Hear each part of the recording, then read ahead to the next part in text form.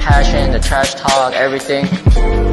Pretty much the Tekken scene in Georgia, the definition of what the FGC is all about, you know. A lot of hype, a lot of growth, development, and competition.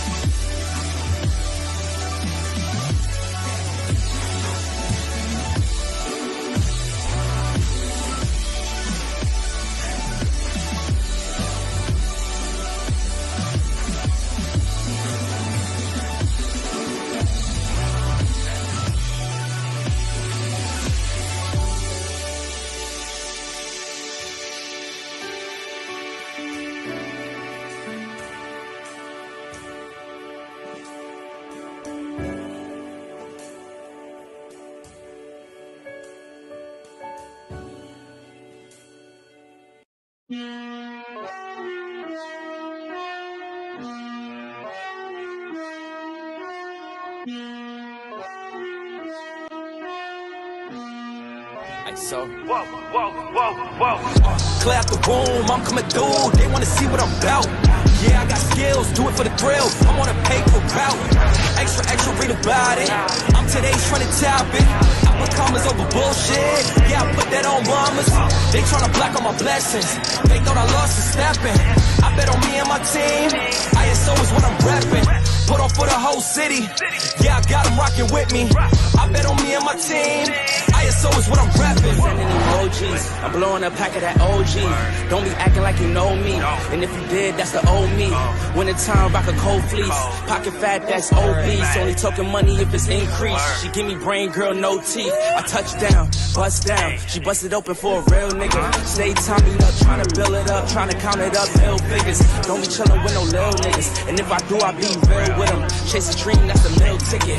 ISO gang, yeah, they still with us. I put it in motion, nigga, I'm steady. Thoughts on my mind, it's weighing heavy. Watch I shine, tell them I'm ready. I'm hitting my stride, let's get to the Fetty. I was just sitting back watching them roll. Racks on me now, yeah, it's looking slow. I hold it down, then I got my own. Keeping it grown, we back to the bone. Yeah, flying flashy, ayy, ayy. We too fancy, ayy, ayy. Can't walk past me, ayy, ayy. Right up your alley, wait. I gotta play it safe. Watch me isolate, watch me isolate, ayy. Watch me isolate.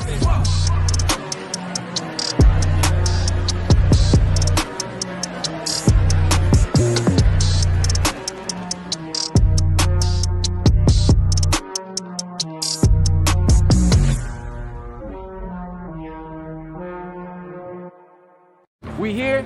Shout out to everybody coming through this Freaknik 2021. We out here, mad sponsors, mad people. That's what it is. We doing it for the cause.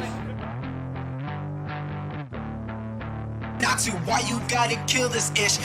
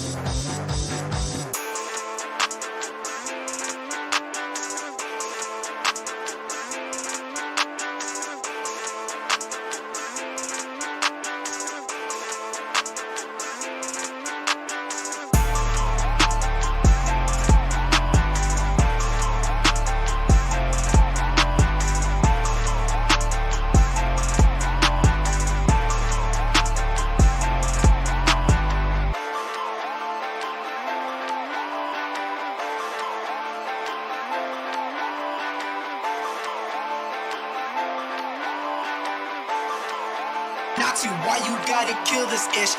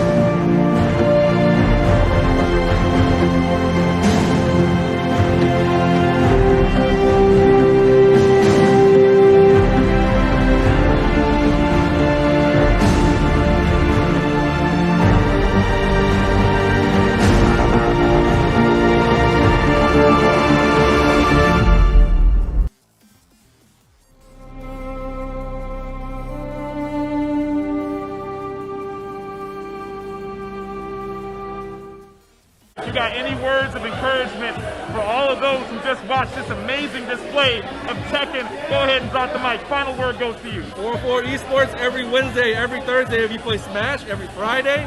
You know what I mean? Check us out. We're out here right behind the H Mart. Everybody sees it when they drive by on 285. So from Atlanta, let's see you up here on Wednesdays if you're a Tekken player. Thursdays if you play Smash. Fridays if you just like playing games. So anybody who wants to get in there, join your local community.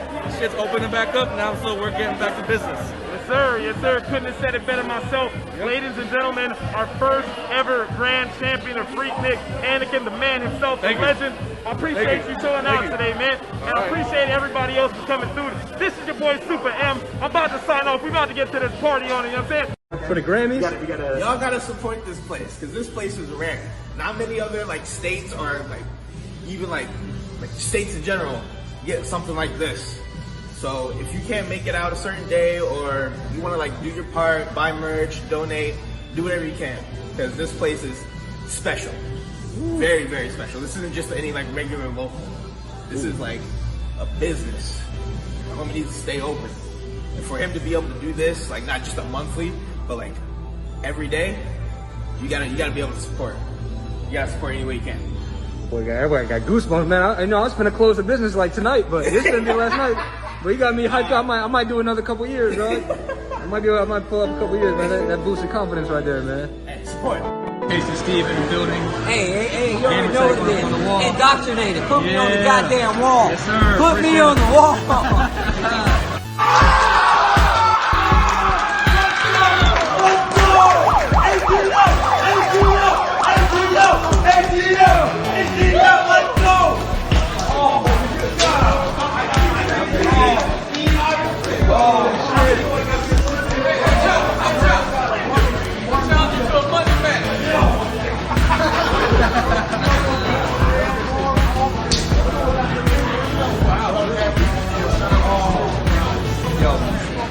Oh, look at the footwork, dude! Look at the footwork! Get him, chop! Oh! Okay. Yeah.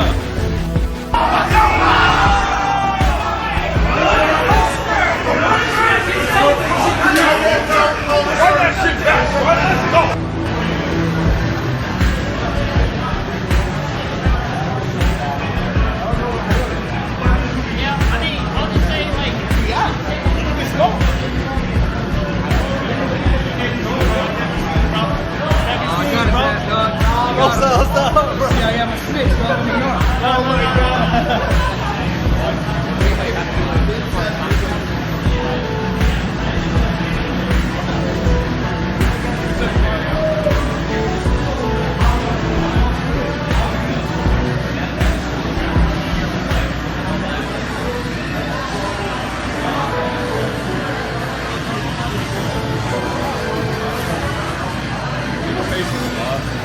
What up, Woody?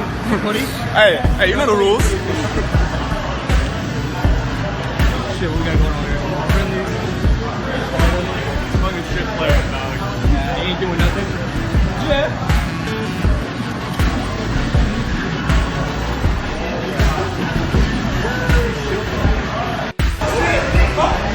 Oh my God!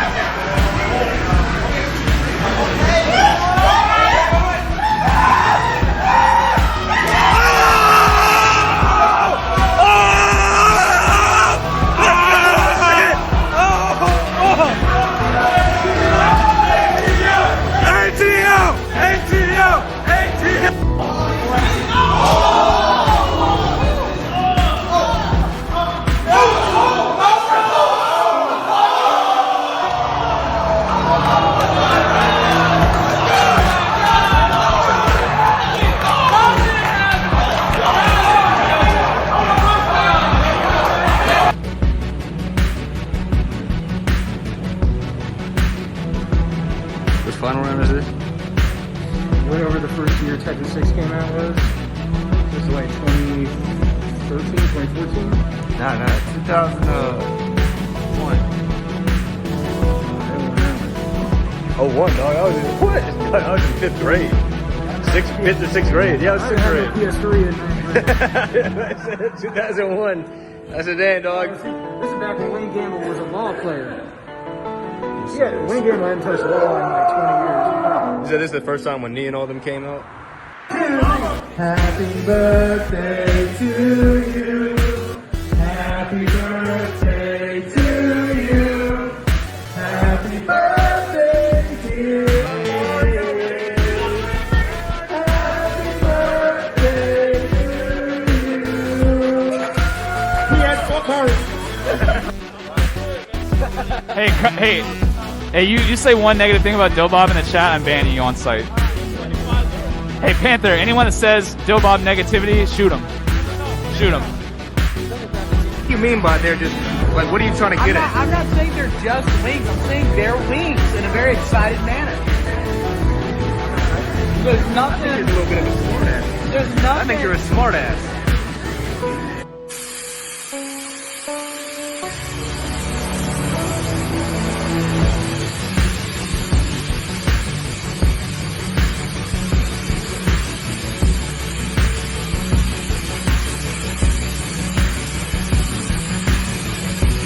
Put in work, eat that salad, no dessert.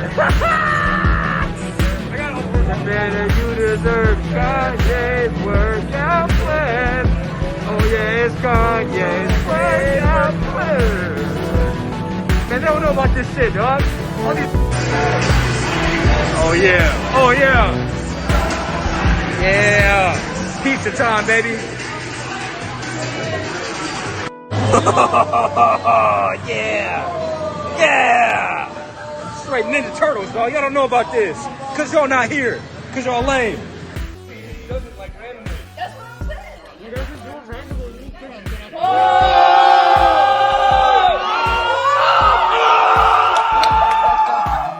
Yeah, man, they don't like our kind on here. And by our kind, I mean handsome people. No round, Brown. They can't believe that we're this good at video games. What's this, Capri Sun? Thank you, my These Capri Suns is cold. What's going Ice cold, man. Listen, you got the organic joints?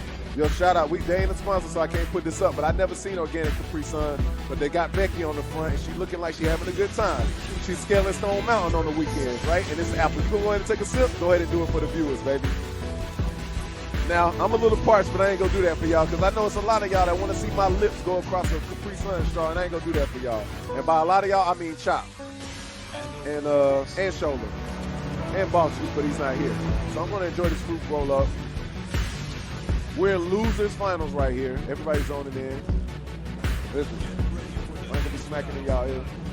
Keep it gangsta, I'm gonna let it melt in my mouth, because that's how I do, baby.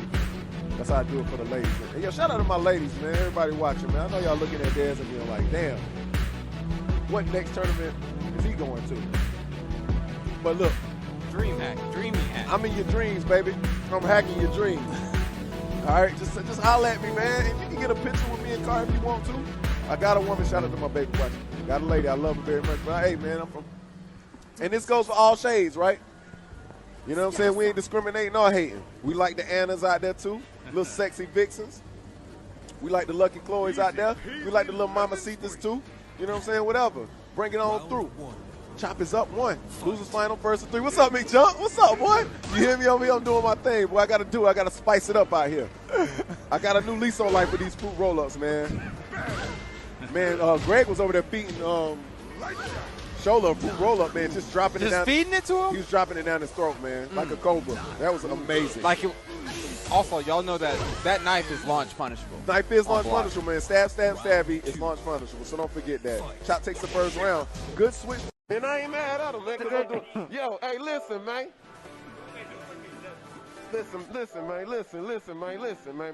Birdman hand roll, you dig? Listen, you see me looking sexy in here. We representing all shades, but forget all that. You know what's really, really gangster about this? What's that? You got Kari, Safari, a.k.a. K-Swiss, and Dez's Trash in the building, the dream team. The best commentators in the world. Yeah, I said it. You know, I've only recently learned who K-Swiss was. I just thought you were saying that because my name starts with a K. Yeah, it is. Oh, you didn't even know about the shoe? I didn't know K-Swiss, the brand? The Londonman. The Englishman. Oh, that dude, I just found, his name is K-Wiss or something. I just learned about that cat. Shout out to K-Wiss or K-Wiss, whoever it is. But it's the real K-Swiss, man. It's Kari Safari and Dez's trash rocking your body. What's up, Maxter? My boy, we finna get on this second in a little bit. I'm coming back for the title, man. You know what I'm saying? Greg beat me last time. Real talk, you know what I'm saying? I'm finna beat him again this time, too. My homie just came up and ranked up in the $100 time changer. I was impressed. But I'm back to the belt serious this time, baby. Okay. We're gonna find out in a little bit now. First 10, baby. Chappelle Show. Chappelle Show.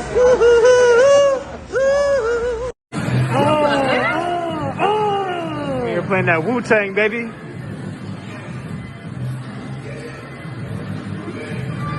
Shout out King J, man. Y'all don't know it's like 5 a.m. over there right now. And he stood up the whole time. Well, initially he was like, I'm gonna do 30 minutes and I'm gonna go to sleep. But you know what I'm saying? He hung in there with us, man. So yeah, that's our dog, man. Appreciate you chilling with us, man. And you better be out. Yo, Mr. 96 is out. Yo, King J Gov, yo, thank you so much. Yo, it's been a pleasure, man. An honor to commentate with you, man. We're gonna do more stuff like this. We gotta do more stuff, man. Thank you, man. Y'all support this man. Subscribe. He's all about the community. He honorary Atlanta. Yeah, he honorary ATL. He ate Crystal Burger and American Deli for damn a week. So that boy's stomach was towed down. But yo, salute to you, man. Thanks for tuning in with us, man.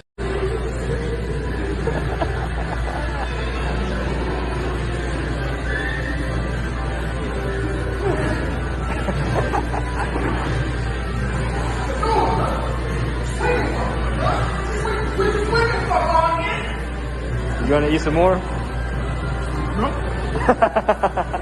Yeah, they can do that.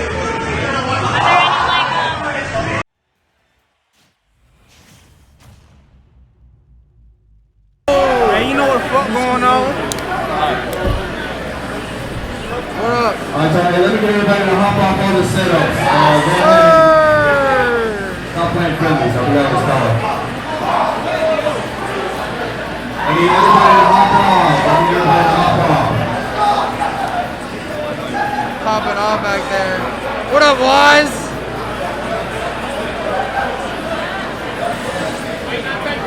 I don't know.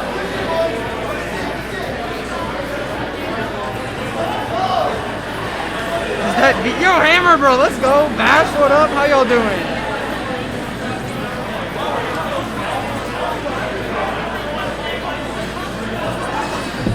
We're just vibing. We're just waiting for bracket to start. Everybody up, everybody up. This is friendlies right now. If you're playing friendlies, go ahead and hop off. We're trying to start tournament. Go ahead and hop off. Friendlies don't matter. And yeah. But Friends apparently hype for tonight. According to Ethan. Top 8, as you know, all back this week. At least. So I don't think Cola's here tonight. Because of Infinity Con, but I mean, step real quick. If it's your I first just like time here, let me everybody shut up real quick. And if it's your first time here, stations 1 through 5 first round, I think Edible side of Pine. the wall, 6 through 8 on the short side of the wall. Then you got 9, 10, 11, 12, 13, 14 in the center tables. The number is going to be at the base of the monitor. And we've got 3 setups for use in the very back, station 15, 16, and 17 by the logo wall. So if you've never been here before, I'll call you your opponent's name and give you a station or setup number. Yeah, Cole isn't here today. One more thing. Where is... Let's shut your ass up, man. Damn. Man, shut your ass up. Hey, where's Oathkeeper at? Is Oathkeeper in here? Throw your hand up in here. Oh, hey, Neek77, they gave Deep Neck got something he wants to say to you. Okay, you're talking about your ICs? I heard through a little bird that it's Oathkeeper's birthday. Hey! So we're all going to sing happy birthday to Oathkeeper real quick. All right, so here we go. Happy birthday to you. Happy birthday to you. Happy birthday, dear Oathkeeper. Happy birthday, Mama. Happy birthday to you. Happy birthday, Mama. Yeah, will you toss my bag? Yeah. Right there? Yeah. Alright, one more thing. When I'm calling matches, please don't come up here and ask me a bunch of dumbass questions because he was stuck over here instead of there, so don't come over here and make small talk. Rude. Different things. Let me get Trillius. Fuck off. Let me get Trillius and Insane Craze on Station 1.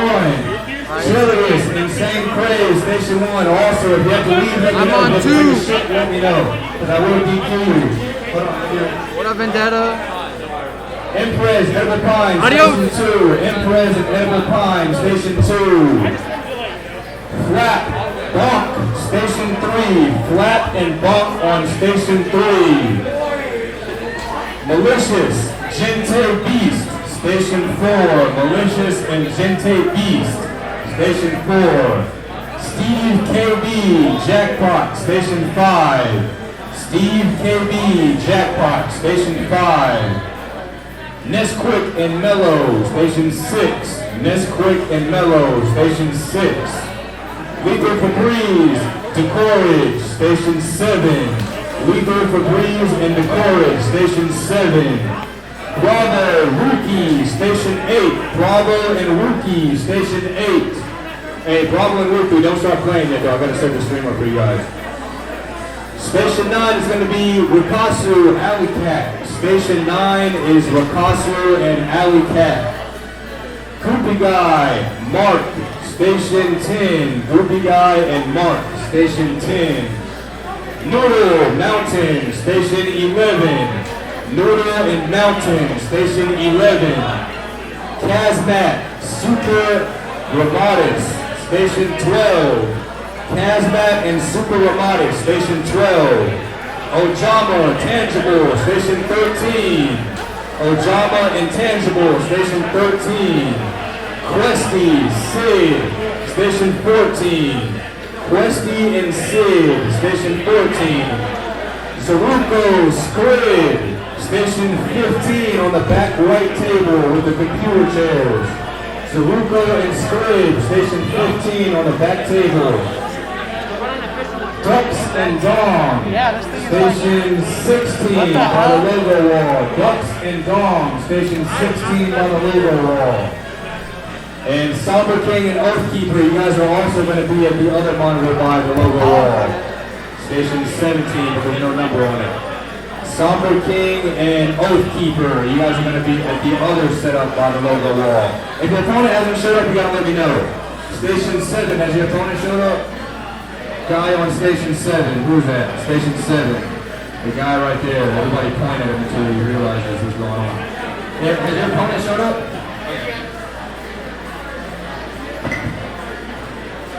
Yo, Deep Neck, you want to commentate?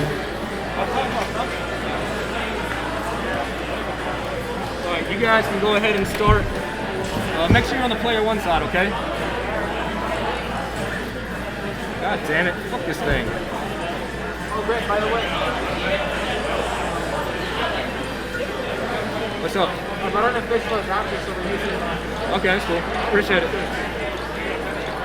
Alright. You're just going to use Smash Night and Commentator layout. Okay. Don't worry about anything else. And then you know how to do the scores. Yeah. Appreciate the follows, baby boy and baby girl. Hello, hello, hello, everyone. We're getting 4-4 started today. We got Bravo and Wookie coming up for the first round. I see Vendetta in the chat. Nice, nice. Bastard. Nice, nice. How's it going? Come on and join in. Join in. Hello. Is it still me Man, it doesn't matter. I changed it because my friends turned it into a racist thing. So. I know the name. Thank you. Thank you. I understand. But now I can't escape it because now they call themselves the Neckers. It's horrible. Yes. Is that Guapo in the chat? Where you at, Guapo? Why ain't you here? Guapo has work. Guapo does not get to get here until like 10 o'clock. Damn. Press F in the chat. I need Flap and Bonk on Station 3. Flap and Bonk on Station 3. You just gotta be faster, Guapo. You just gotta be faster. So we're looking for Bonk, right? For Guapo. One for being late and one We're looking for Bonk. Where is Bonk? 2 F's in the chat, please. 2 F's in the chat. Bonk here. Throw your hand up so I know you're here and you don't get DQ. Bonk. B-O-N-K. Last ball for Bonk. Alright.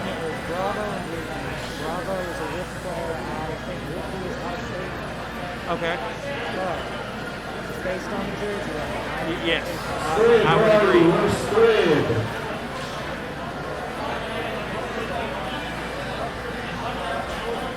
Hey, flat. I'm going to sneak you on my rollers there. All right, we fit. Okay. JoJo Party Penguins, Station 3. JoJo Party Penguins, Station 3. Yep. Are they both here? JoJo and Party Penguin? All right, cool. First thing that happened.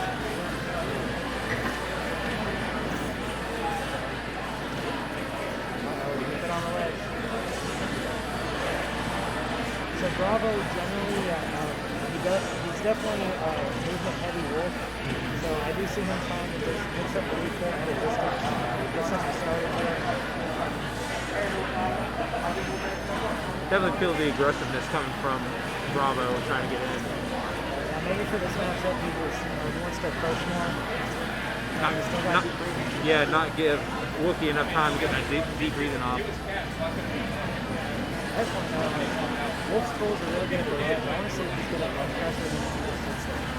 Because right now he's kind of giving him space. He doesn't want to have like just rise from the ledge and go over.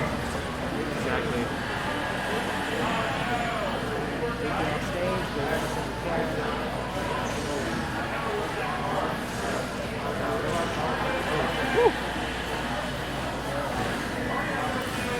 Big on stage, go everything you can. DBZ, let's go. Let's go.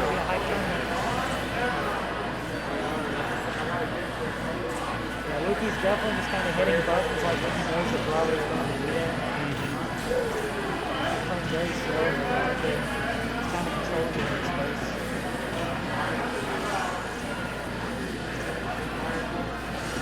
CJ Frozen, can you tell us who Luki is? Honestly, we have no idea.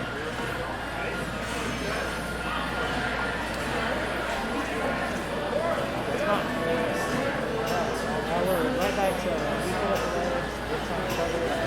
That's what we're finding out about punishing just sitting back at the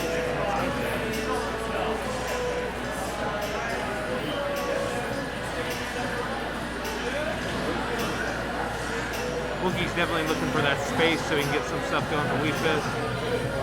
He's definitely just, oh wow, there's a fun fact. So that's how he got here for this tournament. Exactly. He just said, hey, bro, hit me with that scoop. Give me the scoop. See that Robert's on his lead. He just targets it.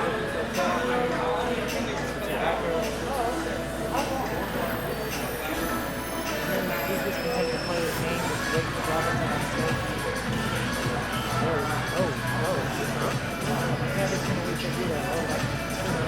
I haven't seen Wii Fit do a lot of things though, to be honest. So yeah, there's a couple in the state, but I haven't personally seen them very often myself. I know we got Bass and Spruce. Bass and Spruce are like the only ones I know actually.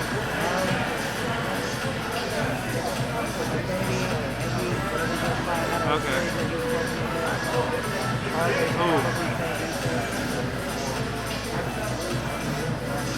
Right now he's just kind of getting unable to find a kill on him. Like I said, Bravo, he definitely like, he moved it. Oh, nice little back air. Why that kills 80, you never know. Bravo takes first game.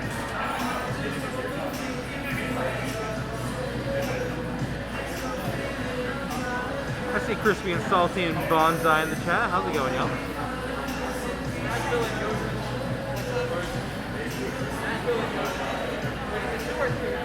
It's two.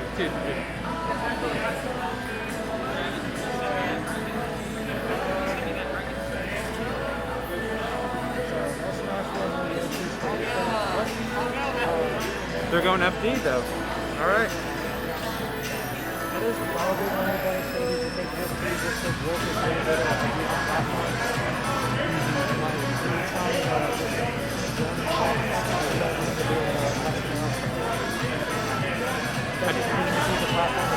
Oh, Oh wait, we got a character change. We got good old Wookiee going, Rob.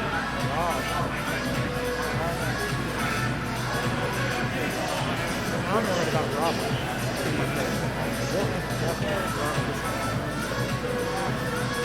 But also, Rob. Yeah, he has really good motion. You get hit by one thing and you get down to it, you're going to the other side. Exactly, yep. He has wheels for a reason.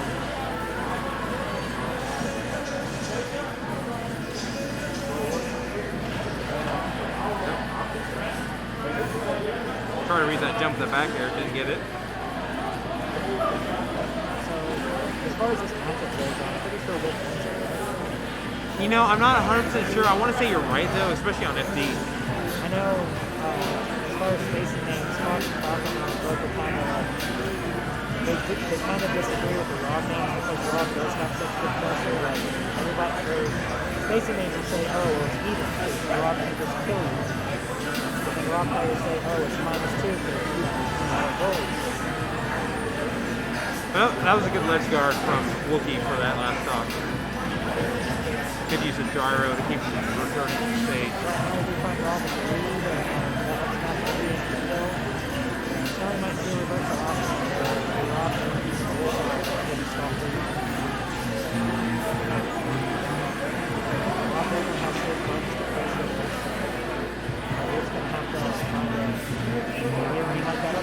Ooh.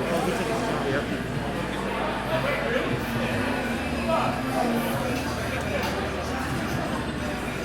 Hey, King. We're not in that other stream that I banned you for talking to Child, but in the local. Yeah, we got audio here. Back to the game. So, red and red wolf combo, that wants to be one of the exact shots.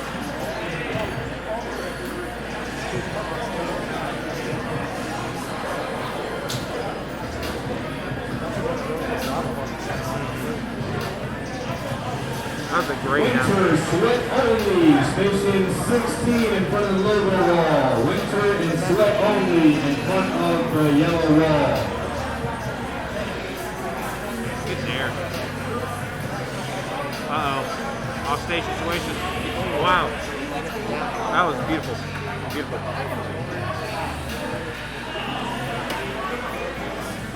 Seems like he was all set for the controller. Station 14. Surge and Fly Tie, Station 14. Surge and Fly Tie, 14. So we're taking the Game 3 first game 4-4 today. He banned Yoshi's and Battlefield.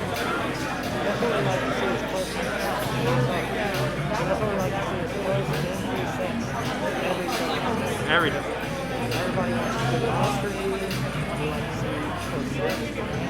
And longer the games, the more VOD you get to study moves. On the way.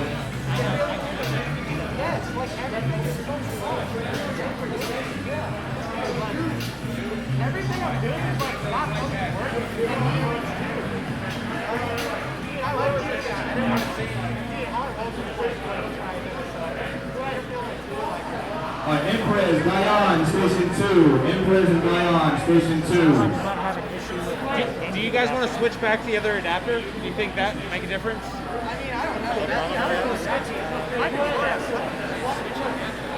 Dark Blue, Eon, Station 9. Dark Blue and Eon, Station 9.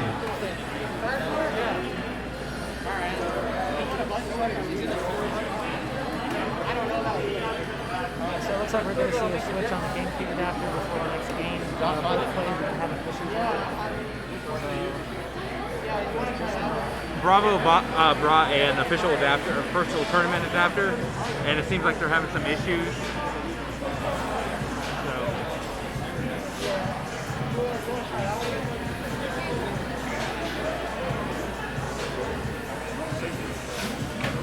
Seems like they are going to switch out adapters to a 404 adapter, which if you've been here, you've seen the stickers.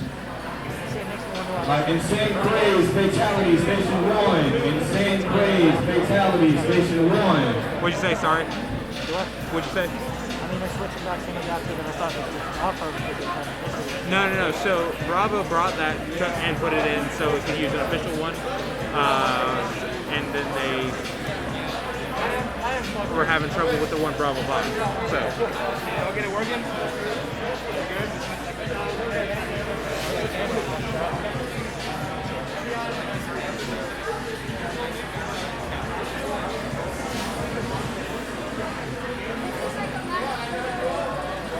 To the people who are worried for Bravo's Hey, safety, whoever left there on Station 8, so he is in fact breathing, he is in fact moving.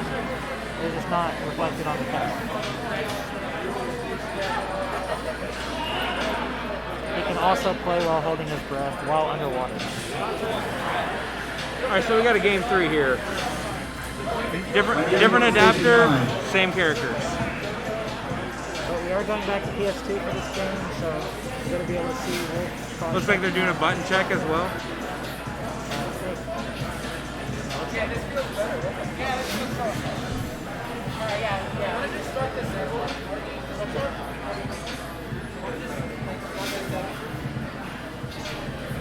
We got to run game 3. We got to run game 3. Huh? Yeah. You have to take that up with... You gotta take that up with Greg. Abe and Flap, Station 3. Abe and Flap, Station 3. We gotta run. Stay on time.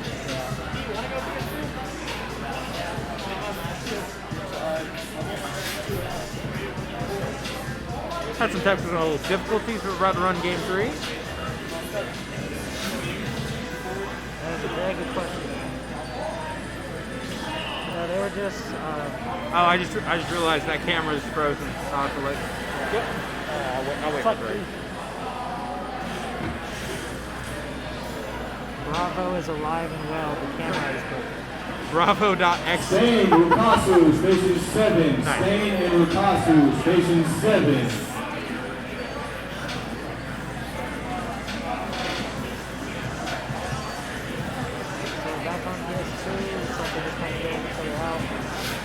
Stain, where's Stain? Alright, you're on 7. CJ Frozen with the 5 different subs. Oh, yo, CJ, thank you. Bonsai and Vendetta getting a freaking sub out of that. That's nice.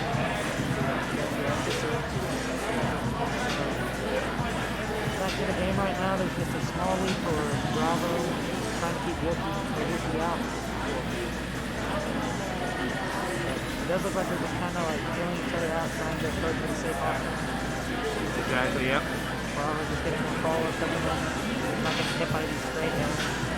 I definitely get the vibe that, from a player standpoint, this is pretty even at the moment. Station 11. Stick and defense. Station 11.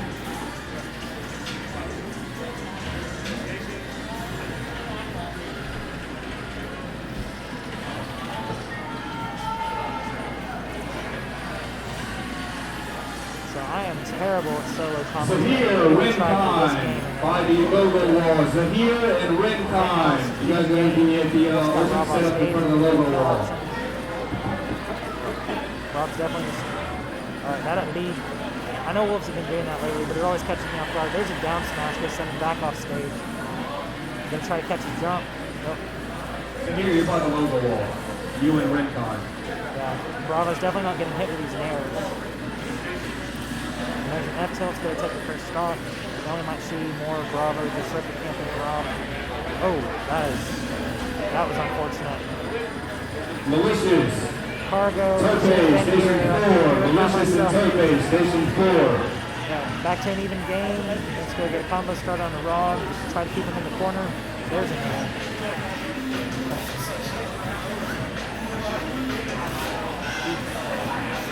Gonna get the tech chase. But man, recovered back to the platform. Station 12, Scat and Noodle, Station 12. Trying to hold center right now.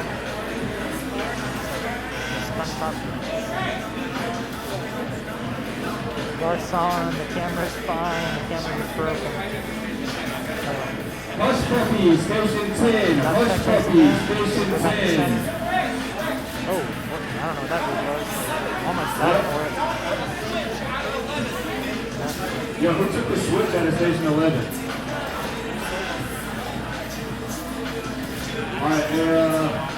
agree, Fargo. Hey, just wait right there. I'm finding somebody by that door.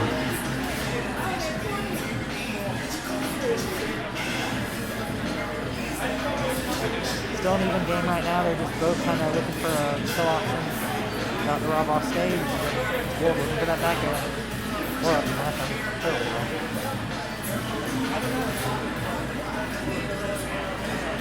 Yeah, they're definitely like playing super safe with each other. They get gas tap almost kill off the top. Yeah, they're both playing like really well defensively. Not letting the others get too heavy of a follow-up. Oh, side B's gonna take a stop. He's definitely Rainy, Jackpot, Station 5. Rainy and Jackpot, Station 5. From off stage. Back row, 6 row. Yep. Last stop, well, not last stage. Tortoise, Nimbus, Station 13. Tortoise and Nimbus, Station 13. Follow up, got him back off stage without his jump, I think. Almost SD.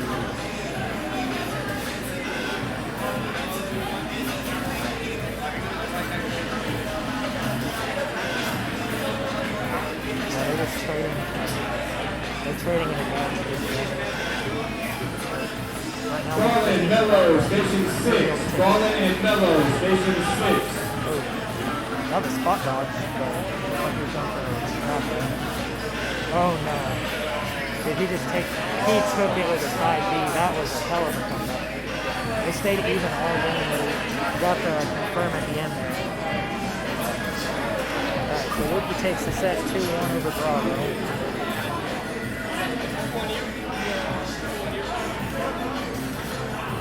I am a very quiet person. I try so hard not to be. I'm sorry. Yeah, Cargo, we know about the camera. I wish there was something I could do about it.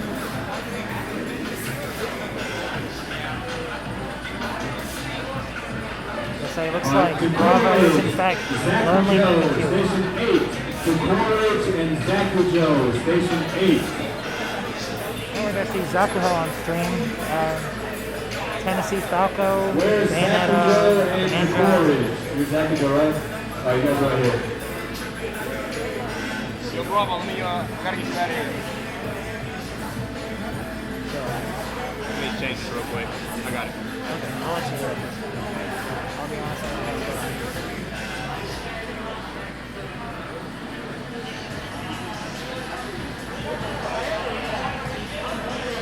Oh yeah, Cargo wants to be modded. Huh? Cargo would like to be a mod. Alright. Give me a second. I gotta do it from my laptop. Alright, cool. Make sure you're on the player 2 side, okay? Alright.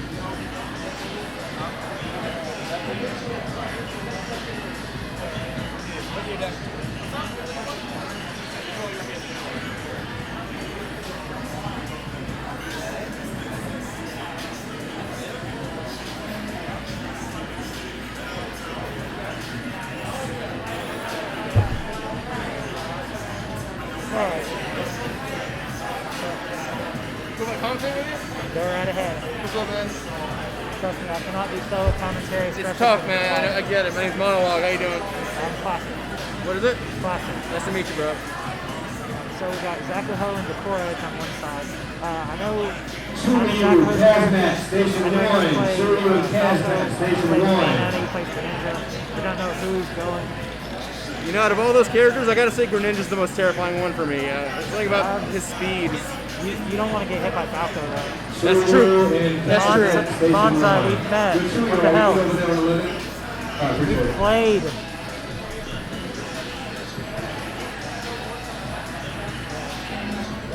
Yeah, I don't have any guesses for who the first is. So Very we'll have to wait and see. Display your tag. Yeah, we'll definitely see. I'm very curious. I also haven't seen too many good Bayonettas these days. We have a couple in Georgia.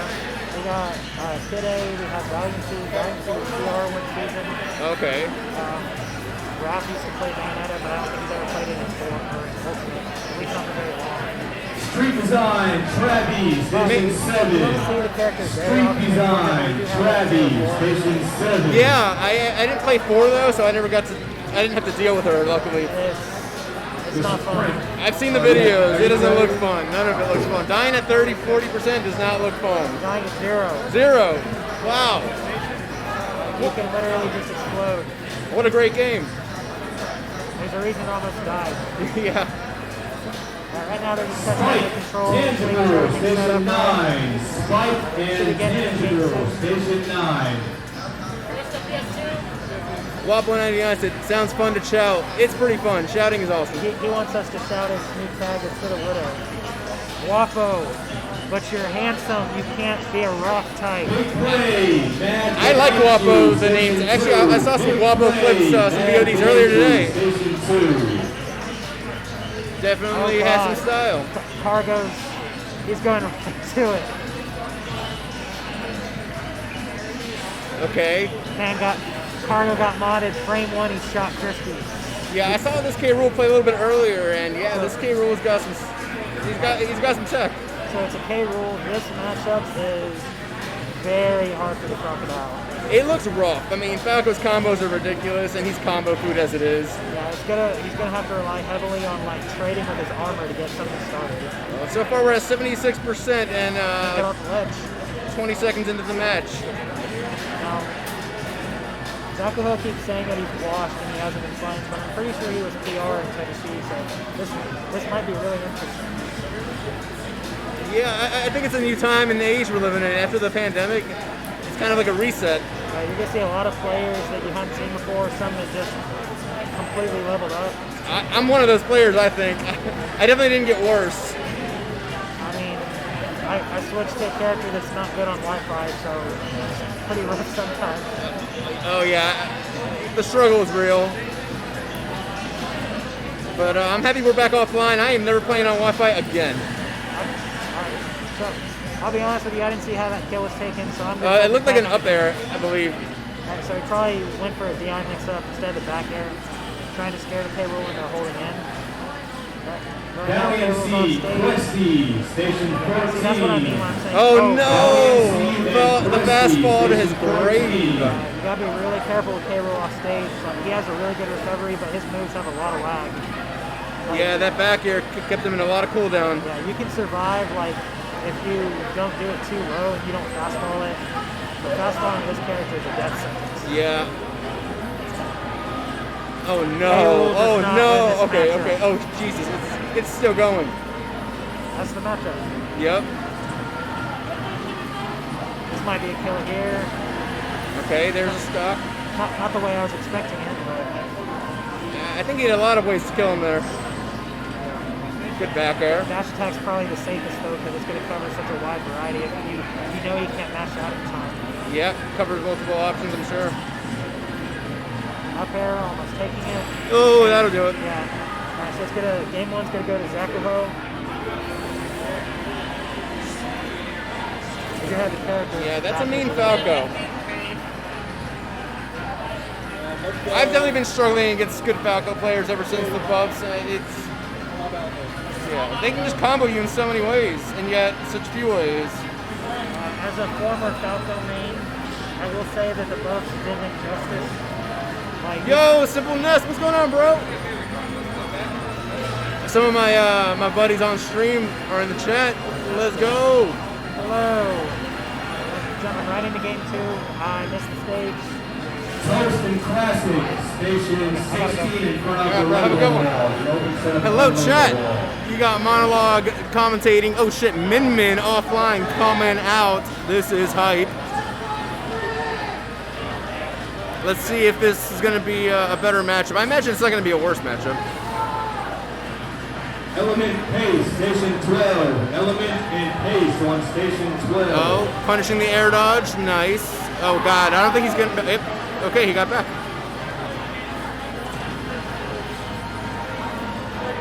But yeah, shout outs to my boys Simple Ness and Pink Sack. Two of the smelliest Smash players you'll ever find. What station were you guys on? Hey, get screwed. Appreciate it. Okay. This Falco doing a really good job staying in the center stage. Station 3, Omega and Scrib, He's really not letting this Min player space him out the way they want to. Oh, there we go. Never mind, back in the center.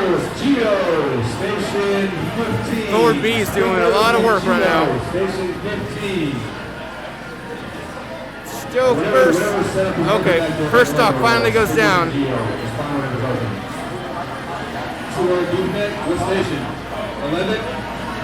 Oh, that was a good kill. We are dead even, 0-0.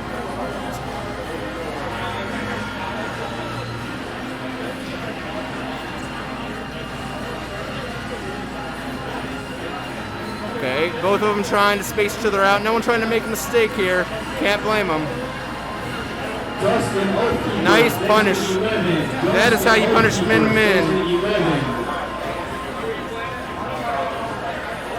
Okay, doesn't get the tech chase.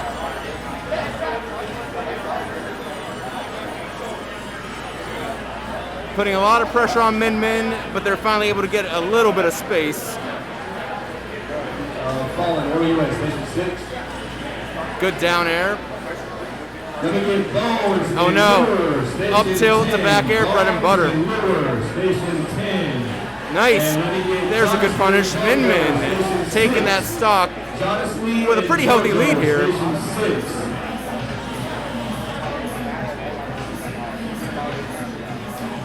This character so far living up to the hype,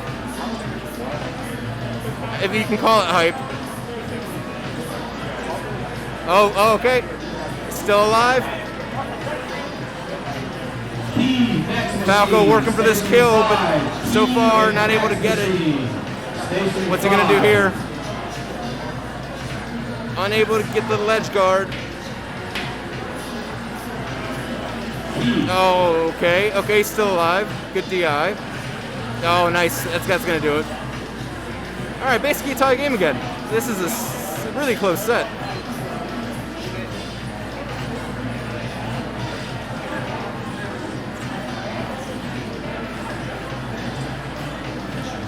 Okay, got the up smash. Gets him off stage. Unable to follow up with the combo though. Oh shit, this could be trouble. Oh god, I can't believe that 2 frames.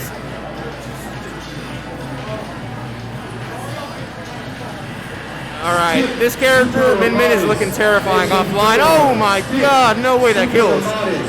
Okay. Oh no, not again. Jesus. That was a hell of a good game. What a counter pick. Holy crap.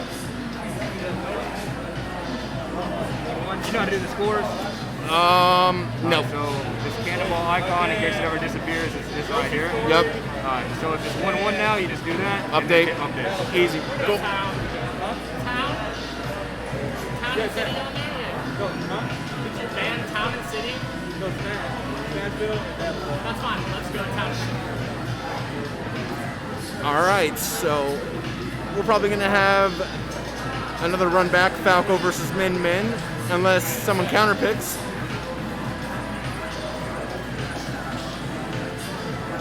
But yeah, so far, hell of a set.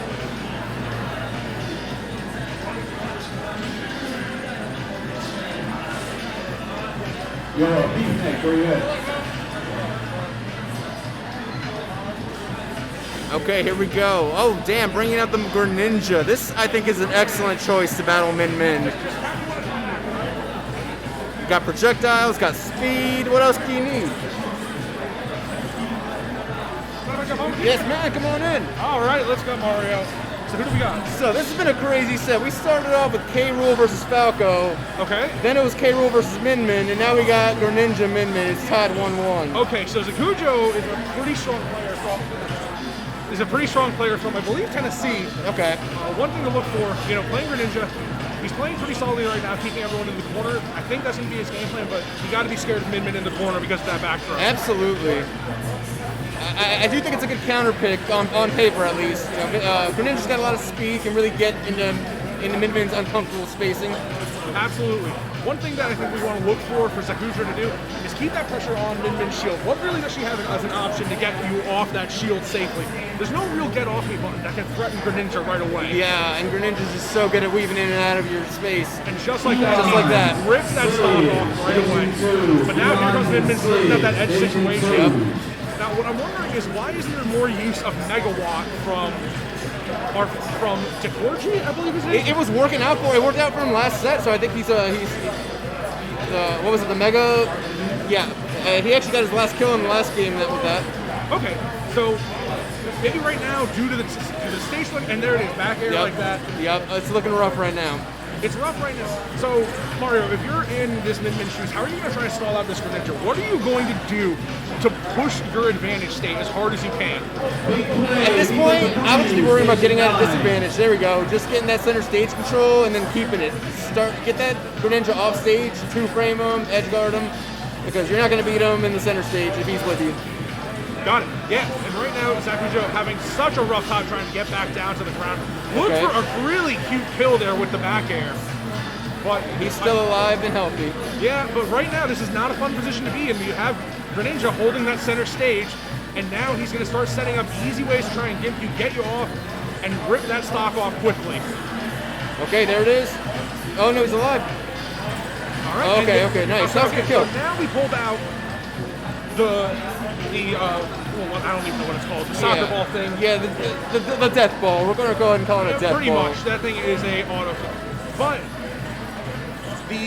right now he's sticking with the Ram. I think that's a good choice if he can catch Zakujo off stage with the Ram. There might be a way that he can rip this out, but Zakujo, good read by Zakujo. And that will be the set. And that's the set.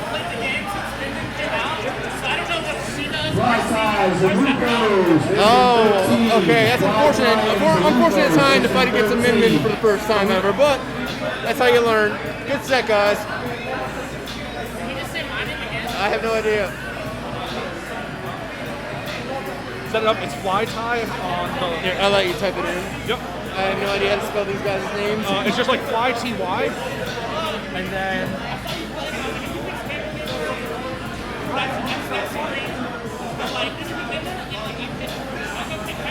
The good games all around. Zakujo did a great job controlling the stage and pushing everything forward. Who's the second person?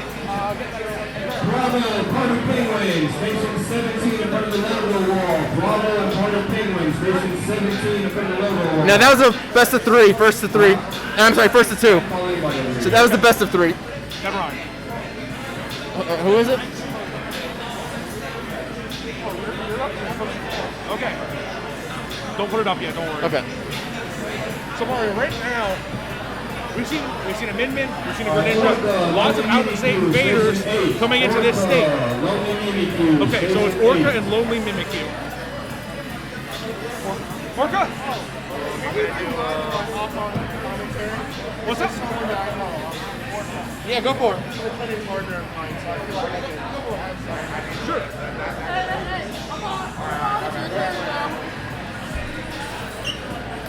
All right. So we got Orca and Lonely Mimikyu. Perfect. Hello. So it's Dark? Well, I used to go by Dark, but now I either go by. Stop getting your damn gamer tag every week, man. I I'm try to find sorry. him on Discord, It's permanent. Twitter. I can never find him, man. I have changed it Man, every permanently. day. I've changed it permanently. I'm no longer Dark. Okay. You can either call me Tope, that's my actual name, or Soteria. And Okay. Soteria means salvation in Greek. Okay. Either one. But enough about. Oh, do you not have a cable? Do you not have a... Well, you can hit the home. You can hit the home button, and then if you hit the home button, you can have him navigate to the controls.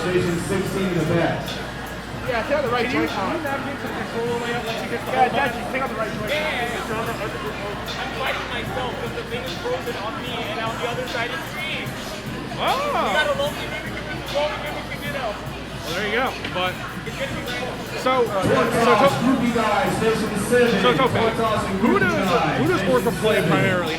Orca, he primarily, I'm the finance partner, and he primarily plays Min Min. I know everyone's gonna get angry he plays Min Min, but trust me, I'll vouch for him. He plays Min Min in a way that really is interesting. It's not just spamming arms. Like really though. Okay. The character's deeply misunderstood. Definitely can hear that. So how do you think he's going to fare against an aggressive playstyle like Lonely Mimikyu with his unrelenting Pichu assaults, that very safe back air, ways to kind of challenge Min-Min's shield in ways that... I am not lying, Cargo. Stop it. I'm not lying. You're gonna watch. You're gonna watch it. But as you were saying though, no problem. I feel like with him, he's really going to. Of course, he's gonna. I have no idea. You know, you can put somewhere else. Hold on. Let me use my power. But right now, very interested to see how everything's going. Yeah, I know we have a Lonely Mimikyu Ditto right now. We're all set, guys? Wonderful. I'm not lying, all right? So in that same vein, Tope, and you can just call me Dux if you would want. So Tope, in that same vein, you're very familiar with his playstyle. You're very familiar with how he pushes his advantage. Do you expect this team to strike or go straight to PS2 for that neutral start? I mean, we always play PS2 a lot, so I wouldn't be surprised if he does. It's a neutral stage, and it's a good stage. So if he does, honestly, I expect it. I do. Absolutely. So one thing I will say, though, I'm a little bit afraid of Pichu resetting on those platforms. There are so many ways that he can extend his advantage, especially if Min-Min doesn't have those get-off-me options available right away. But the key in this matchup, and I will probably guarantee it, is probably going to be that Ram, and that will stop Pichu's recovery. So here we go. We got Lonely Mimikyu versus Orca, but we're going to see, will he go Pichu or will he go and predict? There it is. So here it comes. All right, good luck to both people, but let's start the match. Awesome. Yes, and he chose PS2. I'm not surprised. Not surprised by the stage pick. Definitely going to look for solid neutral from Lonely Mimikyu to try and oppress Orca. But right now, Orca's just holding that center stage like there is no problems at all. I'll say, unlike for most Min-Mins, he's not afraid to get aggressive with dash attack, down tilt, and all of that other good stuff. He's not just going to lay them out. As you can see, he's constantly boxing, right, going for. And that was a great grab calling out on the empty land from Lonely Mimikyu. What I do like so far is that when Orca is pushing his advantage, he's making sure that he's covering the safe option to force Mimikyu into a terrible spot. Mimikyu has a really strong edge guard situation. Unfortunately, that is the situation. Min-Min recovery. Sorry, Guapo, my bad. But yeah, if you were saying. My mask is over. No. So, one thing I will... So, right now, Mimikyu does have a little bit of advantage, but he is possibly dead here. Out with that Ram that we were talking about. I think if Ram is used a little bit more in these edge guarding situations, then we can see Orca really start snapping a stock lead.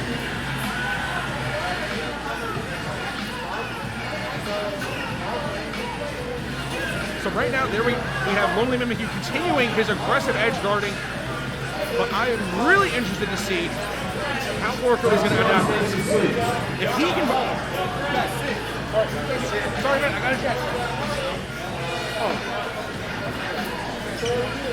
I think he asked for tournament, so it's me. So currently, Orca and Mimikyu are both, they're boxing with each other here.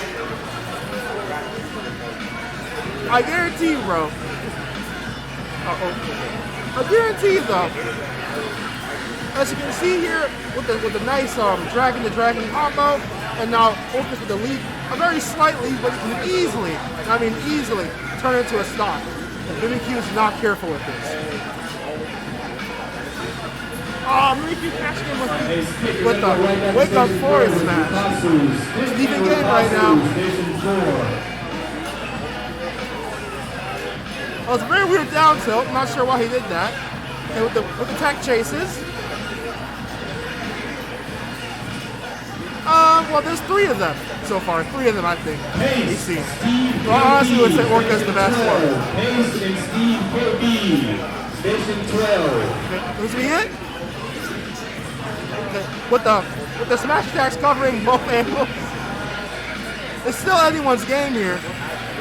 With the call out with the up smash, and it's Orca's game. It's 1-0.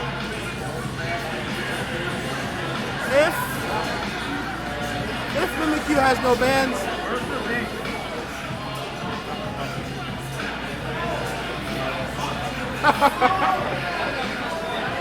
yeah, man, yeah, it's like a flash kick. That's not even a joke.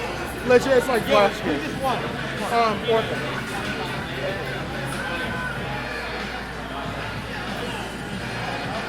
Alright. Good job, good job. Oh.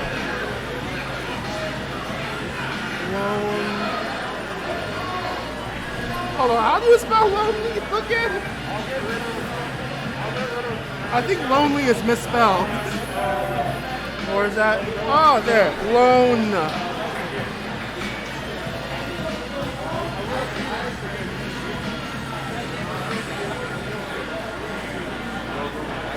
There. Alright. So we're Smash players, not English majors. Update. Yeah, there. Update. Sorry for the mistake.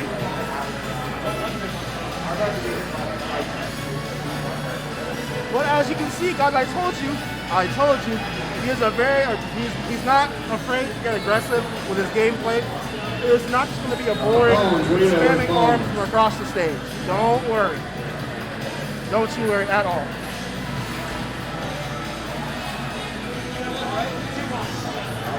Lure and Edible Pine, Station 10. Lure and Edible Pine, Station 10. Okay, the run back. Is it a run back to PS2? We'll see just in a moment. Okay, we're at Town City. This is a stage known for its shenanigans. Who will be the first character to screw each other up with Town City shenanigans?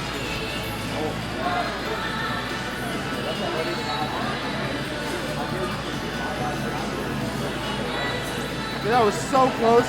He was so close to actually leaving the stock, but just barely missed that spike.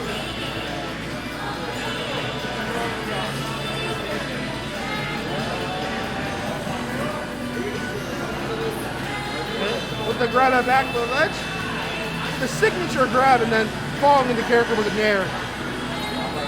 He's so good at that. Yeah, June, Min. It's great, right? Hey, he's not a good Min. He's a good Min, all right?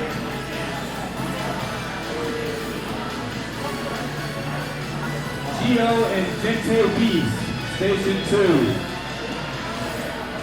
Oh, okay. Damn. Is that a mix-up from if that was a mix-up from working out pretty nice?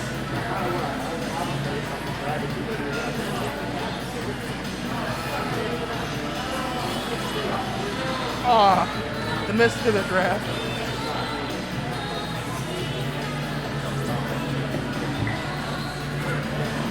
How the fuck is this possible? Huh? Why is this? Oh, it froze. Yeah. What? What is happening? It's been frozen since friendly. Oh, what's frozen? Why didn't anybody tell me this shit?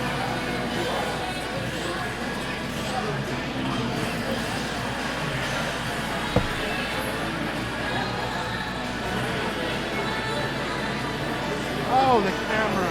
My bad.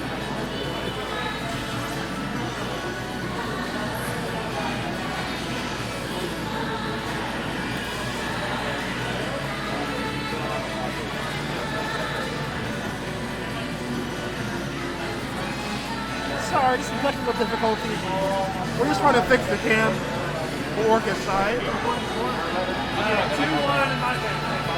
Yeah, it's all good, Crispy. We got a big bracket tonight, so it's kind of hard for Greg to multitask being a technician and running bracket. Yeah, but for Orca, it's not appearing. Yeah.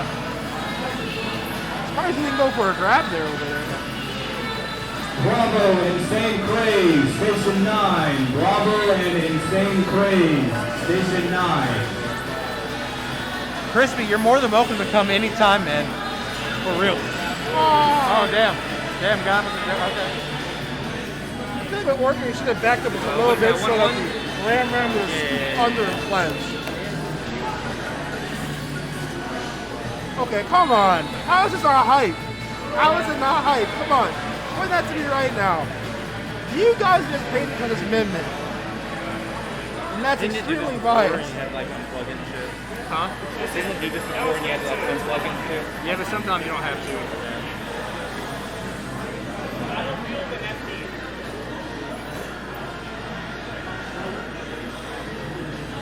I might have to this time, though.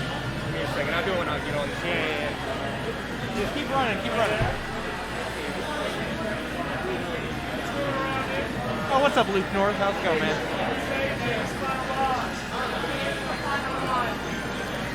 Alright, let me get big play and tangible on station 15. Oh, there are some serious problems with those two characters, but let's not get to that right now. This mask is literally clouding out my whole entire view vision. Hold on. Classic and Questy, station 14. Trout's in the chat. Classic and Questy, station 14. Yeah, yeah, there you go. The hype trout. Hype trout.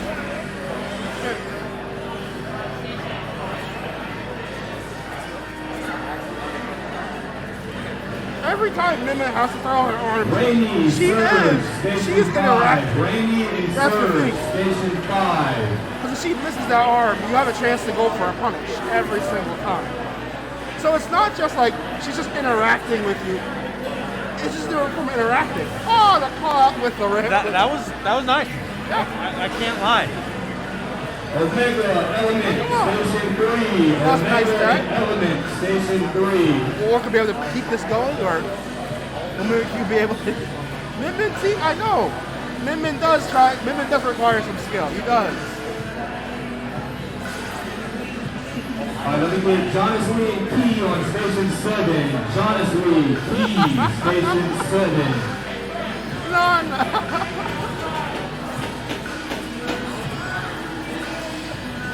Hey man, we all have our problem matchups. We all do. Yeah. So it's your opinion. No one's dissing anyone here. I play Bowser, so I can't really say anything.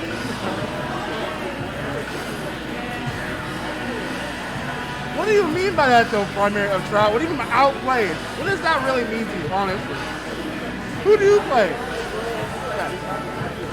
Because I bet your character has some bullshit. What character do you play?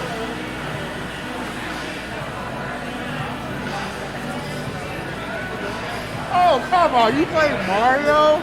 Really? And you're gonna complain about someone being outplayed? Get out of here. Stop.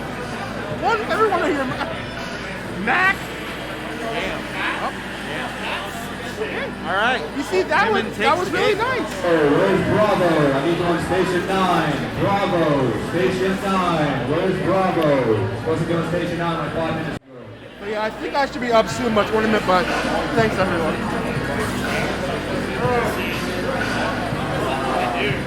All right, so Orca takes the game. How's everyone doing? We're about to have another matchup on stream. Travi Churyu, station 6. Travi and Churyu, station 6. Primary Cloud, yes.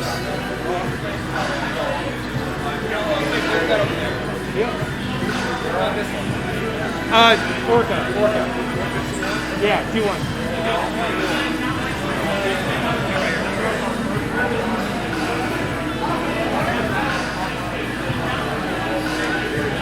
Thank you for the follow, Gem0.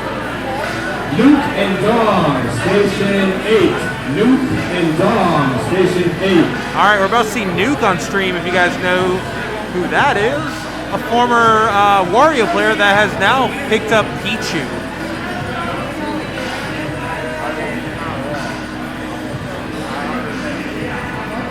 Fax Machine, Trillius, station 10.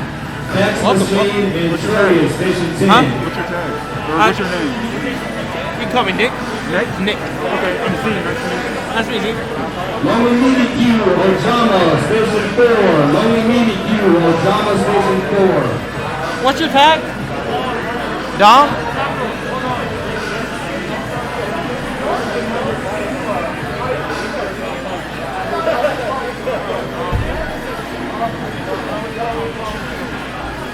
Okay, so I'm still learning the players. So do you know who Dom uses or who? So I can't remember who Dom plays, but Nuke used to be a PR player back in season 1. I was hearing from other people that played Wario. Okay. But during friendlies, she was playing Pikachu or Pichu. Okay. That's a little bit of a difference, I guess. Dom. That's an even better name, Dom. Okay. Oh, Dom. Okay. Well, we'll see who Dom's gonna use. Pichu's always kind of interesting to see because you don't see that many Pichus nowadays. Yeah. There was a phase when you were getting a lot of Pichu play.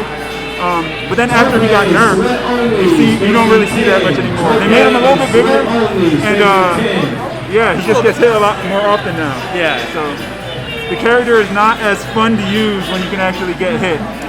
True that. But yeah, we got Element and we got the now we got Nuke and we got Lonely Mimikyu that was just on stream that plays Pichu. So it's a Pichu fest right now. Alright, we're about to get started, y'all.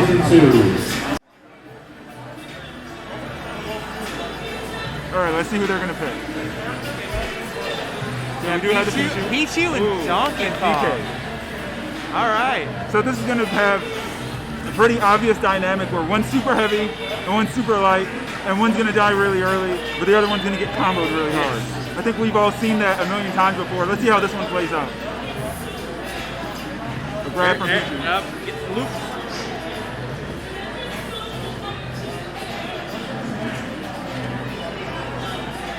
Looking for something? He's trying to fix his camera up top. The one on the left right here was frozen. Oh, okay. Did you see what happened on that first time? Oh, what? I missed the first time.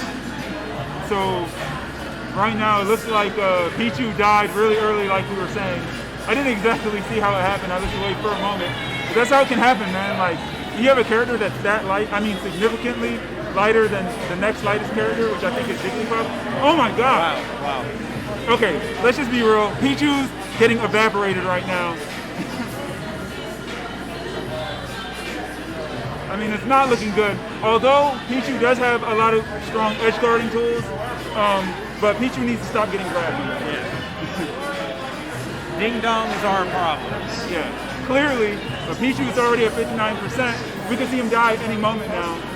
He's trying to finish off this first stock. Gets the tech. Wow, great tech. Oh, almost read that. Now that's something that's you got to watch it. Oh my god. All right. Wow, that was so fast. So what I was gonna say is one thing you really got to watch out for is Pichu is his recovery. Even though he can change the angle, it can be kind of linear in the sense of you can either go straight to the ledge, but if you are forced to go past the ledge, you kind of have a very predictable trajectory. Yes. Unlike Pikachu, who has a bunch of mix-ups and stuff, Pichu just goes in one long direction and then another single long direction. So, yeah, you're going to see a lot of people kind of cover that ledge area versus Pichu, force him to go high, and then just punish him really hard because it's so light. Now, we're getting the character switch back to Wario. Let's see, Wario's a lot heavier. And also, it's Nuke's original main, so let's see how it goes. Sometimes, like when you switch to a new main, you still got to go back to the old main because you know those matchups so much better. You've been playing them for years. DK starting off this combo with that that hand slap, whatever it is, down B. Now the thing is, DK, even though he's a big character and they're known for kind of getting juggles and stuff, his range is pretty formidable. He can sometimes compete with the sword characters in a sense just because of his range, but his arms are not disjointed like a sword. So that's the only thing. Wario pushing him on stage. Ooh! That was clean. Yeah, those combos that they can get off the down B are kind of crazy. Ooh. Up B will kill. Yeah, that up B's gonna kill. I did like how he threw the bike upwards to cover that space, but DK, knowing that he has an armor move, just threw it out because even if it came down, he would have powered through it. DK's going up another stock. Getting that early grab. Ooh. Wow. I'm going to say Dong's really, really sick. He seems to have a lot of good control over his character. Let's not put Nuke out. Yeah. He's got possibilities. Yeah. And as you say that, getting the kill with the back air, evening up the game. This is still pretty even. Wario has some pretty nasty kill setups and, you know, pretty heavy, so he's not dying yet. But you do got to watch out for DK because he has stuff like that. Oh. And I bet that did a lot of damage. DK's up B does a whole lot of damage. Forcing his way back on stage. Nuke trying to land one of those nairs. Off stage, that DK's not scared. Oh, using that. Oh, no. Not going in Nuke's favor. Nuke's going down stock. But it's definitely not over. As you can see, Nuke is flashing. That means that. Got the wasp. Yeah, the wasp. That's a big deal. There it is. That's a big deal. There it is. Game evened up with that walk. Going under stage a little. Try to relieve some pressure. Gets hit by the dash attack. Be careful for the DK dash attack. Now, one thing I am noticing, I'm not sure if these nairs are supposed to be comboing or not, but I do know. Oh no. That might be it. Oh, sneaks back on by the skin of Nuke's teeth. And that landing up air, getting the combos. Okay, now this is scary. Ooh, that bite doing it. That back air having so much range, and it lingers a bit as well. Covering that entire ledge area with his huge hitboxes.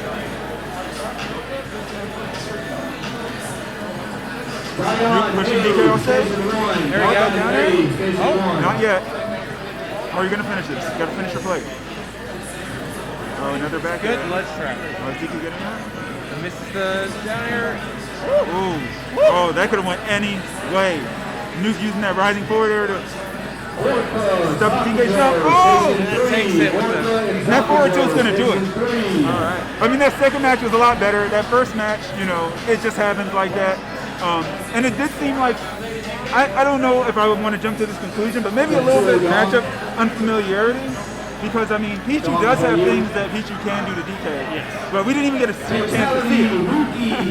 DK seemed like he just had complete control over that. Dong taking it to him. All right, guys, we're about to have Fatality on stream now. Where's all the Fatality stands? Okay, so let me tell you about my relationship with these Fatality matches. So the last time I was here, I commentated some Fatality matches. This man was making me lose my mind every time. Every time he's pulling out something crazy. I never knew what to expect. So right now he's 100% for me as far as, you know, something hype happening. So I'm pretty sure you're going to hear me pop off a little bit. You're going to hear me scream. It's okay. I promise it's not an emergency. I promise I'm not in danger. I'm just here getting hype for this Falcon play.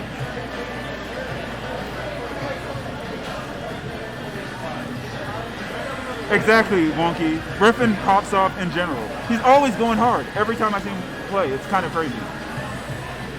Rookie. All right, cool. All right, y'all. So I was tempted to just put Fatality as God, but you know, I'm not going to be that kind of guy. But let's see. So obviously, we're going to see. Just know, spiritually, his name is God right now, but we're not going to put that there, you know, because Wookie deserves a little respect. But spiritually, it's in the universe. It's in the air.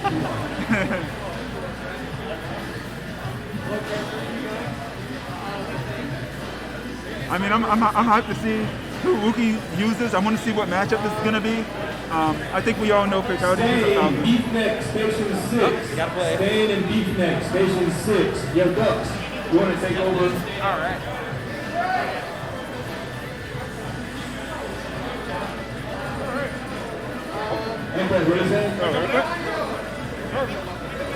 All right, let's see what we got here. What's your name? Ducks. Fox? Ducks. Ducks. Yep. Ducks. D-O-X or D-U-X? D-U-X. D-U-X. Ducks. Okay, cool. I'm Z. Nice to meet you, man. Yeah. All right, so we got Wookie and Fatality. Wookie, a pretty strong South Carolina player. South Carolina. Sorry, not South Carolina. Yep. So Nice. Wookie, very, very strong Wii Fit trainer, but pretty aggressive by all accounts. He's not as campy. Okay. But one thing I will see is I don't know how much experience Fatality has in the Wii Fit matchup. Obviously, a player of his caliber, there's going to be a good amount that he knows as a baseline, but I'm excited to see how Wookie plays this out. Yeah, and generally the thing is too, like, so everyone knows Falcon type, or people love Falcon, so he's very popular. So almost everybody has tons of Falcon experience. I mean, not quite fatality level Falcon, but still, you know, he's like one of the easiest characters to juggle in the game, given his weight and his ball speed and the size. So I want to see if fatality, you know, has what it takes to match that level of experience. Absolutely. So like I said, Wookie already starting off with a very aggressive opening, but now doing the Wii Fit things, going right to ledge, trying to look for that deep breathing. Oh! Sometimes you might have to. You might need to pull back a little bit versus Falcon because, you know, he kind of just goes in. Yeah, and one problem that I can see Wookie having right now is just trying to regain that stage control. Okay, now Wookie has gained stage control. How to? Great ball control right there. Very good ball control. Oh, and that's going to be a confirm. Yeah, so that near the knee.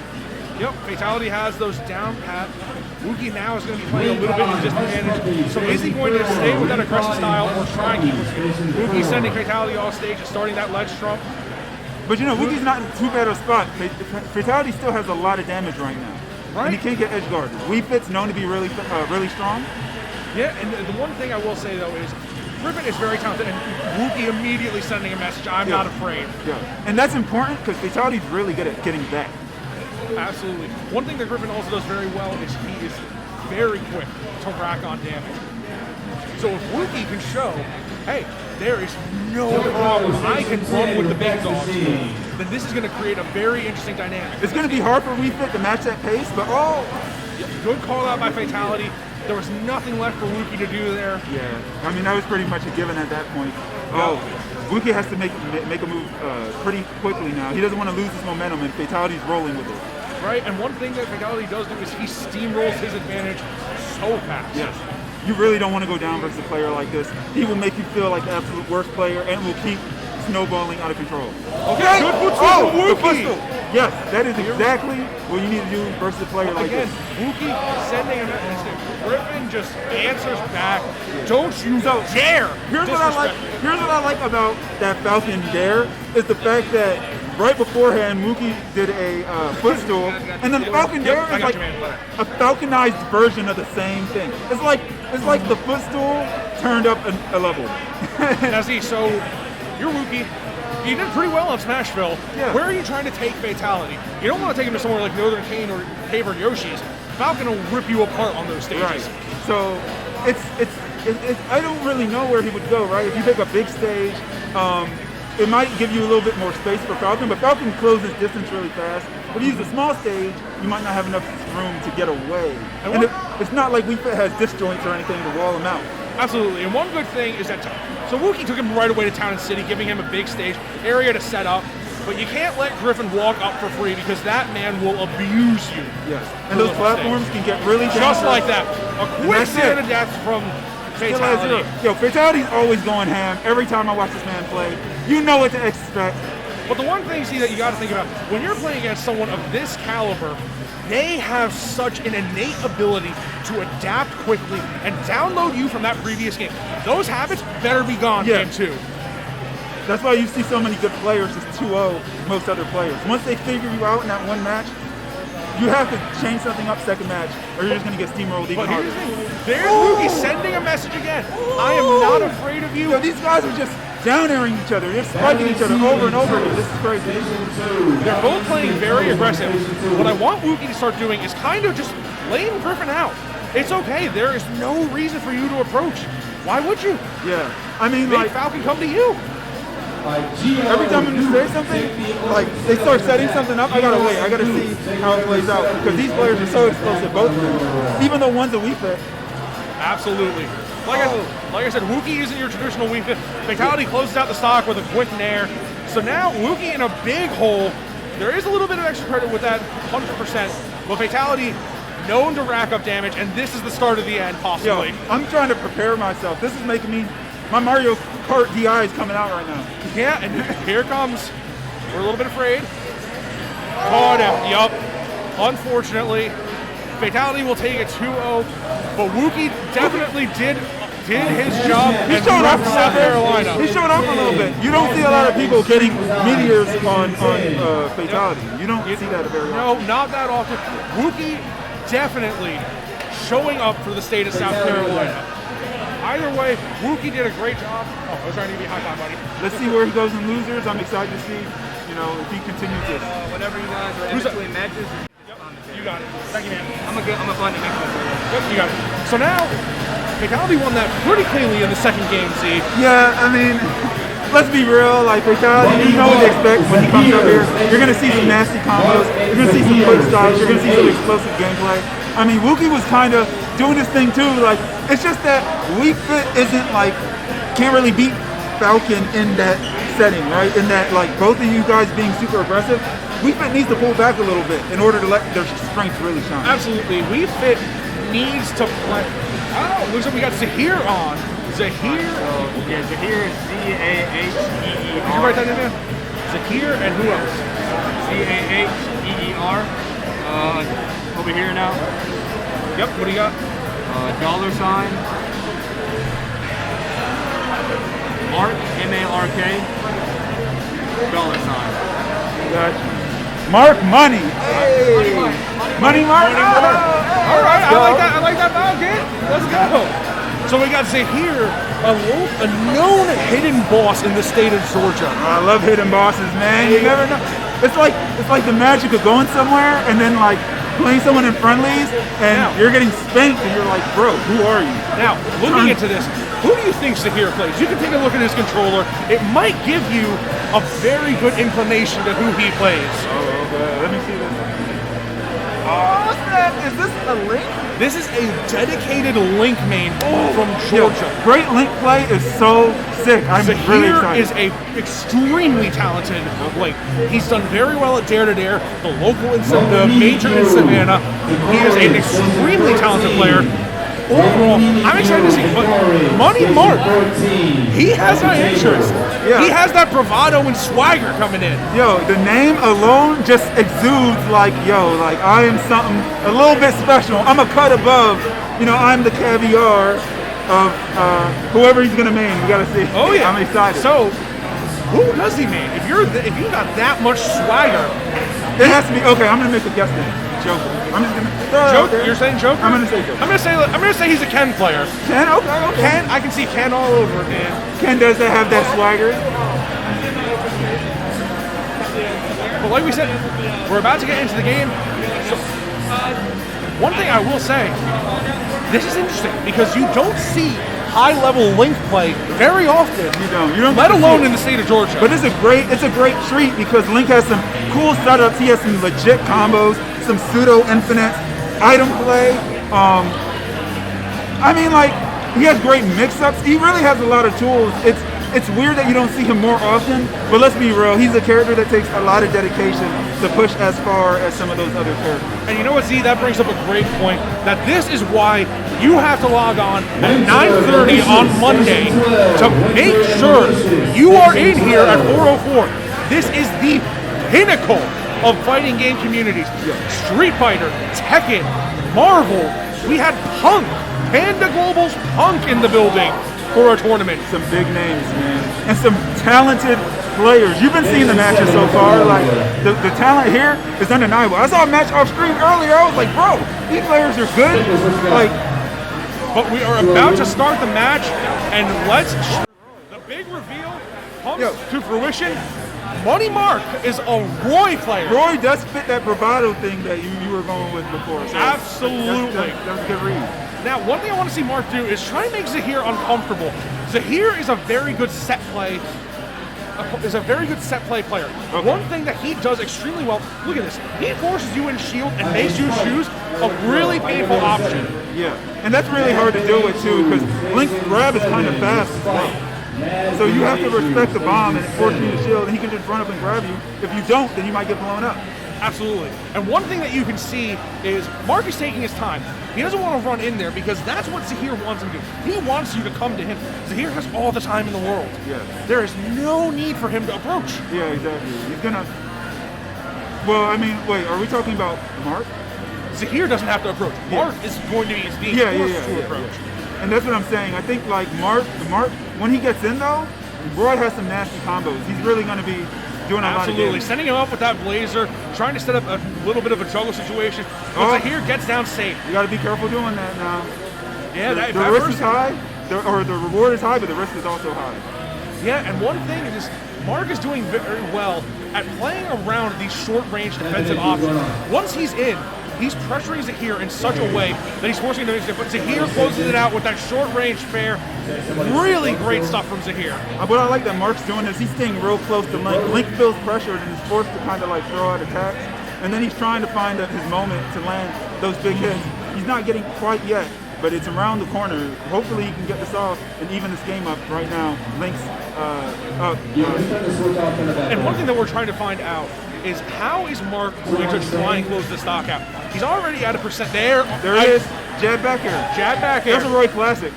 Absolutely. So now you got a little bit of a percent deficit as Mark Zahir is going to just absolutely wait this out and already racking up a quick 30. Keeping him on that ledge. He sneaks back to the center though.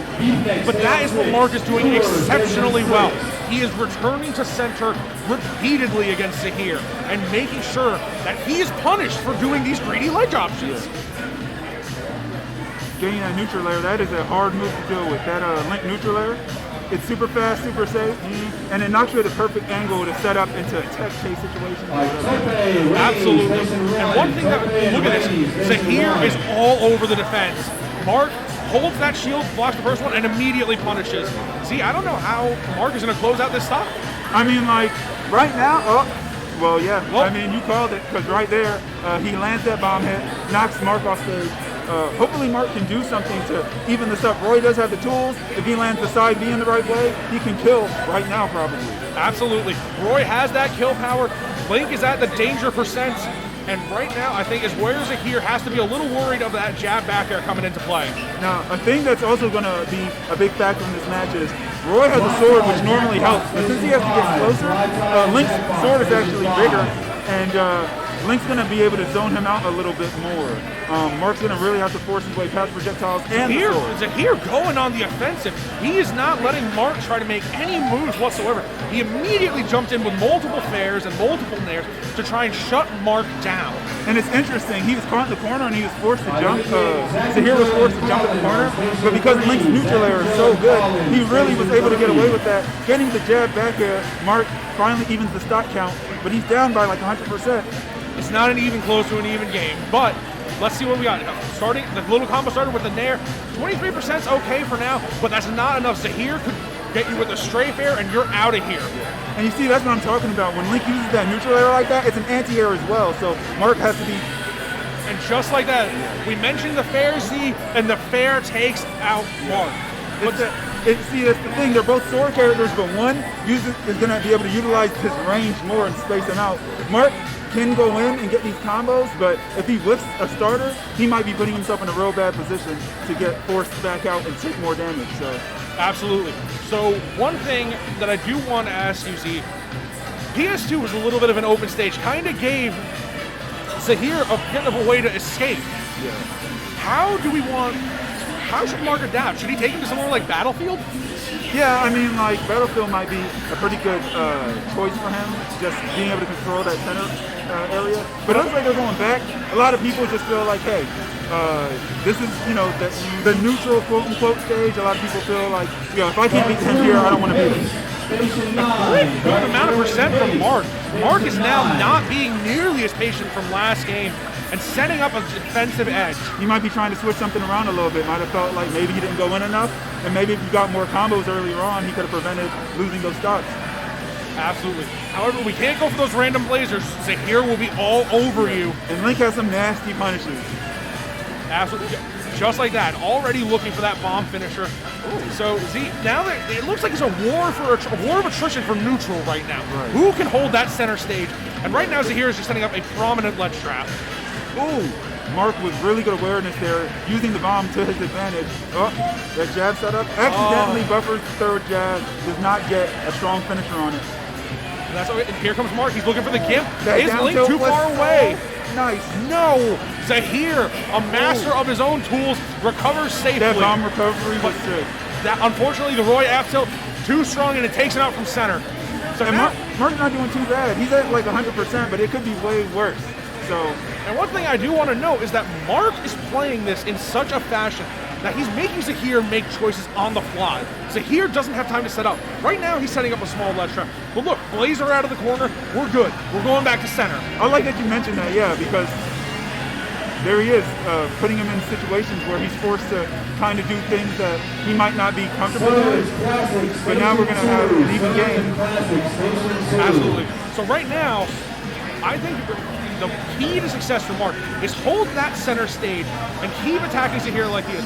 There's a great wall of projectiles from Zahir, but here comes a back air string, and I am scared to death. Oh, that nair on the ledge is so hard to deal with. Is he going to be nairing on the ledge more? Oh, covering the jump off ledge before there, catching that bomb. That's it. That's a stock. Unfortunately, Roy is so gimpable, but good Lord Zahir, what a snipe. Okay, now, this is a really crucial moment. This could either go in one direction really bad or in one direction really well for Mark. He just needs to reverse his momentum as soon as possible before it becomes too far to recover. I unfortunately feel like Mark has committed too much to this aggressive playstyle. Look, he's just running out of center stage and relentlessly attacking Zahir. But Zahir, calm and collected as ever, he just wants to set up. He knows there's blood in the water on this ledge. And that is almost it. But Roy is heavy. High recovery? Absolutely. Here it comes. Back throw from Zahir. Is this the kill? Let's see what the setup is. He gets up with an aggressive nair and spin. No. Okay. Then the bump. Here. Okay. Ooh, that was kind of enough to possibly keep him alive. Nope. Zahir, okay, unfortunately, does not keep everyone buckle up. So here comes Zahir. He wants this kill so bad. Setting up a simple ledge trap. The F tilt would kill there. All it takes is the right combo from Mark to set something up. Oh, he dodged that forward there. That would have been it. Oh, see, I don't know. There it is. The hero spin will take it out. Good job to Zahir. Money Mark really making a name for himself, though. I mean, like, if he had saved that aggressive jump off the ledge for a little later, maybe that would have worked, but he already used it once. He primed Zahir to get ready for it. Zahir knew if that happens again, I'm up B, and he was ready for it. And you know what, Z? The biggest thing right now, Money Mark proved that he is worth it. He beat Hush Puppy, one of the best players in the state. Oh, okay. And then he ran toe-to-toe with Zahir. Yeah. Was that today that he beat Hush Puppy? Yes, he did. Oh, wow, okay. So, I mean, Mark's having a good day, it seems like. Zahir is a very talented player, clearly. He was doing some nice stuff. I love the way he's using the neutral air to control the space, anti-airing Roy. And I think that Mark really showed, like, hey, you know, I'm a challenger. I came in, I did, you know, it was competitive. That was a good match. Yeah, there was never a dull moment. So we have Scat and Nimbus. Oh, yo, I'm a Seth main, so I love watching Scat. Perfect. So we got Scat and Nimbus. So how do you expect Scat to handle Nimbus in this scenario?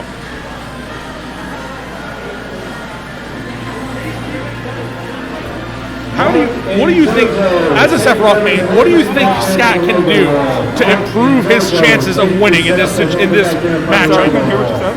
I said, in this matchup, how do you think Scat can improve his chances of winning against Nimbus? A very versatile player with multiple picks. Oh, okay. Well, I mean, we're going to have to see who he uses, but, you know, Scat, I know Scat, I think, plays a little bit of a more reserved Sephiroth. He does go in some, but I know, like, I've seen him play kind of like patient, pick his moments really well. And that's really important with Sephiroth. You don't want to throw out the wrong move at the wrong time. You're light, you're big.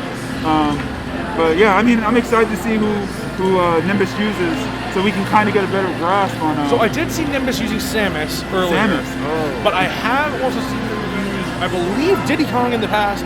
So it's going to be interesting to see who they do eventually pick. So I know that Diddy can be kind of tricky for Seth. Just the small characters who are really mobile can sometimes give him a hard time, and Diddy can have those hard punishes because if he trips on a banana or something, Sephiroth's going to be dying at an early percent. And Diddy's kind of fast, but Diddy doesn't have the range to compete with Sephiroth, but Diddy can kind of like bounce around in Sephiroth's blind spots a little bit easier than some other characters because of the size. Got it. So what do you expect to see from Scat? Do you expect this to be a quick game, or do you expect to see a pretty strong competition coming out from Nimbus. I mean, like, I got to see how Nimbus plays. I mean, Samus, I'm still a little, for me, it's a little bit ambiguous. I don't really know what I can expect from that matchup quite yet. I mean, like, the Zaire, the tether attack is very, very strong versus Seth at times because of the range comparable to his forward air, and also he's really tall, and those kind of attacks are hard for him to get in because he's so big. But on the other hand, Sephiroth does have a lot of lag. If you whiff, you're in big trouble, man. Yeah, especially since Samus has a pretty reliable whiff option from a distance. Let's say Scat overcommits on an lands on stage. He can just charge shot him. He doesn't have to be near to get that strong punch versus stuff. Absolutely. Going into this game, so I'm more interested to see how this is going to evolve. With Scat, this is going to be... Okay, so we're getting the Samus. Yeah, so we are getting a Samus. Down, man. Oh, using red stuff? Okay, using red stuff. I like that. All right. Where's that brown? That's red. That's red. Okay, yeah. So right now, like we said, one of my close practice partners, Samus, very, very, very tricky. You can have a lot of very deceptive movement. It's all about that mastery of the charge shot. You have to keep your eye on the ball. Always remembering, what is that charge shot percentage at? And that was interesting. Steph went for a neutral air on Samus' shield, and she up-B'd out of that. That's a big deal because that move is relatively safe. And if she can reliably punish that without B, Steph's going to have a hard time. His neutral air is how he starts a lot of his combos and stuff. And he has a lot of mix-ups on shield. It is one of her better punishes out of shield, but Scat is doing a great job of forcing Nimbus to kind of stay away from the center. He is dominating that area, but Nimbus immediately retaliating with an up-B. This match really competitive right now, very even. Although Samus is much heavier than Sephiroth, she is a bit floaty, so this is going to be interesting how it works out. Now, the fact that she's floaty can hurt her. She'll be in the air longer, and it'll be easier for Sephiroth to kind of stab her with his sword. So, well, in that same token, Nimbus has been doing a great job holding this advantage state. He's not choosing any greedy options. Here we go, Nimbus setting up a ledge trap, the traditional Samus bomb trap. How will Seth get off? Great job dodging the charge shot. That trade was very much in Seth's favor. He got Jack on the stage. So right now, there we go. So once again, her dash attack, a very potent kill move. So we need to be a little bit cautious around this Samus. See, how is Scat going to get back this stock and quickly close out Nimbus? He's going to get winged. Like, the thing about Seth is, and I'm not trying to say that Seth only needs wing to get back. Doesn't need a wing for this stock. A quick back air eliminates Nimbus. But the wing is literally, in my opinion, one of the strongest comeback mechanics and tools in the whole game. You can literally win a whole match, really, from the momentum you'll get from your wing. It turns him into an absolutely bonkers character with insane mobility and range. So. And it looks like Scat is using a lot of the shadow tag to try and force out an option. But very great job with these landing fairs that are very, very safe from a distance. I am a little worried about the Samus charge shot, though. We haven't seen much of it from Nimbus yet, but that fair, so good when you're coming off the ledge. And look how Scat is adapted. He's gotten some data, and now that it's all out of control. Yeah. And I mean, Samus doesn't even necessarily need to land that charge shot because the amount of mix-ups she can do with it, from jumping out of it to grabbing out of it, it's just a threat in general, but that's going to do it. I mean, you can't do that versus Giga Flare. You just can't. You can't land on it. No, and unfortunately, that's why we call it a final boss character. Exactly, I love it. So Scat, coming back to the stage pretty safely, avoids the ledge trap, and Nimbus says, nope, off stage with you, buddy. I'm actually, oh no, he falls out of that. That's tragic for Samus. Oh my God. I like it. So what I like about what Scat did there, he sent the fear of God into this. Good Lord, Scat. What a kill. See, I didn't expect Scat to play so aggressive once he downloaded something. Yeah. Once he figured out what your recovery pattern was, he was like, okay, I got this up B in the pocket. I know as soon as you do this thing in this way, I'm just going to answer with that and trade my stuff. But now Samus is in a weird position. You started off so confident against him. You had such momentum. He was going in at first. But how do you, on Greninja, see, how does this change the matchup for Sephiroth? Oh man, I don't know much about this matchup yet. The character is so new, and this is one of those characters you don't see a lot of. Something that's going to be very interesting is Greninja might be able to jump in on Sephiroth really well. He's got really good speed and really good movement. And Sephiroth comparatively doesn't, at least when he doesn't have his wings. One thing that I'm definitely a little bit worried about right now is how Greninja is pushing disadvantage so aggressively. We saw the scat download last game, and this is looking a little reminiscent of that game, isn't it? Yeah. I'm interested to see how Greninja deals with the neutral airs on shield and stuff, because I've heard Greninja doesn't have good out-of-shield options. Nope, your out-of-shield option is called jump. Right, and that can be dangerous versus Sephiroth. The character is designed around conditioning. He wants to make you do things, and then once he knows what you're going to do, he can place a hitbox there that's so strong it's just going to take you out really early. So. One thing that I think Scat is doing very well right now, he's calling out these aerial approaches from Nimbus, but Nimbus doing such a good job staying grounded and trying to get Scat to jump preemptively. Also, ooh, that was great. Almost a quick call out from Scat.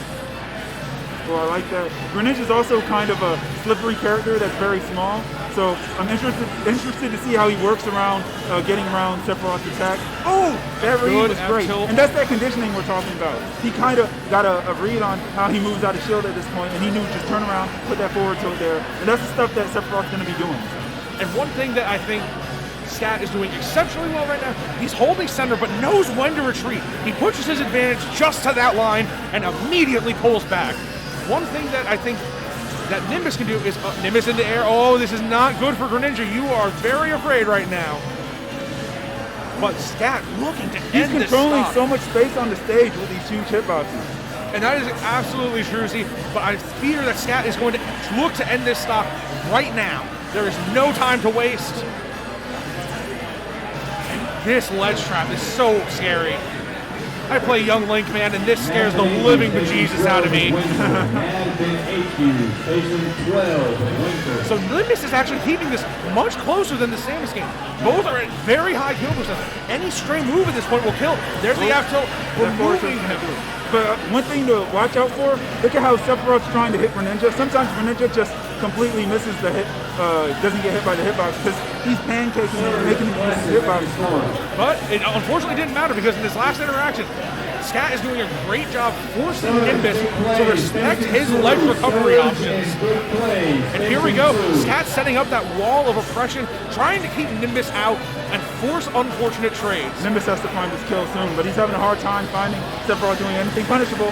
Catches him in his dash with the forward air, aggressive option out of nowhere. Sometimes that's what you gotta do, you just gotta throw it out. That forward air is kind of safe. Yeah, so. Scat was almost that percent where it is not, you are out of options as Greninja. Yeah. But Scat continuing this juggling streak, and now, oh my goodness, Scat, yeah. Those DI mix-ups are crazy. You never know what direction the DI Sephiroth throws, because if you try to DI out to survive, you might get thrown into a tech situation instead. So one thing that we have to take into account is that Scat is just keeping this alive with so many mix-ups. Yeah. You see that he's B-reversing his flare, his Giga, and he called out with the back air. Immaculate edge guarding from Scat going up a whole stock lead, essentially, versus Nimbus. Let's see if Nimbus can answer back. Greninja does have some crazy combos, but the thing about Sephiroth is he's big and light, so sometimes he pops out his combos. One thing that we need to be very careful about is that Nimbus cannot extend his advantage too far. Look, Sephiroth is like, you can come with a straight forward air, a straight back air, you name it. But good lord, be careful in front of him. He misses he had a good idea, but Scat was ready for that option. And he keeps getting hit by these shadow flares. You gotta be careful. Unfortunately, Nimbus is just too hungry for this kill right now. I mean, understandably so, but what's he gonna do? See, I love how Scat runs back and forth, force you in that corner, you don't know what to do, and Sephiroth has those huge hitboxes. He can cover like every option. Yeah, and I think one thing he needs to be afraid of is Scat's okay to play defense. Scat gets his wing, now I am petrified if I am Nimbus. Yeah. This is a situation you don't want to be in. And up goes the up tilt. Scat takes it 2-0. Swag finish, that was great from Scat. Great showings from both players. Nimbus started off really strong, both matches I think. He started off strong with Samus, and he was actually doing a good job at keeping Scat on the ledge, but I was actually surprised at how well Scat was getting off the ledge versus Samus. She's got those bomb traps that cover the ledge, and he can have some blind spots in his recovery, but he wasn't really having a hard time, popped off there. And then, so it looks like right now we have Bones and Tusk. Tusk, our PR Boy and Game & Watch player, and Bones, a very talented Snake. from the Atlanta area. So what are you expecting to see from this matchup, Z? Well, one thing I can tell you is if Game & Watch is coming out, I've been using that character for like 10 years. I love Game & Watch. The Game & Watch Snake is interesting in this game. It's going to be, it's generally kind of hard for Snake, but the thing is Snake still has really good close quarters, neutral. His dash attack's really fast. It can whip punish a lot of stuff that Game & Watch does that's overcommittal. Game & Watch can bucket almost all the explosions, even the forward smash, even the up smash. So in that vein, do you see this being the key factor to Dusk securing a win on Bones tonight? It depends because Roy can kind of get in Snake's face and get some good kills because he has good kill power as well. And everybody kind of knows that matchup. It's kind of risky because Game & Watch, if the Game & Watch has more matchup experience, it should be kind of straightforward. But if the Snake knows how to play against Game & Watch, it'll be a more competitive match than you would think, just based on the gimmicks of the matchup. Good to hear, Z. One thing I do want to say, if you do enjoy this content that we are providing for you, this Smash Ultimate, please consider subscribing, consider donating to 404. This venue could not do it without community support, but we are getting ready for Game 1 on Pokemon Stadium 2. Who is Dusk going to pull out in this game? I'm so excited to see where this goes. So we are probably going that Game and Watch. He's hovering it like a madman. Okay. Just what we expected. We got Dusk and we... So yeah, I mean like Game & Watch does some really crazy things to Snake. He can juggle them pretty okay, just has to do it in the right way because he doesn't want to trade with those bombs. But then if Snake uses too many bombs, Game & Watch gets free buckets and it is an instant kill pretty much always. Absolutely. And one thing that we got to see, Dusk immediately starting a quick chain to pull out 36%. Dusk is not letting Bones set off. Bones going for a quick RPG too. What do you think about that, Z? I mean, maybe he's just trying to see what kind of play Dustin's going to do. Some people will go for the risky, try to get the bucket or something, or maybe trying to see if he's going to recover high. He's just getting data. It's still early in the match, Already having a C4 to recover. Dusk must have put the real fear of God into him on that last bit of the side. Right now, Snake was getting pressured so hard there. Funnily enough, Game & Watch is standing there, but people don't understand, too, that doing nothing is sometimes the most effective pressure that you can do. And one thing that we have noticed, Dusk is not really approaching. He's making Snake come to him. He's okay with waiting. Reflects the mortar to get a quick setup. That was great. That was basically the most perfect thing he could have did at that opportunity. Now we gotta remember, we got a C4 on the right side of the stadiums. But you see how that down tilt traded with whatever Game & Watch is doing? That's the thing. Snake's frame data does make this a little bit more competitive than you would think, even with the what a wonderful combo from Dusk. Yeah. Dusk is doing such a good job extending his advantage state. Yeah. Getting these combos, and also that up air is going to be really important. Snake likes to try and land and trade with the grenades, but that up air is disjointed. So I'm a little bit confused about what Bones tried to do with that recovery there. He blew up his Cypher, had a grenade explode on him, and then fell to the stage. What is he trying to do there? I honestly don't know. I mean, I think Snakes think on a whole nother level. He gets the read but misses that. That's really important. You can't miss those, especially when you're down 100%. No, and especially against a player of Dusk's caliber. Bones really has to find his win condition. And oh my goodness, every aerial you get hit by Snake, it's like getting hit by a tree trunk. And you see, that's the thing. Right now, if Game & Watch gets grabbed, it should be over. But Game & Watch really shouldn't necessarily be living this long, but it's hard because Dusk can't really make the same moves and setup that he normally does because of all the things that Game & Watch has on him. Whether it's, So Dusk took him out with a dash attack. Dusk just lost his first stock. Soldier's Burial to that stock. Fought hard for his team. And Dusk racking up a quick 41%. I don't think he grabbed Even still, Dusk is doing such a good job forcing Bones into these horrible recovery situations.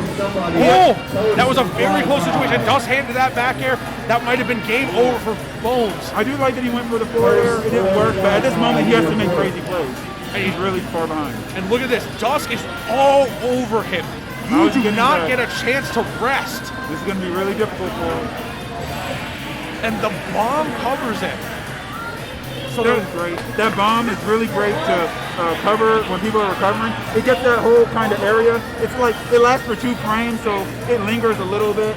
And you know, if you're trying to like 2 frame in that area or get up there, you can't get past the bomb. One thing that we do have to note though, Dusk is really pushing his advantage and not giving him a chance to step off. Game & Watch can do that versus Snake because Snake's plan is normally to fortify himself with all his explosions and his delayed projectiles, but he can't do that versus Game & Watch. It's too much of a risk.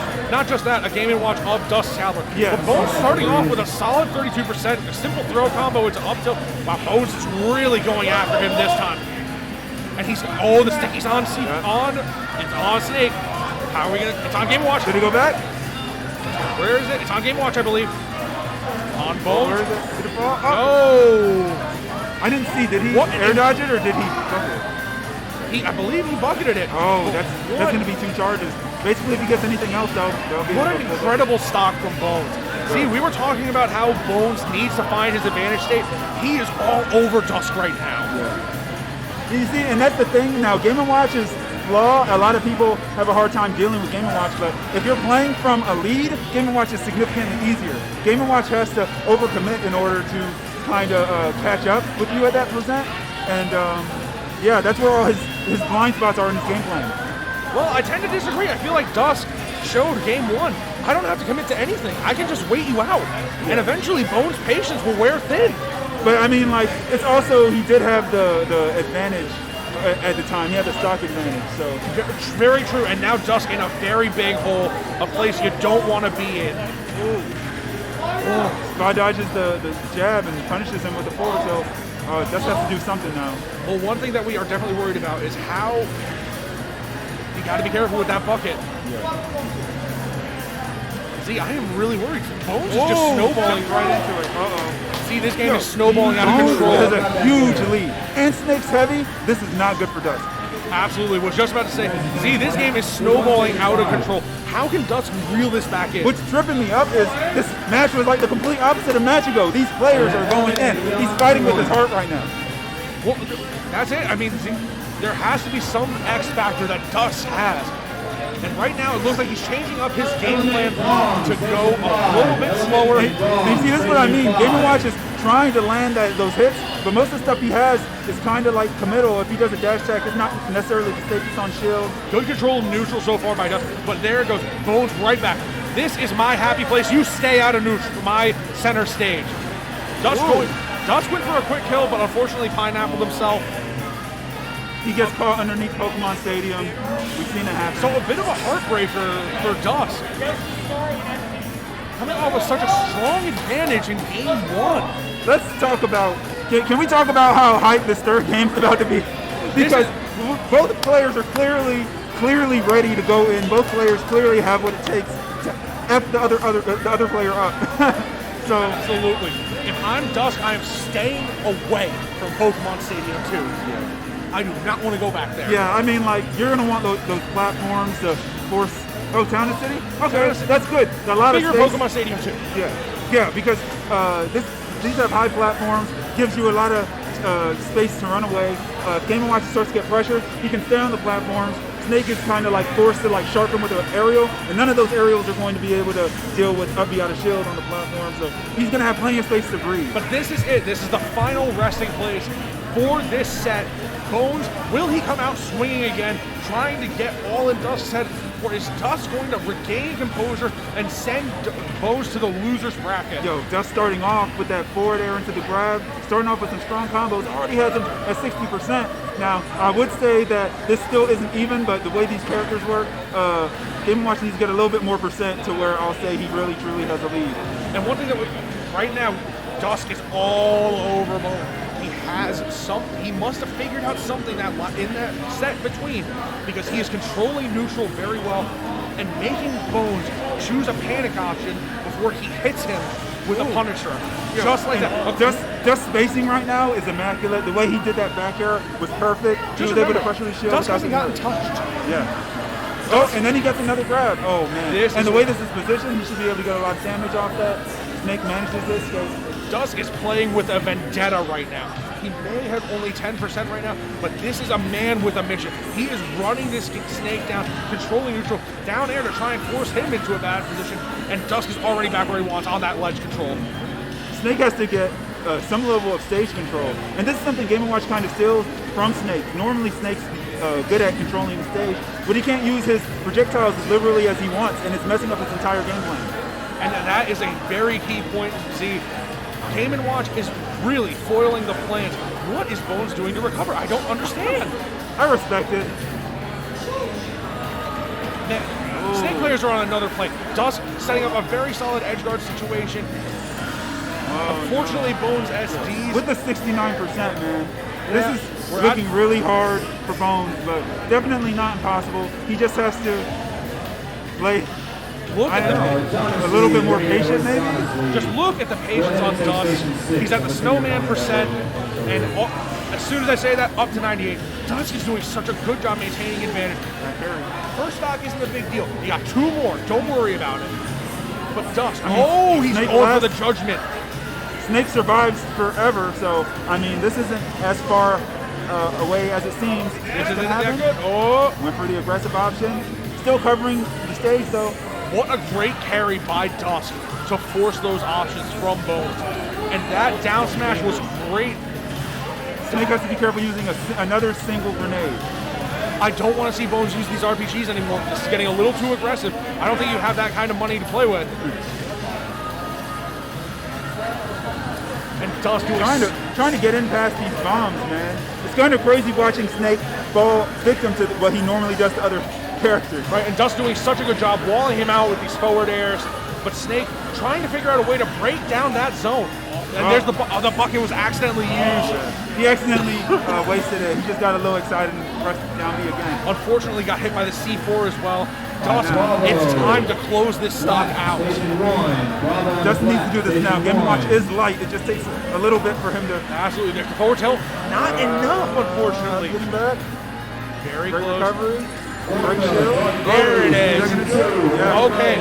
Well played to Dusk and Bones. I mean, Bones played well once he got his bearing. He just kind of let that initial beginning of the match slip away.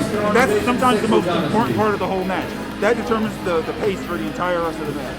The one thing that we can say is Dusk maintained composure. At the end, he steeled his nerves and made sure that he was able to persevere in here. And good job, Dusk, by maintaining such a solid neutral to shut down that Snake. Yeah, and you have to stay composed because, yo, I might have choked, bro. Like, when I'm in that situation versus Snake, man, I started getting in my head. I'm just like, oh, dude, like, I can't, do the wrong thing at the wrong time. And Snake can just come back on you so bad with a rage like up tilt or something, like. Absolutely. But he stayed real stalwart there and like managed to pull it off. So, and you know what? Having that nerve to be calm is a totally respected skill. Right now, if you look at the stream to our left, we actually have Abe versus Tortos. And right now, Abe was one of the players I was watching earlier. What's your card, sir? Dion, D-A-I. Oh, Dion. Thank you. Dion and so we got Dion and I believe.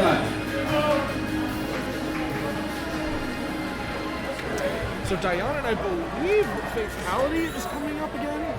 Oh, okay. But we will see. The whole venue's popping off tonight. I think Fatality's in the bathroom. I'm going to call something else. Okay, no problem. So we're actually going to mulligan off the Fatality and Dion set. Fatality will be here. Stain and Zahir. Oh, another great Falcon. So how are we going to get... So, Z, what do you want to see from Stain throughout this set? We've already seen Zahir and his great lockdown play style. Yeah, man. I mean, like, it's going to be interesting. You said it's Stain? He's the Falcon?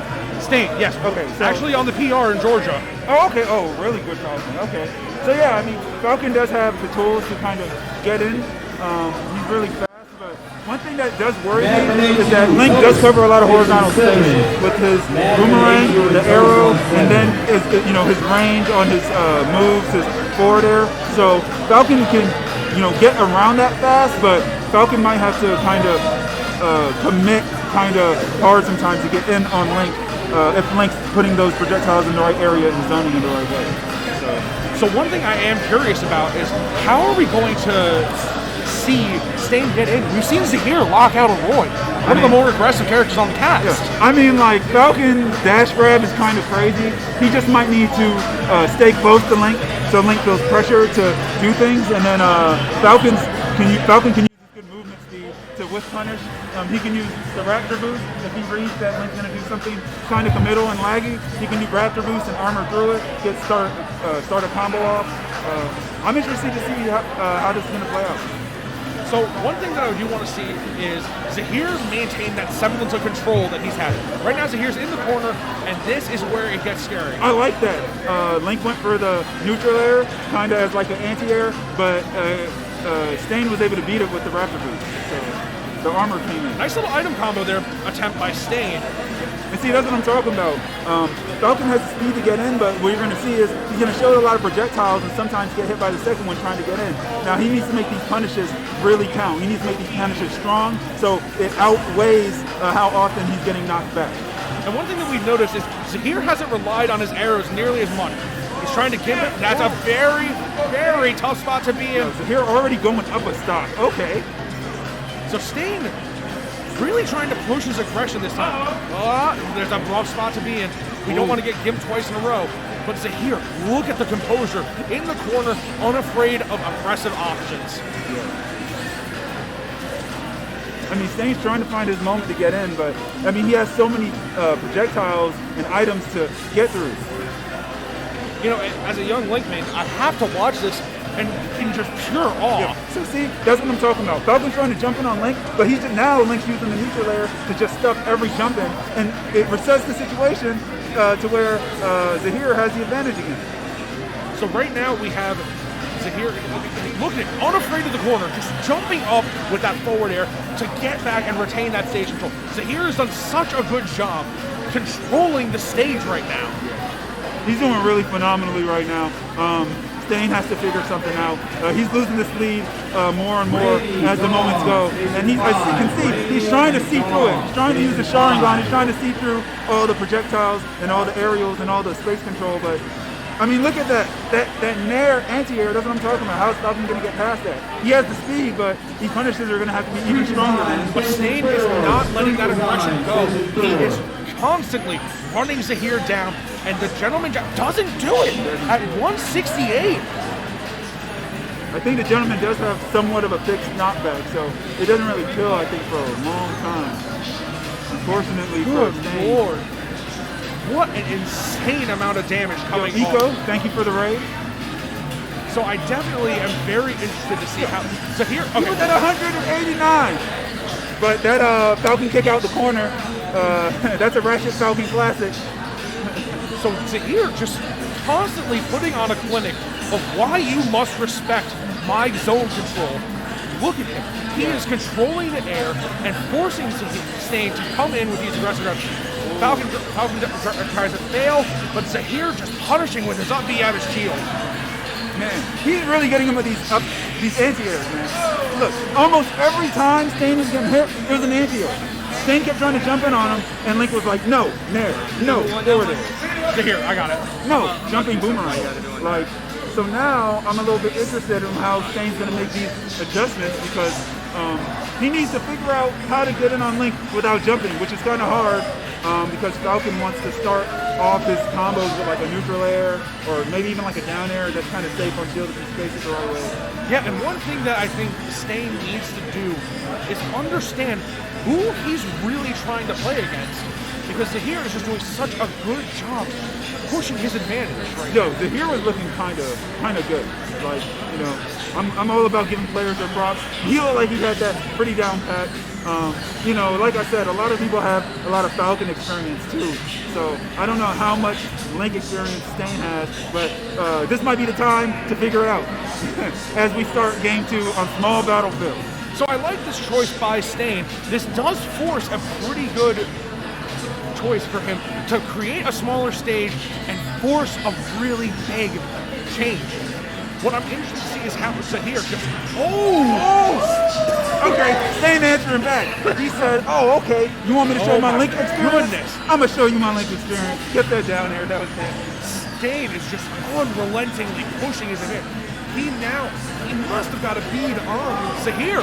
And the stage is probably helping too a little bit too. Like it's less room for Link to like kind of run away, so he can stay in Link's space and pressure him a lot more. But Zahir immediately answers. The hero spin doesn't kill. Good lord, Captain Falcon.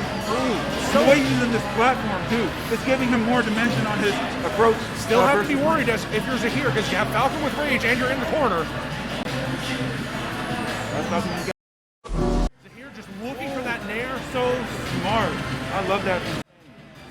Right now, Stain's looking really good, but you know, I know he wants to get a little bit more extra credit. And one thing that I'm definitely excited to see is how Zahir. There it is. There's the pair. Stain is alive. What great DI. Four there, that percent. Oh so Stain unfortunately dying. But good lord. So here comes Stain. Match looking kind of even again. Stain's getting his stuff off. Oh, he didn't bite. It's okay. Zahir immediately that works with your fatality. It does. Different breed of Falcon. But Stain's still doing really great. Has this huge lead here. And was really dominant on that first stop. But there's no need to slight Stain. This Falcon, incredibly talented, earned his right on the Georgia PR. But Zahir trying to keep him in that corner and force a bad situation. You got that 69, man. Well, he's out at the ha-ha funny. And for the sexiest character alive. It's okay. Zahir, you may have failed that bomb recovery, but now it's time to keep that composure. Show us what you got. Here comes the start of the boomerang confirmed. And see, I am really worried that Zahir might be losing composure. Yeah, right now, Stain looked like he has a lot of control. Zahir not falling for it, able to get that up B out of there, but Stain looking like he has a kind of a read on what Zahir wants to do. I wouldn't even just say that, but one thing that Stain's doing, he's playing with confidence. Even after that last game, he is playing with extreme confidence. Those really good players, especially like those PR players, they're gonna. When Zahir sending a message with the spike. These guys are just killing each other, bro. So 55%. Zahir is getting really close to kill percent. See. Oh, that neutral air that grab was so good. Oh no. Definitely worried to see what's going on, but Zahir racking up the combo percent. Oh no, now Zahir has to lead. Oh man, this is important. This is important. Here goes. So many things to dodge. Oh no. This might be it. Oh! Zahir snipes him. Good game. Zahir with the ultimate clutch. That clutch was crazy. Great job to both players. Really awesome match. That second game was really good. It's just, that's how it is with Falcon. When you're Falcon, sometimes you get hit at the wrong time, and it's literally it. And you know, one thing to think about, see, Zahir's everything, his composure, so good. He never really faltered. Like, he was just he always knew he was in it, and then at the end, he did it. So, like, he was like, dude, I told you, I was always in it. And so he did it. Guys, before we advance to the next set of Spike and Valiancy, show you right now, we have a tournament coming up, and we are so excited. We have a Smash Invitational. 404 is hosting. There's a beautiful trophy all the way up to our right, and I am so excited to see the top 25 of 404 come out and duke it out. Names like Mugen, Fatality, Cola, Snore of South Carolina, a really good Bowser. I hope I can commentate some of that. That's going to be crazy. There's going to be such good matches. So be sure to tune in on July 3rd. July 3rd is the day. Make sure you are ready to see this on stream. And see, I cannot wait to see what is going on with that stream. Who do you think will come out on top? It is a stacked bracket of 25, college football style. I mean, like, it's hard for me to tell. I'm kind of new to the Georgia scene. I don't know a lot of these players yet. But, you know, from what I've seen so far, the talent is going to be crazy. I mean, like, I know that, you know, there's going to be some shoo-ins for first, right? Like, people are going to expect your Fatality, your Cola, you know, Scat could pop off or something, like with Seth. Sanito is always a threat. Wrath. Wrath, yeah. Oh, exactly. Wrath didn't qualify, I'm so sorry. Oh, okay. Oh, so there's a certain amount of players. Correct, Sanito did qualify. But one thing we didn't want to mention, now that we're back on our tournament set, with Valiancy, Yo, I love watching Valiancy. Valiancy is a Bayonetta player. Yeah, I did see Valiancy play last time. He got some crazy stuff. You know, we saw the Bayo stuff come out. We saw some zero to deaths. I've said this before. I'm a Bayo believer in the sense of like, you know, she's pretty good, man. Like, although she does have some issues, I do admit that. So Spike, another Falcon with a Roy. Yo, these Falcons and Roys are out here, bro. They're everywhere. It is the Georgia bread and butter, my friend. Yeah, man. If you can't play Roy or Captain Falcon, unfortunately, you have to forfeit your Georgia driver's license and leave the state. Yo, I've always said, and you know, like, I might get burned at the stake. I've always said Roy is like the Sword Falcon. Like, Maybe that is the case. Yeah, but so, I'm excited to see Spike goes right for his tried and true Roy. He actually did very well at InfinityCon as well. Okay. Yeah, InfinityCon just happened. That was a really awesome tournament. It's so great to see offline tournaments coming back. I'm so ready. Online was killing me. But now we're playing offline, Roy versus Bayo. So how do you expect Spike to maintain an advantage state against Valiancy? When Bayo touches you, it's almost like a touch of death combo. Yeah, I mean, like, Roy does have that weird kind of weight to where he gets comboed really easily, but he's going to have a way easier time killing Bayo than otherwise. Absolutely. So Spike setting up a great 78%, really forcing Valiancy to kind of make a bad decision, forcing her in the corner. But I am very afraid. If that Bayo touches, oh my God, what a read from Spike. I love how he did that, like, retreating landing forward air to, like, stop the Bayo dash attack. That was really great. Good attempt by Valiancy. Tried to call out that empty do-nothing air dodge, but Stain is just, Spike, excuse me, to her friends, all over him. Yeah. Just not letting him with this unrelenting aggression. Forward air, forward air, forward air. Yeah. And the thing is, Roy might not be dying anytime soon still, because Bayo can have a hard time making that happen. Roy's going to probably use that same rage to kill Bayo pretty early. I want to see how Valiancy is going to handle the situation. Oh, a witch time. Unfortunately, it hasn't changed much since forward. Yeah, the same. You know. Now, and this is the thing. Roy has the kiss of death. You get hit by that hill, you are out of here. Yeah. Either the forward smash or the side B. Sometimes even the forward tilt. They're all really strong moves when it's sweet spotted. He's going to be landing early kills on a character like Bayo. But you know what? One thing that we can say about Spike, he's doing a great job forcing Valiancy to stop and go away from those afterburner kick neutral interactions. Yeah. Valiancy really hasn't gotten a kill besides anything with that witch time. Yeah. So how do you try and remedy this situation? Game over with a back air. Bayo just evaporated. Unfortunately, we're going to call that the old Yeller DI. Yeah, I mean, that wasn't really the best example of great DI, but I mean, we'll see if Valiancy can answer back, man. He's got another match, and he's got some nasty Bayo combos. Yeah, I like that you mentioned how he was really retreating a lot after these combos. He couldn't land that first hit to get this long combo string. So if you are Valiancy, how do you change your strategy to try and improve in this matchup? You're going to Town and City. What can we do? He needs to get past that shield. I mean, honestly, it's not even just the shield. Roy's being really aggressive, and it's hard because the sword is giving him that extra leeway. It's beating out a lot of Bayo's attacks, but he's catching something right here. Looks like Valiancy found that starter. Yeah, 86%, like it's nothing. Going up to 90, can we break 100 Valiancy? 103. So Z, just like you said, Valiancy has found her way, and that is a quick kill. Yo, it seems like what Valiancy is doing is playing a little bit closer to Roy, and like it seems like he's kind of whip punishing him with the afterburner kick and the combo starters, which is working out a little bit. Roy might need to just pull back a little bit, be a little bit more reserved, and wait a second longer. Absolutely, there has to be some level of aggression dialed back. But look, Z, you spoke it into reality. I tend to do that. Valiancy has found their footing. Yeah. But now, Spike looking to get a good combo start. That back air, killing. Or a straight back air, just killing at 102. Bayo, so light, and Roy just so strong. But again, Valiancy just getting these quick clip hits that rack up to 70% like it's nothing. Now, Roy does have some combos. They're a little bit more explosive and stronger combos, but he should be able to catch up with about 1 or 2 hits if he can, execute properly. Absolutely. And right now, Spike definitely having some trouble trying to get out of these Bayo combos, looking for the straight hits to try and rack up damage. Really enjoying that back air out of shield, up air. Hear that nice tilt sound effect. But good work. This game, you know what? When we think about this, there's a which. Oh, that's tragic. That is really that's Bayo unfortunate. stuff. Oh man. Oh, Spike got that read. Bayo was Poor done. Bayo. And that was so important. Now look at how this is going. Oh, And that he doesn't back air have to find it. so good from Valiancy. We were looking at Roy with rage, which could have been a huge problem for I was Valiancy. afraid for what I was about to see, but Valiancy managed to make it work for him still. Getting some more combos there. Oh, and he gets a little reset, so this combo is going to go even longer than expected. But Spike, as soon as we said he was just about to get out, already back in the blender.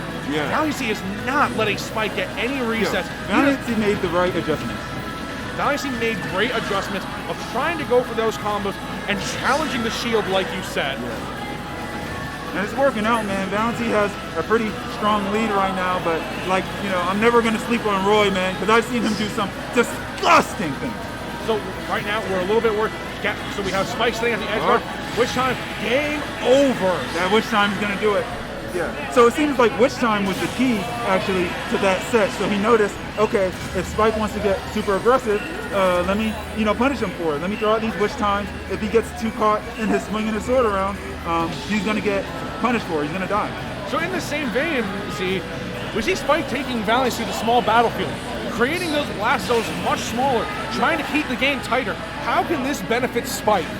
It's definitely going to benefit Spike because Bayo's going to lose a platform, and those platforms are really key for Bayo. She needs him to retreat after she does kind of committal options and do mix-ups. So, although I am curious to see how the blast zones help her as well. She might be able to get some. Look at this. We have Spike immediately going for a quick 33%, and Valiancy answering right away. Instantly. This is going to be an absolute bloodbath if this pace continues, Z. These guys are playing so fast right now. I think Valiancy really wants to play fast to keep Spike guessing on his mix-ups. Oh, a good chance. Valiancy wanted to hold that shield. I'm a little afraid if I am Spike. Try and recover high. Here we go. Spike avoids the blender. Back air to send Valiancy off stage. Is he going to start looking for that S-Smash? And see, that's the thing. Valiancy will kind of feint like he's going to come back on stage and then just wait for you to hit a button and then punish you with his quick punish tool. Very greedy S-Smash by Spike. Lucky he didn't get punished, but the Dancing Blade almost closed it out. Can Spike recover from this? Absolutely, with the assistance of Bayonetta. Yo, these guys are just going back and forth. It's hard to tell who's going to get this first hit. Oh! Whoa! The bat within. That back air was that was so sad. And what a great move from Valiancy. Valiancy covering the offstage option so well, Z. Yeah. Holding the bullets on that afterburner kick kind of caught Roy off guard. It didn't hit him hard enough to stage spike him or anything. He just kind of fell. Well, one thing that we should definitely be a little bit worried about right now is how Valiancy is just continually setting up these combos. Yeah. And now Roy's at low percent, so he's more susceptible. But that F-tilt closes it out. And see, this is just a fresh stock of Bayonetta. Everything is fresh, and there's nothing to worry about. Yeah. I mean, right now, Bayo's looking real good, has a lot of control. I mean, Valiancy also has stage control right now. I mean, it's looking really strong for him. Losing that immediately as I say something there. And then getting it back. And good lord, look at Valiancy just quickly stringing together these combos and ending them with a flourish. Oh, that's a big punish from Spike. But to be fair, Z, Spike has been going for these very aggressive kill options right away. Yeah, I mean, he's trying to do something, but that's the thing about Bayo that makes her so hard. Like, as soon as you start to kind of get a read on her, then she can mix up her witch timings and then. And look at this, she's already lapped. Yeah. This is crazy. Remember how the first match looked? The first match, Valiancy was struggling. It doesn't look like he's struggling right now, man. He just need a little bit of time to adapt. Again, Valiancy, no player to blow your nose at. Very confident, but jab back air closes it out. And you have Roy and your approaching rage. We have to be afraid if we're Bayonetta. Oh yeah. I mean, if he gets Bayo to 60 or 70, especially with that rage, I mean, a side B done the right way. And the back air sends him to the oblivion. A JV tilt the back air, yo, that was kind of crispy. Great job, Valiancy. congrats on the win, going up 2-1 versus What Spike. an Great set. amazing set. So now we have Omega and Spickles coming up. Omega, a Joker on the rise, probably one of the better Jokers in the state.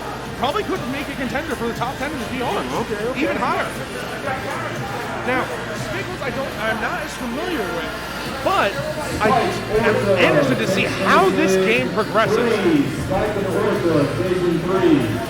In fact, if I remember correctly, Omega almost beat Aaron at InfinityCon. Who do you almost beat? Aaron. Aaron, the Diddy Kong player from Oh, Florida. Aaron. Oh, wow. Okay, yeah, that's a big deal because Aaron's super That's good. right, Omega. You almost beat Aaron in InfinityCon. Well, I won the Diamond Arrow. either way, it's still an impressive feat nonetheless, man. So Omega, no player to laugh at whatsoever. This man knows exactly I've seen this Joker. what he's The Joker's pretty crispy, has good combos, and really fundamentally sound. So. Have you seen this Joker before? Yeah, I actually have. I've seen him play a few times. Last time I came, I think I watched the match earlier. I was watching him play against a Game & Watch, but I don't think it was LeBron. So one thing we definitely got to be aware of is how this success at InfinityCon that Omega had will translate to 404 because he's continually in the top 8. So I am excited to see how Omega presses on and keeps this momentum going. Yeah, man. I mean, like, we might be seeing the birth of a new, really grand player that you're going to be seeing a lot in the future. So it's always exciting to see that. I love seeing these players kind of like in their, in their early on, how you see them first popping off, getting their big wins. Because once they get that first one, then the second one comes, and the third one comes. And Omega, no slouch whatsoever, has taken names off some of the big boys in Georgia. So what I'm see is how everything is going. We got Spickles as well. Spickles, I like that name. Yeah, very good, very, very talented player. Don't know who he means, but if you're making it this far on the winner's side, you got to be good. You can't accidentally get this far. You don't make it this far in this bracket by accident. Yeah, there's some monsters, man. Let me tell you that right now. There's no accidents here. So who does he play? Luigi. Okay. So Z, how does this change the Joker matchup? We have the 0 to death machine in Luigi. Yeah, I mean, well, it's going to be key for Joker not to get grabbed at 0. He's going to need to keep his distance, probably do a few snaps, those side Bs. And, yeah, I mean, he's going to be able to use his distance. But on the flip side, how do you aggress as Spickles? You can't rely on the 0 to death consistently. Yeah, I mean, he's going to have to figure out a way to reliably get in versus a character that's and this right fast. now, just like you said, Omega immediately going for the AHAs, trying to keep everything all set. And Spickles in a really bad spot right now, Z. He's getting pressured really hard right now, and it's kind of hard for him to do. He's having a hard time contending with Joker's frame data. It looks like Omega almost has a real hit. Here comes some funny Luigi stuff. Aha, funny combo. But Arsene coming in just in time. Yep, the bad man is here to save Joker, and this is where things get really scary. Omega just sending Spickles all over the map. I feel like Omega's just dictating the pace of this game from the jump. Yeah, definitely has. I mean, it helps that his character has such great movement and has those disjoints and those great aerials. But see, we still have to respect that Luigi Cyclone at all points. But just like that, Omega going low and taking out Spickles. You really got to respect Cyclone too, because you want to see it, because if you manage to shield it, you get a free punish. That's pretty decent. Absolutely. But we do have to fear it, because Joker looks like he wants to punish it. That down smash was cute. Yeah. Ooh! Okay. That aggressive. Oh, he managed. But hey, DLC privilege and you can recover like it's nothing. Joker, look at how well Omega is covering the center stage. Yeah. It is amazing his movement. And then pressuring him on that platform. Like, there's so many ways he could use his aerials on Luigi's shield when he's on that platform. Absolutely. And the other crazy thing is Omega is using safe air. Unfortunately, the Luigi headbutt's going to yeet it into the stratosphere. But now Omega's in a prime position to end this stop with no damage on his own. He cannot get grabbed right now. Nope, but he's at 7%, so I don't know if there's any true ways for him to get a good combo. But look at this pressure. Spickles going for a quick combo, 35. Here comes Great the bad damage, man. Oh, that down air. sending him at an awkward angle. I was expecting that to send him up, but he went forward a little bit.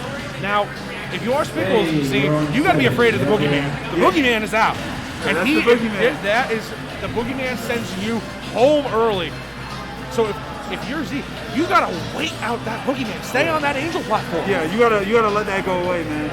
That is not the type of thing you want to get caught in the mirror in the bathroom saying Arsene's name 3 times. No, that's the thing that goes bump in the night, and it carries Joker. Spickle sending Omega off stage. Can he recover? Of course he can. Yeah.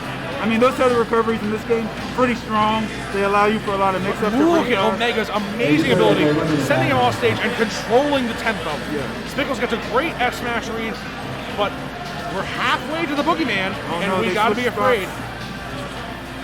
What a good falling out with back airs, dodges the down smash, and here comes Omega, ready to send something.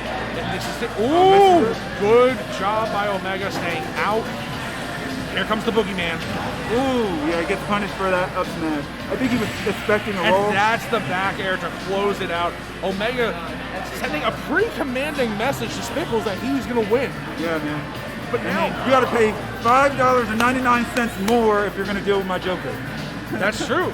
So, Z, that was a very commanding victory from Omega. How does Spickles recover from this? I mean, Spickles is going to have to... Let's see. So in the last match, right, we saw Spickles, he was early game, he was trying to go for grabs. I'm trying to break this down, right? Early games, he was trying to go for grabs. They weren't working. He got a few good combos in. But mainly, he was really just losing to the fact that Joker had those disjoints. He would throw out attacks and they would just get, just outrightly beat. Maybe if he pulls back a little bit more, throws more fireballs. Now, although that's risky. Now, I wanted to make that point. Spickles didn't really rely on the fireball usage. Yeah. He liked the Zare plunger, but not a lot of fireball usage. Now, we know fireball's going to bring out the boogeyman. Yeah. Do we really want to rely on fireballs as our neutral That might not option? be the best option. I mean, look, let's have some faith in Spickles. Let's maybe he needs to change his color. Take a breather. See, I don't remember what color he used, but honestly, what I'm thinking right now, I want to make this stage small. I don't want Joker to sit House, and Smashville is a perfect choice for Spickles. Yeah, this is actually a really great choice. So now we're looking at this. Omega hasn't changed his strategy at all. It is let's force Spickles off the stage so I can edge guard you. But there's a fireball already, just like we were talking about. Spickles is doing things that are right. Like, you got that parry, but he's not able to take it that far sometimes just because he's losing out in range and speed. Unfortunately, see, the boogeyman's out and he wants his packs. Omega looking for this quick back air. That's the end of Spickles. See, there has to be something that Spickles can do about this boogeyman because he is giving him a nightmare. Yeah, Spickles has to land something strong, man. He needs to end this, and he needs to make the boogeyman go away. And look at this. This might be another stock. Omega takes it again. The boogeyman has taken 2 stocks just like that. The creeper in the night takes it away. This looks like it's really difficult. It's not that Spickles doing that much that's bad, but right now it's really that drop was really good. So he has answers. So Spickles throwing out the aggressive taunt too. This is where it becomes a little bit scary. Omega isn't playing games. He's here on a mission. He wants to win. He wants to prove his dominance right now. And the Cyclone, just like we said, gotta respect that. Yeah, I mean, Omega's like really going in, man. He has like a real commanding lead to this. He has all the momentum. He has all the control. He has faster moves. Oh, we might see some funny Luigi combo. He's those combos properly too. Right, and one thing, see, I really wonder, how is Spickles even going to mount a comeback here? We're just a hair's breadth away from the boogeyman coming out. Oh, no. There he is. Oh, no. Well, I mean, like, if he can get Joker off stage, I mean, the Arsene recovery is really exploitable. But here comes an air, and that's the back air time. Nope. Ooh. Omega gives him a chance to recover. Oh, no. Oh, boy, this is getting really intense, Z. That grab was so good. Oh, that air dodge was great too. See, see, if you are Spickles, you have to be sweating right now. But unfortunately, the boogeyman. He was fighting with his heart and soul. I respect it, man. It's just Omega had such a great control over that ledge. He was pressuring him so hard. He knew exactly where to put his hitboxes to counter everything Luigi was coming with, and Luigi couldn't not really. Just that. Let's also take into account that Omega did such a good job snowballing his advantage out of control. If you were in Spickle's shoes, you felt like you're being suffocated. Yeah, and I mean he was. You saw that last sequence at the end there. He could not get off the ledge. He couldn't get off. Absolutely, there was nothing he could do. And you know what the common theme was throughout that game, Z? The boogeyman came out and stocks evaporated. Yeah. You really gotta get rid of Joker before that, or find a way to get around it. But one thing I do like about when I'm watching Omega play is when he's Arsene, he gets so aggressive, and it really feels like there's no escaping from this souped-up psycho character. You know what I mean? Like you're gonna get hit by something eventually. Yeah, and one thing that you can notice, what I do wish Spickles did was almost utilize his natural ability to time out. Just play safe. Throw the fireballs, poke out the bad man. Look, I get it. I play Young Link. I made Young Link. But if you're just throwing out projectiles and making Joker burn that meter, you're getting closer to your win condition. Yeah, definitely. I think Omega just had such a good control over the pace of that match, and he was so aggressive, and his pressure was so good that like Spickles just felt like he really couldn't get the moves out that he needed to do. Absolutely. But now, great showing. We have another Joker coming up to the stage, and Dayan. Yeah, you know how hype I get for these matches, dude. These fatality matches are crazy. But just about to say, can it go up against the raging inferno that is Fatality? Fresh off a 5th place finish at Infinity Con. With Falcon? With Solo Falcon.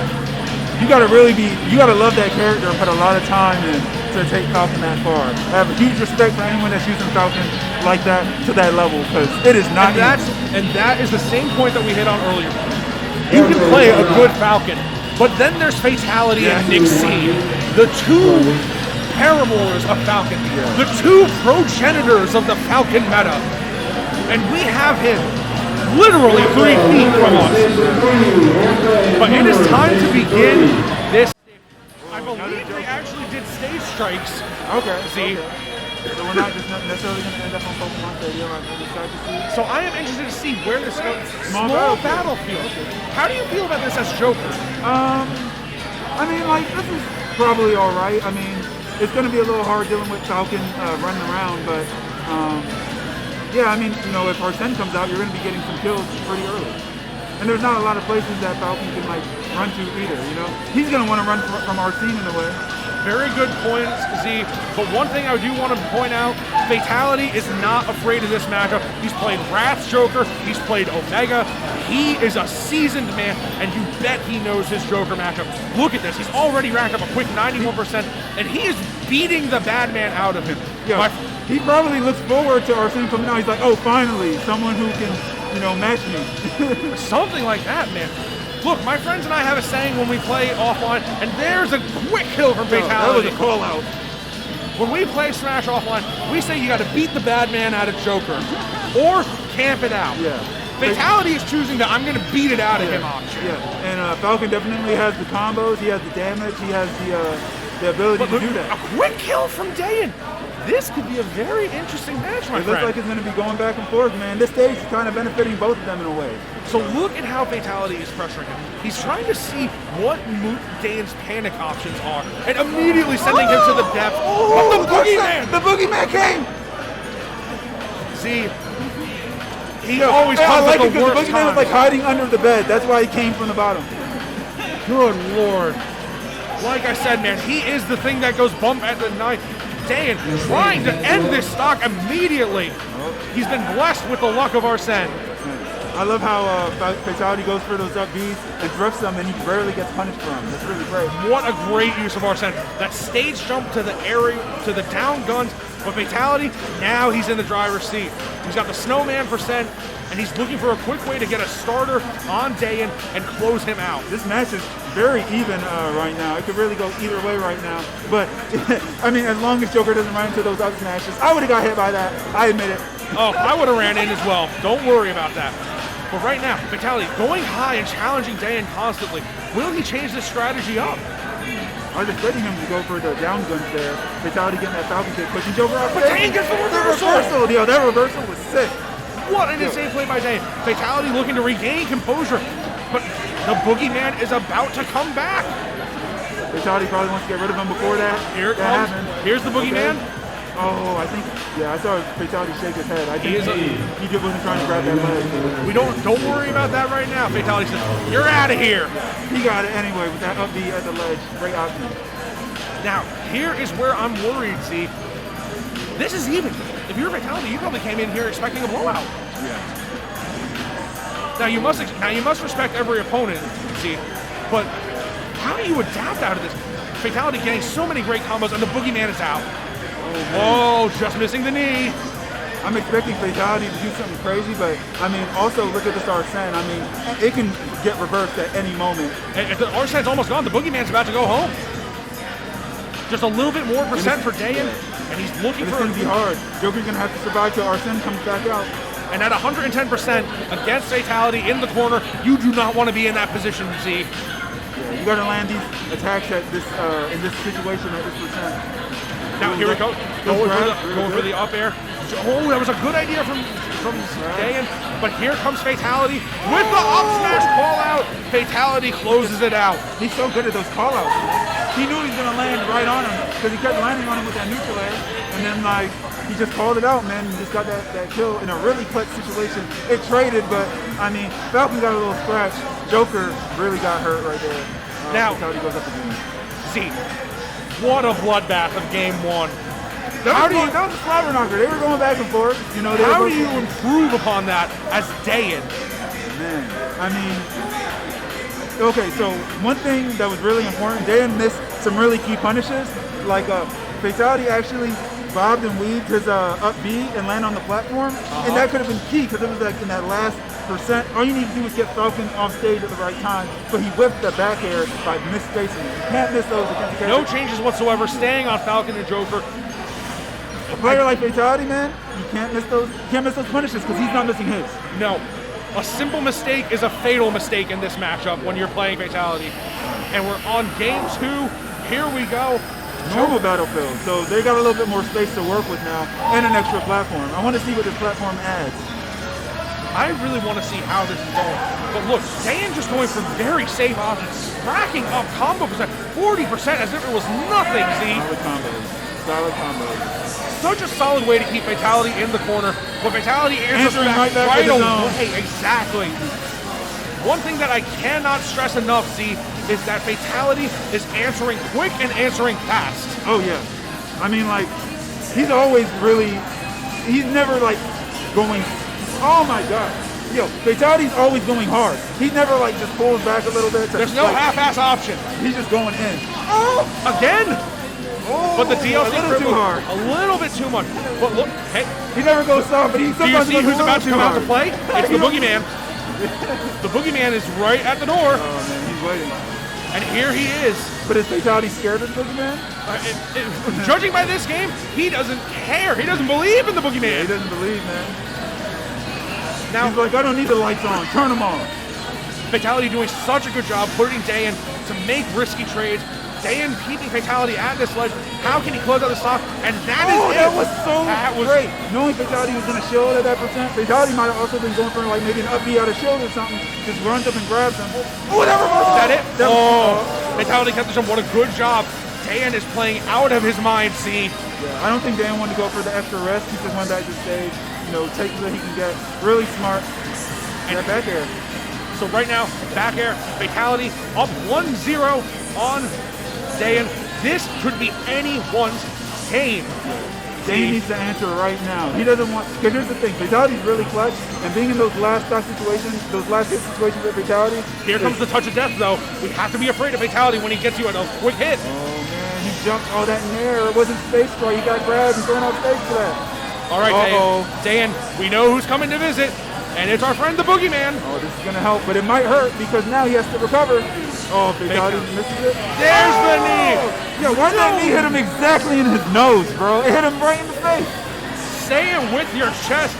Fatality 2-0 over Dayan. Man, like, both players played phenomenal. We saw some great combos back and forth. It's just that Fatality's combos are more explosive at the end. They usually end in like knees or some sort of kill setup. Joker had it when Arsene come out. Hang your hat on that performance if you're Dayan. What an amazing set from him. Great play. Absolutely. Guys, we have final boss coming in. Greg, what would you like to tell the team? I'm just talking about the top 25 updated list. So this is how it's looking right now. This is as of this morning, but obviously after tonight it's going to change up a little bit. We got the invitational playoff bracket, the 404 Smash Bowl. That's going to be on July 3rd, Saturday, July 3rd. Now, Greg, correct me if I'm wrong, you have a custom trophy maybe 10 feet from us right there on the mantle for the winner. I do. It's up there. I'm too lazy to climb up on a chair and grab it right now, but I picked up the medals today. So I'm going to show everybody. You know, they came out pretty nice, man. We got 1st through 8th place.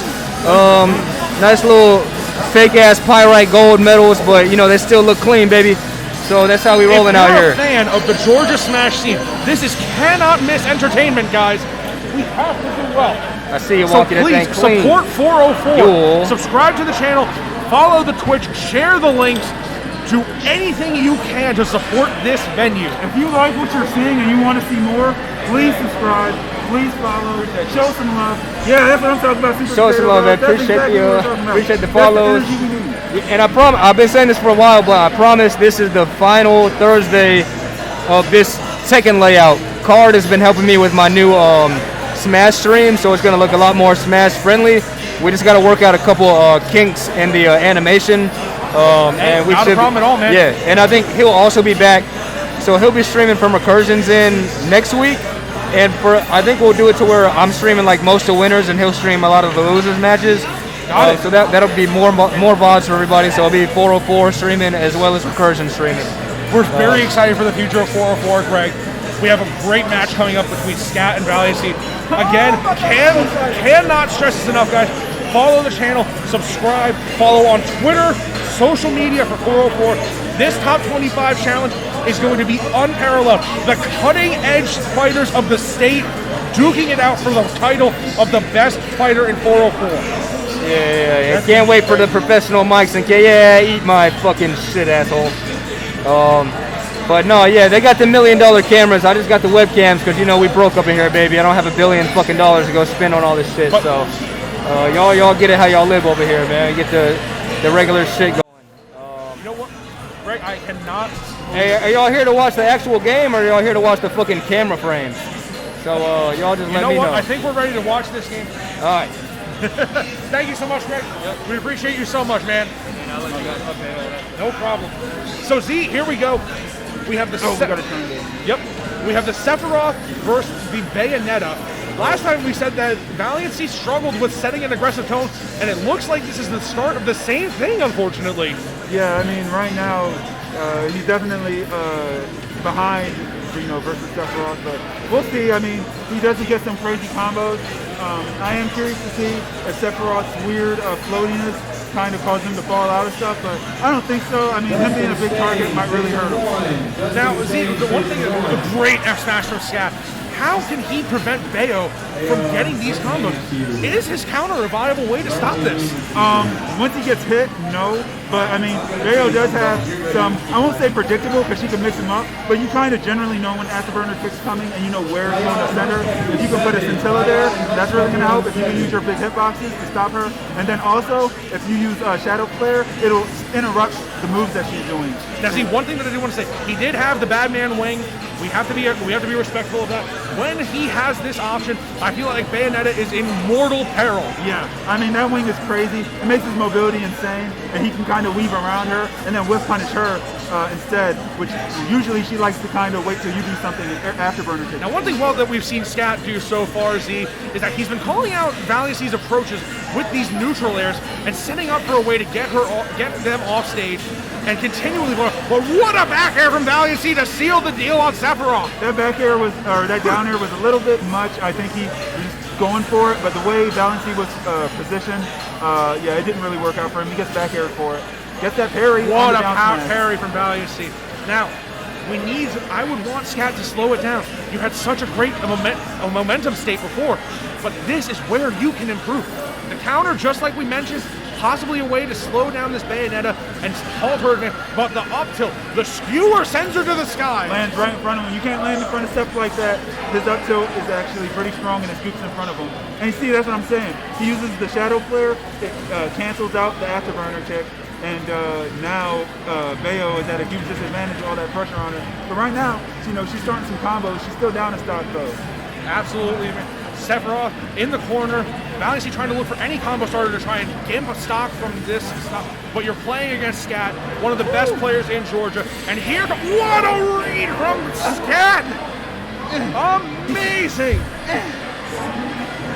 Now, yeah, that S smash was kind of crispy. Yeah, that S smash is so satisfying to watch. As a Sephiroth player, you have to get a little hype for something like that. Of course, every time I see that S smash, it's so strong, dude. If you're in the center of that sword, you're dying. That is a mind reader moment. Imagine having the ability to get that call out right away. That's a huge call out, and that's going to set the tone for this next match going forward. Absolutely. But one thing I will say is, every time I see Valiancy lose game 1, he usually comes hard as hell game 2. So again, you're playing against a totally different animal in Scat, but Valiancy coming in strong again, just like you said, trying to control this neutral and start a combo. Here we go, a quick 20-30% on Scat. Sephiroth's shield gets he gets past the shield with the witch foot. And like you said earlier, if you can get past that shield, Sephiroth starts to crumble. Yeah. I mean, Sephiroth. The problem with Sephiroth is, or one of his issues, I mean, he's a great character, but he does have some flaws.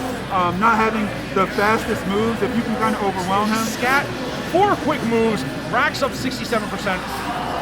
Good lord, this is such a crazy amount of damage that Scat can put out in so little time. Ooh, but he dies, and he loses that wing. That wing was really strong, as you saw. He was using the. And that's a pivotal thing for Valiancy. Yeah. Losing that wing means you lose a lot of kill threat. Yeah. Not all of it, but a good amount. And now sets back at 0, and you might be able to get a crazy combo started if you don't afterburner kick into his grab. Absolutely. Now we got Greg. So right now we got Valiancy just racking up the damage. Scat has got to find an option to kill Valiancy right now, man. And one thing I like that Scat did as well was Scat was using a retreating up air to kind of stuff Bayo when she tried to approach him aerially. I really like that. That move is actually really strong and can actually combo with it. Now see, if you've seen, Scat has been using these Shadow Flare to try and gain a little bit of stage control on Valiancy so he can push advantage harder. Now, here comes the bad man wing. You know, Sephiroth, unlike Arsene, Sephiroth has a final boss mode, and this is it. Yeah, I mean, like, and it's not going away anytime soon. Sephiroth getting Bayo off stage with that reverse up B. Again, Scat going for that downward aerial where you were saying earlier that it seems like a greedy option against Bayonetta. Yeah, I mean, because the angle she generally approaches the ledge from, it's going to be hard to land that with her. Oh no, he's too low. Yeah. Oh, too low. I've done that so many times. An unfortunate death from Scat, but it trades with Valiancy. So now, it could be match point for Scat, or it could be the start of a turnaround for Valiancy. That still kind of worked out for Scat, because I mean, he just needs to take the stock in order to win. And Scat is racking up damage so quickly. He's doing so well with these callouts on the neutral air and getting back to stage and dominating it and controlling that area. It's going to be a big punch. And here we go. But Valiancy, just as efficient in those combos. Scat looking for a quick way to start something. This is the Shadow Flare. The wing is out. The stolen foe went above the Shadow Flare. Okay, oh. Serious. Here comes the back row. Out. How's he getting back? I'm surprised that Scat's not using Flare more, but I forgot. So if Bayo actually, which times the Flare, it actually does reverse.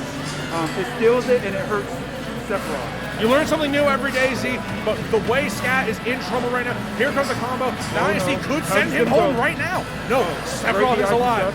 Still has the wing. There it is, back here. All the way across. He survived. Whoa. I'm not sure if that was a sweet spot. That might have been the hill kick. Good. Oh, that's it. That's game over. Good game to Scat. Yeah, that was really good. Good game to Scat. what an unbelievable show of force for Scat. Really giving you the taste that Sephiroth is not to be trifled with at all. Yeah. I mean, Bayo, any character dealing with that range is really hard. For Bayo, it's also hard because she doesn't have like crazy range like him. She does have the witch time if she can get him to hit her. Now, we have Zahir again. We've seen him twice so far throughout our commentary. And he's been popping off all day. But now he faces a new threat. Fallen, an up-and-comer from Georgia, a very talented Mega Man and Steve player. Okay, this is gonna get weird. So, with that in mind, Z, how do you expect Zahir to adapt his style? This is something else. Well, first thing I need to know is if Zahir has any Steve practice. That character is really new, and if you don't know what you're doing versus Steve, you can just get steamrolled sometimes because Steve has so many mix-ups and so many gimmicks. Number one.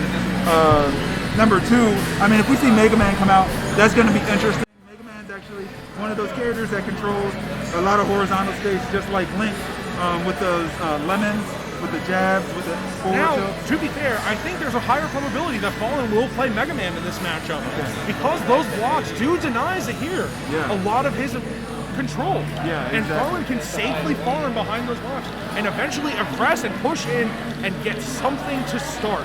Yeah, definitely. Like Mega Man has some fast moves too. That forward air is pretty fast. The back air is really strong. There's gonna be really reliable ways to kill. Are you guys satisfied with the player cams now? I fixed it a little bit. Your wish is my fucking command over here. Goddamn, Yo, Greg doing the most, man. Crying about just half a little fucking centimeter ass. Can't even see that. Who cares? Just watch the damn game. Yo, we appreciate it. Thanks so much, Greg. for the Thank you support, so much y'all. for everything you do. Yo, Greg going Now, in, man. We have the link. So here we go. What is Fallen going to pick? Oh, the Steve. Fallen Or picks the- Steve. the You're a Alex. cheeser. But that is not. You're all set. You're a cheeser, though. Okay. So Fallen going with the Steve, as mentioned, he's basically telling Zahir, I don't want to play. I don't want to do anything. We're playing at my pace. We're playing my game. I know you got projectiles, but you don't got blocks. Yeah, you ain't got blocks. Yeah, it's house rules right now. And just like we said, Fallen building that wall of resources and starting his combo. And if Zahir doesn't get out of that, that's gonna be bad news bears, man. Yeah, that forward tilt, that up tilt can be really dangerous. Oh, gets the grab. That minecart scares the holy hell out of me. Yeah, minecart, crazy move. I mean, but look at Fallen. He doesn't care. He just goes back to his blocks and he is farming. Now he's got iron. Diggy, diggy, diggy, diggy, dig. And Zahir has to approach, see? And I mean, like, oh yeah, the blocks are obviously stopping all of Link's projectiles. Look at that, racking up a 70% as well. It's unbelievable, Z. I can't understand how Fallen is generating so much pressure. And Zahir, formerly known for being so aggressive in those moments, can't get anything started. Yeah, I mean, like, Steve's kind of like that, though. I mean, Steve, it's kind of hard to outdo Steve when it comes. Oh my God! Oh man! That jump from the ledge, you got to be careful jumping up from the ledge, man. Those characters have that super fast forward air that does spike. And there's ways for Steve to contest you when he recovers the stage with the minecart, with various other ways. He can block stall. There's so many things that Steve can do to mess with you. I really like that. Fallen was up tilting Link's shield and then just retreated away once he didn't get it started. A lot of people would try to overcommit and try too hard to get that combo. But just as we said earlier, man, Fallen got a quick 53%. Didn't take him much. Just a quick string of up airs. And he hasn't lost his stock yet, man. It's these blocks, man. These blocks are throwing off Zahir's game plan so bad. Yeah, and that's what we predicted. We knew that these, but Zahir closes it out with a bomb. Yeah. So now, you know Fallen doesn't have a diamond. He has gold on deck, and he's running short on iron. How do you try and abuse this, Z? I mean, right now, in these situations, I try to go in a little bit more. You don't want to give him a chance to get all the, what the blocks that he needs, the dirt, for those TNT. Oh, that was close. And I definitely agree with you there, because you don't want to give Fallen any excuse to start farming more resources. And you don't want him to get diamond. I mean, right now it doesn't look like he has diamond or gold, but as soon as he gets he just forged his gold, but I think that's enough to be afraid. Yeah. I mean, that gold is really fast. It has better frame data than the other weapons. So. Wait, no, he doesn't have gold, I think. Not yet. He's still looking for it, like it looks like. Oh, man, what a kill. Up tilt to back air, I can't tell. That was interesting. So right now, I feel like the choice to go Steve has greatly impacted Zahir's plan to try and stall out Fallen. Because Fallen has no incentive to engage with Zahir. Look at him. He's controlled the stage the whole time. And when Fallen does get a combo, it generally leads to high percents. Look, and he's just able to put those blocks up. Now he's got the diamond and the gold in his inventory. Now he just needs to craft it. Now, but that's the thing. Zahir knows that, and look at where he was positioning himself. He's positioning himself between the box. Now I know that Steve can call the box, but I don't know if it's a commitment or how much it takes. Oh no! Oh, get that jab! Oh, very, very intense. Oh, great grab! That grab was very good grab by Zahir. But now the box is gone. Fallen's definitely going to call that now. Here we go. The box. Forced to call it off stage. Very good use of the upbeat to reclaim the stage by Fallen. Zahir's actually bringing this back. If he can maintain this pace, then he might be able to even this up. And there it is. Now the match is super even. But I also believe Fallen has gone away from his game. But now Fallen has a diamond, Z. No. Diamond, man. That's just block Arsene. Yeah, it's very scary because now Fallen is in the... Oh, boy. Combos are coming out. Whips the forward smash. He is one good hit away from blowing Zahir up. He needs to figure out how to get back on stage. And you know Being what on the we haven't seen? Fallen hasn't used his anvil very much this game. That's true. He does have that in the pocket. It looks like he elects to use his steels or his iron more on the minecarts. Possibly it's matchup specific, I would believe, because of the way Zahir is playing. But Zahir, he's found his footing now, but I think that's largely due to Fallen not building a fortress anymore. Now, I think Fallen's becoming a little bloodthirsty, Z. Yeah. He wants to finish this, but he might need to build up some forts, get some more resources. Back to the tried and true like we talked about. Crafted another diamond, but see, that was very aggressive. Yeah, that was not the right time to do that up smash. Up smash from Alex is very, very laggy. High risk, high reward. Just a reminder, Z, we have 2 minutes on the clock left. Oh my God. So this has the threat to go to time. And with these kind of characters, it definitely could. Very tense life situation. If they're willing to play like that. There's an anvil. There's that anvil we talked about. See, the anvil is also an obstacle as well. Yeah, it is an option that Zahir has to deal with because it is a physical object. Oh, that parry into the jab. Oh my God, this is so intense. Fallen. Crafts another diamond. Will this man run out? He managed to close this gap. He just needs to land the right hit. Zahir could land a forward air. Fallen could land another air. This is anyone's game at the moment, Z. This could go either way. That grab? Not yet. That's not going to kill. Link's a little bit heavy, but it was close. Another one of those that might do the job. So now he can't get grabbed. Luckily, Steve's grab is really slow. I think that's a very aggressive TNT. I would not have used that if I was him. Oh my God. No, he was so close to it. Oh my God. I don't know. I'm so afraid. I don't know when the hit's going to come. But see, we've seen less than a minute left. There's only 45 seconds left on the clock.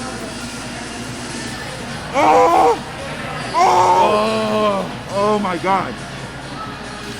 That is... That went out like 30 seconds. See, not only did the game go to time, but we had such a nail-biter. Zahir showing such confidence. Yo, he almost came back though. He almost came back. That was a large deficit, and he was pulling it back. Like absolutely. The only thing that really got him at the end, he got caught shielding that minecart. You can't do that. Unbelievable. And so in that vein, Z, how do you come back from that as Zahir? Man, you just got to remember, man, that like. The last match doesn't matter. It's over. You can't think about it. You have to go into this one acting like this is the first match. You know what I mean? Like, because if you get too caught up on what could have been, it's going to take your focus off the present, the match at hand. Absolutely. So, Fallen, going back to the tried and true, but Zahir is much more aggressive at knocking down this wall. Oh, gets the combo. Starts it off with the grab. So right now, we have Fallen. Oh, is that a gift? Interesting setups. I did like that block setup. that was almost really nasty. But Zahir with some great recovery mix-ups manages to make it back. Fallen is so good with these combos. Just misses that F smash. And see, I think Fallen's playing with a new passion right now. Yeah. I mean, look, he's up a game, man. He's trying to win. That up smash is gonna do it, but it's not gonna kill yet. See, look at this. Fallen just continually mining. He has that gold. He's looking for a way to finish Zahir off right now, but Zahir is having none of it. These recovery mixes from both players, bro. I don't know how do you make it that. When you make it this far in bracket, like we said, no mistakes. Yeah, Any exactly. mistake is a mortal error. Oh, is Link gonna get that? Good lord. Great Zahir's bomb bomb recovery. recovery. Yo. These guys are masters of their character. They really have these characters understood well. It is unbelievable. It's really fun to watch. How Zahir has lived to 170+% against Steve is a miracle to me, Z. And he came out that was a joke. He came out that minecart with the air dodge and dodged the bomb. That was really good awareness. A lot of players would have got hit by that, but he was aware that that bomb was going to come out. Yeah, but right now, Fallen, just want to say, any hit will kill. But what a great job by Zahir. So now Fallen has that diamond, see, this is where we got to be scared. Oh, he's trying to keep that 0%, man. He wants his sword beam. Look, man, you got to use whatever advantage you have. Yeah. Zahir doing such a good job comboing right now. Holy smokes. Slow down, Zahir. Zahir, we're here for the timeout, not for a party. He's answering back. He's like, okay, that last match, nah, man. Like, he's coming with it this match. With 0% on the second stock has Steve at 104, dude. Like, now, see, if he can close this out, this is going to send a very, very, very aggressive message to Fallen. Oh yeah. And Fallen's gonna. Oh yeah, and that's it. He didn't take a single hit that stock.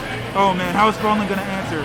It looks like he's going to respond with Steve combos all the way up to 55%. Oh, and man, here he goes, that starting trap. that ledge trap, that little bit of flint, trying to knock it out. The anvil that we talked about last game coming out. Play. Good lord, that back air, taking out something. It's kind of crazy. He did that. Oh! We asked how Fallen was going to answer. Fallen answers in time. Back, dude, we're only 8%. Yo, we're on stock 3. So right now, gut reaction, see, who do you have taking this game right now? Man, I believe in Zahir, man. That's just me.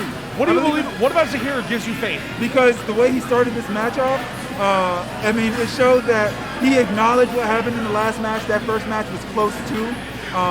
But right now, like based on, oh, well, actually, you know what? Oh, the air dodge. Good air dodge by Zahir. Fallen's got a diamond. He does have that diamond. You would say diamonds are a girl's best friend, but right now they are Fallen's best friend. Here he goes, Fallen with the forward air. Here comes the diamond. This is the KO punch. Oh no. How's Fallen getting back? Can Fallen recover from this week? Zahir going for the nair. Wait, there has to be some way to finish this. With the minecart. You gotta respect it. We got 3 minutes on the clock, and it looks like the last 40 seconds of the game. Z. Oh, he tried to anvil and he didn't have one. That is good forward crucial. throw. Bomb. Oh, Zahir going for such great options. Anti-air nair. Dead.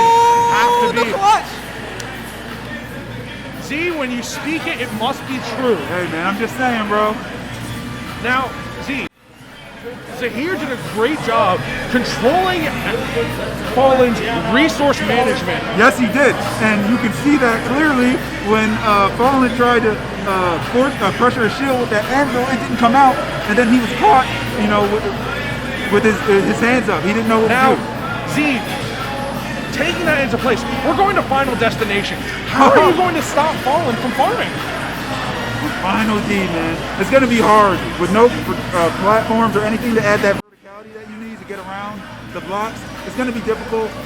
Link can probably do some creative things with his bomb, but I mean, it's going to be an uphill battle in that regard. I mean, those platforms definitely really benefit characters with swords who can pressure you. Absolutely, Z. But here we are, Final Destination, Game 3 between Fallen and Zahir. A fitting final resting place for this set.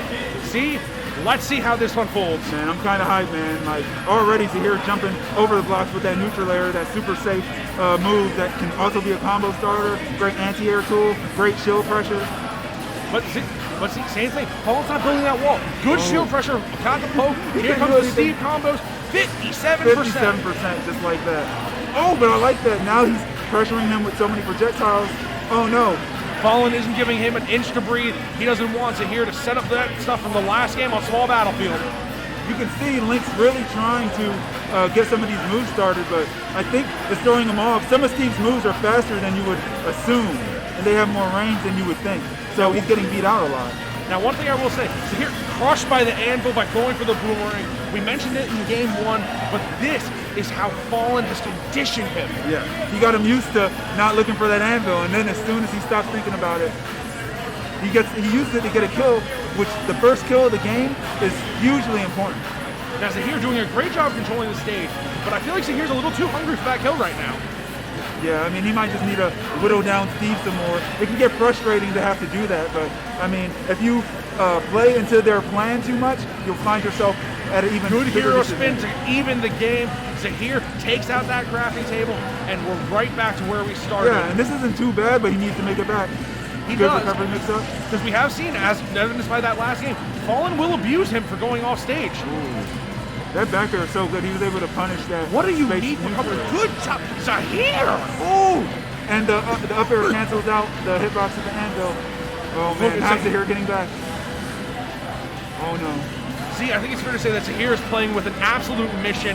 He knows he can do this. There is blood in the water, and he's looking to take Fallen out right now. That forward air stopping that aerial approach from Steve, and now he's in the corner trying to get back. They're fighting for stage control right now. Absolutely, Z. I don't understand. What I'm trying to wrap my head around is how is Zahir dunked by Fallen? Okay. Now Steve's like, I'm gonna build this lead. Yeah, he's building a lead, but not just that, taking advantage of every little interaction. Like we said earlier, the smallest mistake leads to a catastrophic failure. And good lord, Zahir looking to close out this stock with the bombs. Yeah. Now see, that's what I'm talking about. Using that bomb to kind of get a, wait, there's gonna be a big punish. Here it comes. Oh, he DIs, I think, out, so he doesn't get good. combos. That was really smart. Absolutely. Zahir looking to try and close out this fallen stock. 51%. Oh, he whiffed. Oh, that's where it's dangerous. We whiffed that hero spin. Oh no, it's gonna be hard. Fallen going for an aggressive kill option. How will Zahir answer? Boomerang into fair. And both of them are off stage. Oh my God. Zahir. Yo, this is crazy. Zahir, now he's shown that he can handle these situations. Absolutely. He has shown. Oh, that was so fair. See, Zahir has been in this situation last game. I believe. Can Zahir pull this back again? Dude, I believe. I'm convinced. Zahir has impressed me every single time. Fallen farm for free though. Ooh, he caught that jump. How's he getting back? This down tilt's going to be hard to get past. No chance to make it back, unfortunately. Respectful match. Well played, Fallen. Well played, Zahir. But Fallen will take it 2-1. Yeah, man. Zahir was fighting with his soul on that one. I really felt it. I did believe in the comeback. But Steve is a weird character, man. It just takes a little bit getting used to. We had a match almost go to time as well. And part of that is because of how the characters are designed, but we can also look at it from another angle, where part of it is because he's trying to dissect how this guy plays Steve in a match. And sometimes you need a lot of time. And like you mentioned, Z, it's very hard to take that data in real time and apply it to something that you're doing. Learning a skill takes so much precision. So knowing that Zahir was attacking like that shows the level of skill in his play. Yeah, definitely. Now, we have Fatality again on screen. He was tested by Dayan earlier, but now he has who was formerly known as Dark. Dark, okay. One of, if not, the best Ike in Georgia. Ooh, okay. Now, I like it. That is a very prestigious title to hold. Dude, like, I don't care what people say.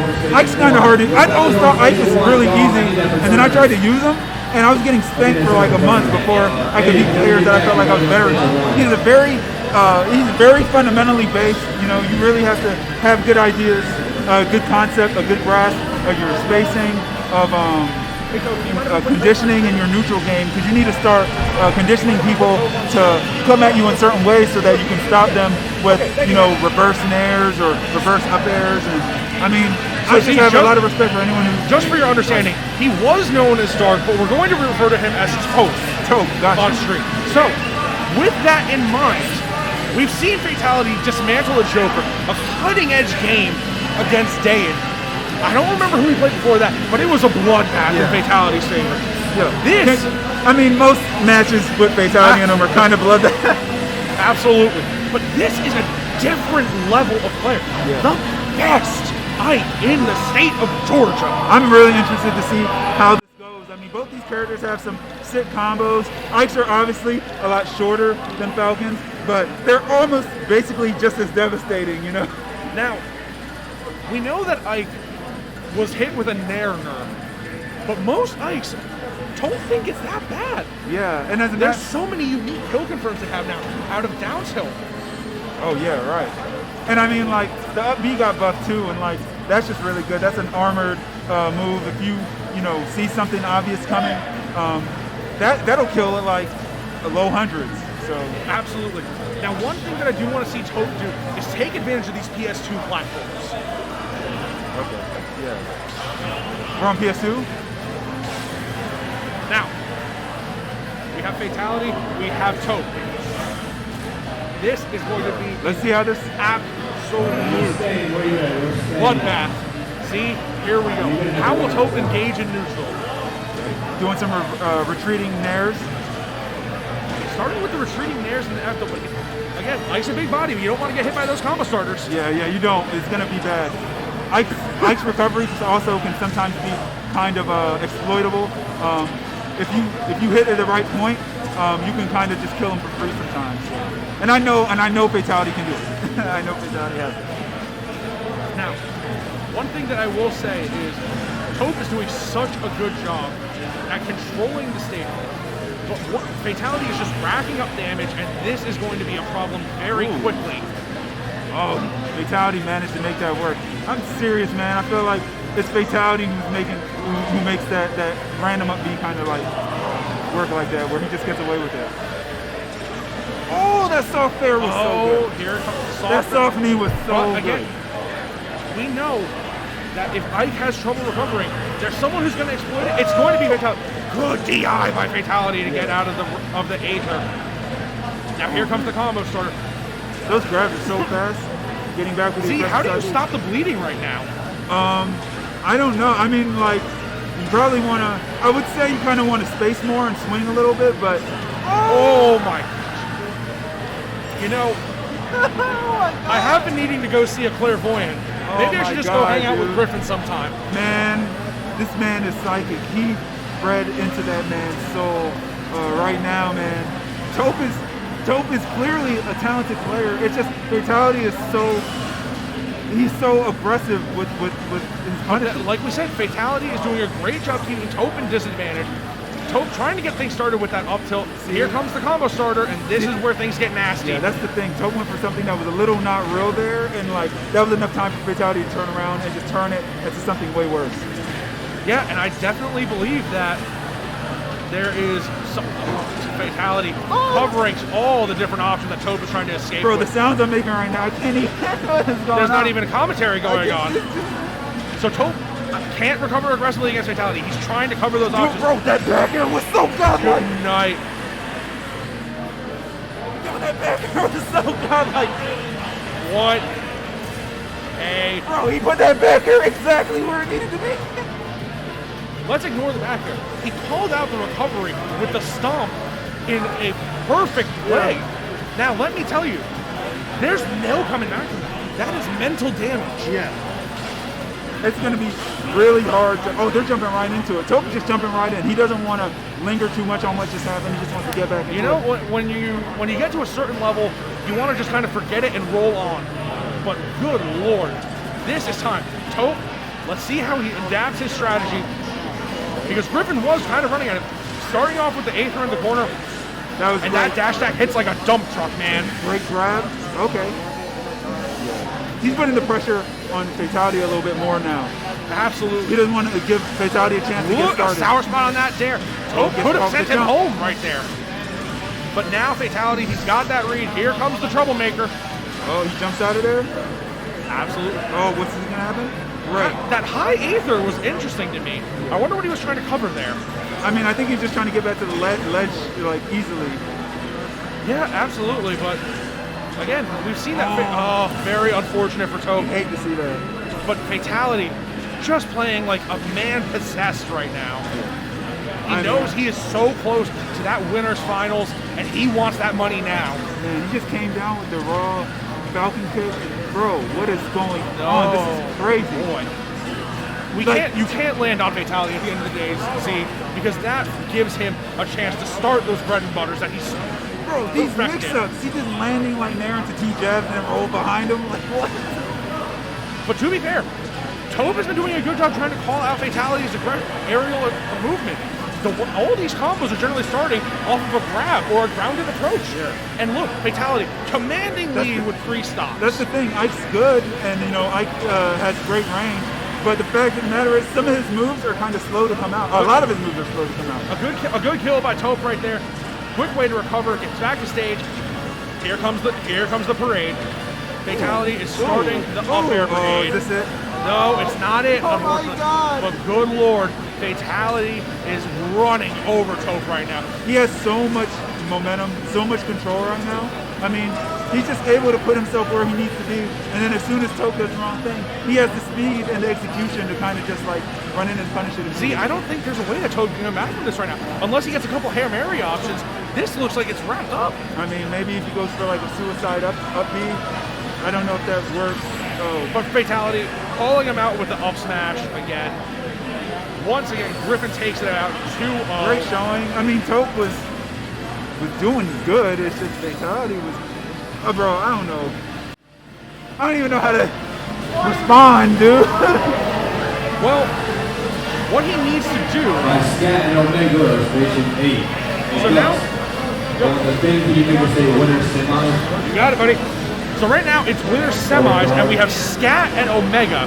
Oh, this is gonna be fun to watch, man. 2 of the coolest characters in the game going at it, man. Now, anime RPG hero versus the ultimate anime RPG villain. Now, see, how do you change the game plan as Sephiroth against Joker? You do have one winged angel, but the boogeyman still exists. Yeah, I mean, like this can be.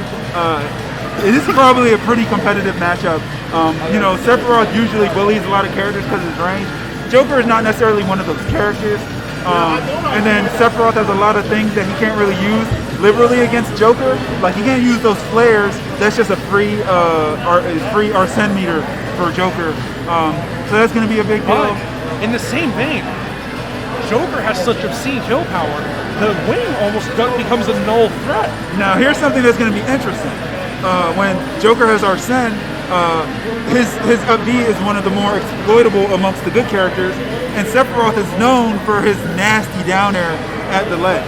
Right, so, but we did see in the Valiancy set in a way that he could poke his opponent, but it almost looks like it backfired more. Yeah, I think it'll work a little bit better against Joker because the angle he's generally going to be grabbing the ledge is going to be a little bit more straightforward like that, directly underneath. And then also,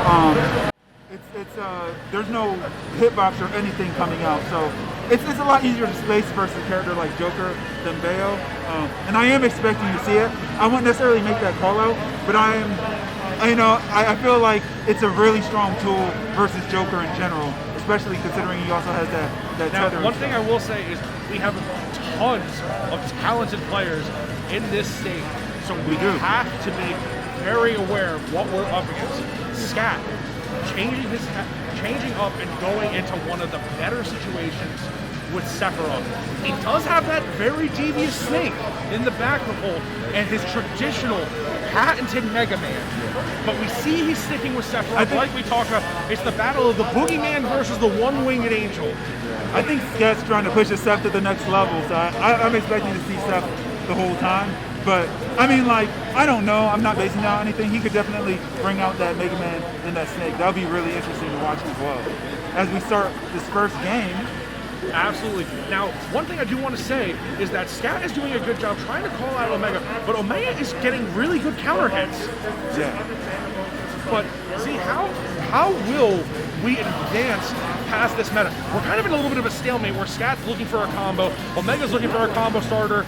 where does this war of attrition end? I mean, once one of them lands that hit, especially if Sephiroth manages to get the spacing that he wants to kind of play at the right range, because Joker can kind of like get past him using his speed and his slim figure.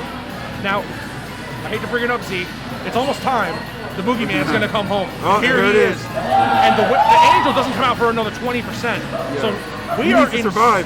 Yeah, we have to keep the Boogeyman. But the problem is that Scat is trying to beat it out. And here comes the wing. It's the battle of the Titans.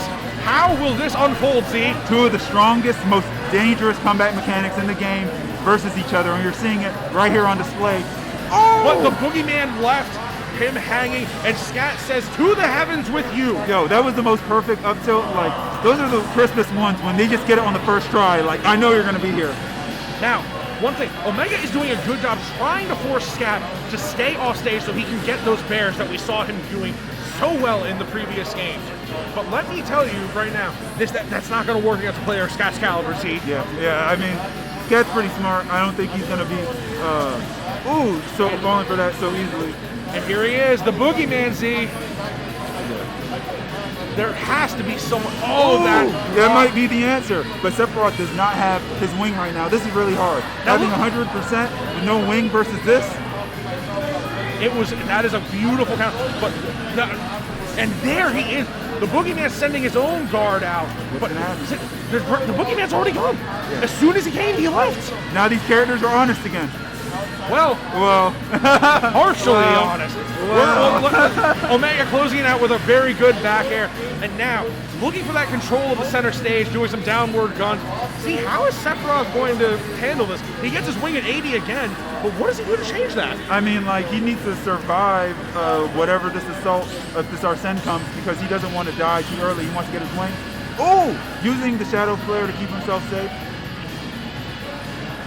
Now, Scat is doing such a great job spacing out these aerials, calling out Omega for trying to land on him with a nair. Those nairs are really good at anti-airing and stopping. Every time Omega tries to jump in on him, he jumps up a little higher and throws that nair out. You look at it, they're both just doing their finger snaps at each other. And Scat's about to end this right now. But holy smoke, he's trying to send him to the heavens right now. Scat getting back to ledge safely.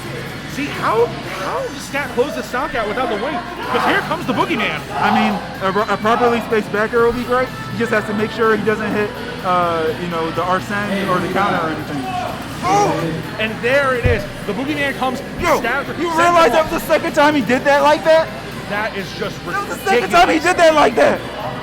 Now, that's how you know it's not an accident, bro. Pure skill. That wasn't a guess. He knew. He knew. See, I need to figure out what Scat is doing differently than every other Sephiroth out there. He seems so aggressive in these sets. Yeah, I mean, Sephiroth, so here's the thing. A lot of people have this idea that Sephiroth has to be really campy because of his range. But in reality, Sephiroth can actually play some pretty decent aggro. Like, he has safe aerials, like the neutral air, that he can mix up on shield pretty well. And then he can punish you hard. It's almost time. It is almost time, and there it is. Here's the wing, but it is almost time for the duel of the Titans between the Boogeyman versus the one-winged Angel. The full anime battle, but right now Sephiroth has the lead, but will Hero pull it out like a true anime hero and make this work? See, I'm very greedy option from Scat, immediately eliminated, and Omega still has a little bit of Arsene. This cannot be a favorable position for Scat. Yeah, it's going to be hard because now he needs to hurry up and get the swing, or he could just be dying at some ridiculous percent. And he accidentally gave him a boost on the Arsene. That is not working out. Right, but he still eats that damage, 80%, and no bad man yet. Really afraid if I'm Omega. Yeah, Omega's keeping his distance. He's just trying to slowly get this. He doesn't want to go in. He's just waiting for his moment. He knows if he picks the right moment, Sephiroth can die really early. Scat doing such a great job threatening Omega's space while Omega comes with these close aerials. The bad man is almost here, Z, but Sephiroth is threatening his life. Yeah, Omega's trying to play safe. And there he is, Z. Is he getting back? Is he getting back? Oh no! Okay, this is key. If he countered, that might have been it. This is dangerous. Now, see, we talked about it earlier. Beat the life out of the bad man, and he goes away. Omega at 150%. Scat in a bad situation, but can easily close this out with any straight hit. He catches him out of the Oh my God! What a clutch from Omega! Man, What a clutch from Omega! That was clutch. That was clutch. Yo. See how he pulled it off, man. Yo, and like a true anime hero, he pulled it out at the last second with the clutch. He pulled it off. Do you think there was any mistake in that the ledge hang with the sword piercing the stage? Yeah, a second time. That was Is a that bit too much. greedy? It was a little too greedy, in my opinion. It's a little too greedy. I mean, I know he was trying to just stall out a little bit and like reposition and reorganize his mind, but in that situation, like you just gave him. Okay, you did it the first time. That's a mix-up. The second time, he knew he was waiting. What are you going to do? You're going to. We ran it back to Pokemon Stadium too. I don't think this is a great idea. I would want to confine Omega. There's too much space for him to get the Batman. Yeah. I mean, and like he's going to be, he's going to be able to space away from your sword a little bit. So yeah, a smaller stage might have helped him more, but maybe he just wants to go back. I mean, it wasn't that bad. I mean, until a certain point at the end, right, where he made a few bad mistakes and overcommitted. So maybe he feels like, okay, I lost because I was a little boneheaded. Let me just go back and not be boneheaded this time. Now, one thing that we see Scat doing, he's being a little more passive and not trying to call out Omega, but Omega is capitalizing on that, forcing him in the corner and running him down, see? Now, how is Scat going to recover? He's been in the corner for 90% of the way. He's just trying to get back. It can be a little difficult sometimes. I mean, if Sephiroth can't just get back on by jumping up and forward airing, it can be a little difficult if the person catches on. Now see, Sephiroth still has the wing. The Batman is about halfway there. But Joker can kill him with one stray backer or an F smash at this point. You gotta recover and slow this game down with your Scat, don't you think? Yeah. I mean, like definitely, especially now that he has wing. Your moment or your movement is so insane right now. You can really just kind of wait for your moment. But now here comes the boogeyman. We have to be afraid. Scat trying to go for that pads and up tilt to try and take him out, but it is not working. Omega is playing like a man possessed. Not this time. It's not working this time. I mean, it did work in that first match, but I mean, Omega's caught on a little bit. He kept his distance. But see, look at the pressure Omega is putting on with the A-Has and the wall of back airs. It feels like Scat has no way to escape. Yeah, he's really trying to get around this. He's got his wing, but I mean, oh man, and now he's just taking even more damage. How's he gonna get off? He gets off with that forward air off the ledge. Whoa, that jab grab was an easy throw for Omega with 68% taken and the Batman on the way. See, this is looking really rough for Scat. Yeah, it's not a good start. That jab was kind of, I feel like he kind of telegraphed himself a little bit. That was like more of a desperation move. So now like Omega kind of knows like where he's at, you know what I mean, mentally. Absolutely. So now, we see Scat playing a little more patient neutral, not really running down at Omega, but Omega is not turning off the gas. He wants Scat to know he's here and he's here to pressure him into a bad spot now. I mean, Scat's really been getting pressured all match. And this is actually kind of one of the ways you deal with Seth. Because Seth's good, but if he doesn't have that range advantage on you, then like you can kind of just keep jumping in on him. He doesn't have moves that are that fast. Like the fastest thing you can do out of shield is like Nair, and that's like frame 9. Otherwise, he's just gonna jump out of shield a lot of the time. And then what a call out by Scat! But here comes the Batman, and Omega lives to tell the tale. See? Oh, how's he gonna? Yeah, Scat has to answer. There has to be something different. And Scat's making a lot of like kind of desperate moves. That up B was kind of desperate. Another back air from that Omega. Down smash is a little desperate too. It wasn't that safe. I mean, I like that he went for it, but now, the way it's working out. Now, to your point, Omega hasn't lost a life. He's held on to this lead with a vice grip, and he has been running Scat down like it's his job. He is playing a man-possessed today. We saw him play a great set earlier. Look at him, absolutely running a clinic. And Scat is desperate to kill him. Yeah, I mean, like, Scat's really just having a hard time, like, being able to hit him. Usually he's getting beat to the punch by Omega, just speed-wise. And Omega has him pressured and has so much stage control. That's the thing. What people don't understand about having control of the stage is that it's not only good for surviving, it's also less room that the other person has to set up their game. Oh, almost taking him out right there with that F tilt. But Omega covering so well with that counter. What attack by Omega! Great down tilt. Look at this. Omega looking for the way to end Scat right now. That grab barely not grabbing. Z, you really have to be afraid of your scat. He's at 200%. Joker with maximum rage. This is going to be a bad bet. Oh, Scat almost taking out Joker right there. So this is the tragic part about Sephiroth. He has that wing right now, right? But it probably won't last him for the rest of the match. It's gonna either go away. It might not go away after he kills him because he's so far behind, but it will eventually go away, and then he'll just start being normal Seth. Absolutely. Almost Joker at 212%. This has to be a record. Joker just couldn't recover in that scenario, Z. But look at this. Omega has a fresh stop, 102% on Scat. This is where you want to be. I'm just worried for Scat once his wing goes away. What's he gonna do? And how much percent roughly until that wing goes away? I don't know. I still haven't determined exactly what the circumstances for it going away. But I mean, for it to last for the next 2 shots, Omega is so ready to get this kill. He wants to say, I got to win on Scat, and it was offline. No online shenanigans here. Good look. See, this is a nail biter. Oh, if he only got that combo, that never could have been a combo, but he didn't utilize it the right way. Absolutely. Now see, 130% you see Scat kind of just sitting in this corner, not trying to advance past center stage, because that is Omega's turf. I believe in Scat. It's oh man, well, this is hard. It's the boogeyman, and we don't want to fight that. I can't believe Scat's even surviving That's this it. Game over. Well played. Omega was going upset in. Scat. Good stuff. 2 to nothing. Good stuff. That was a really great set. Really great play from What Omega. a wonderful set play by Omega. He had such great option coverage. That was a incredible. It's not easy to do that to Scat, bro. It's not easy. Yo, Scat is crazy. I can't believe what we are witnessing. Exactly, Cat Burglar. Arsene is 2 wings. That's the Sephiroth might need to become this 2-wing Danger. Well, you know what? He might need another one. He might need something to handicap him. But now, Z, we got Fallen back on stage. Oh, man. This is the 4th man to try and topple Fatality. We have the Steve and the Mega Man. Now, fun fact, Z, he actually beat him at Fatality's first local battle. So he was the Steve. I heard about it. So he was the rumored Steve. Oh, man. So this is kind of hype. This has a little lore behind it, bro. It does. This is a legacy fight. But Z, let's be completely realistic here. The next week, Fatality faced Alex or Fallen.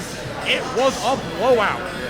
But see, that makes it even hyper because it's like it could really go. You don't know how this is gonna go. Now, Fatality did make those adjustments, but I'm gonna assume a player as talented as Fallen and this far in bracket, he probably did his homework. I'm sure like he didn't just take that loss and like take it on the chin or whatever. He probably went home and just started working.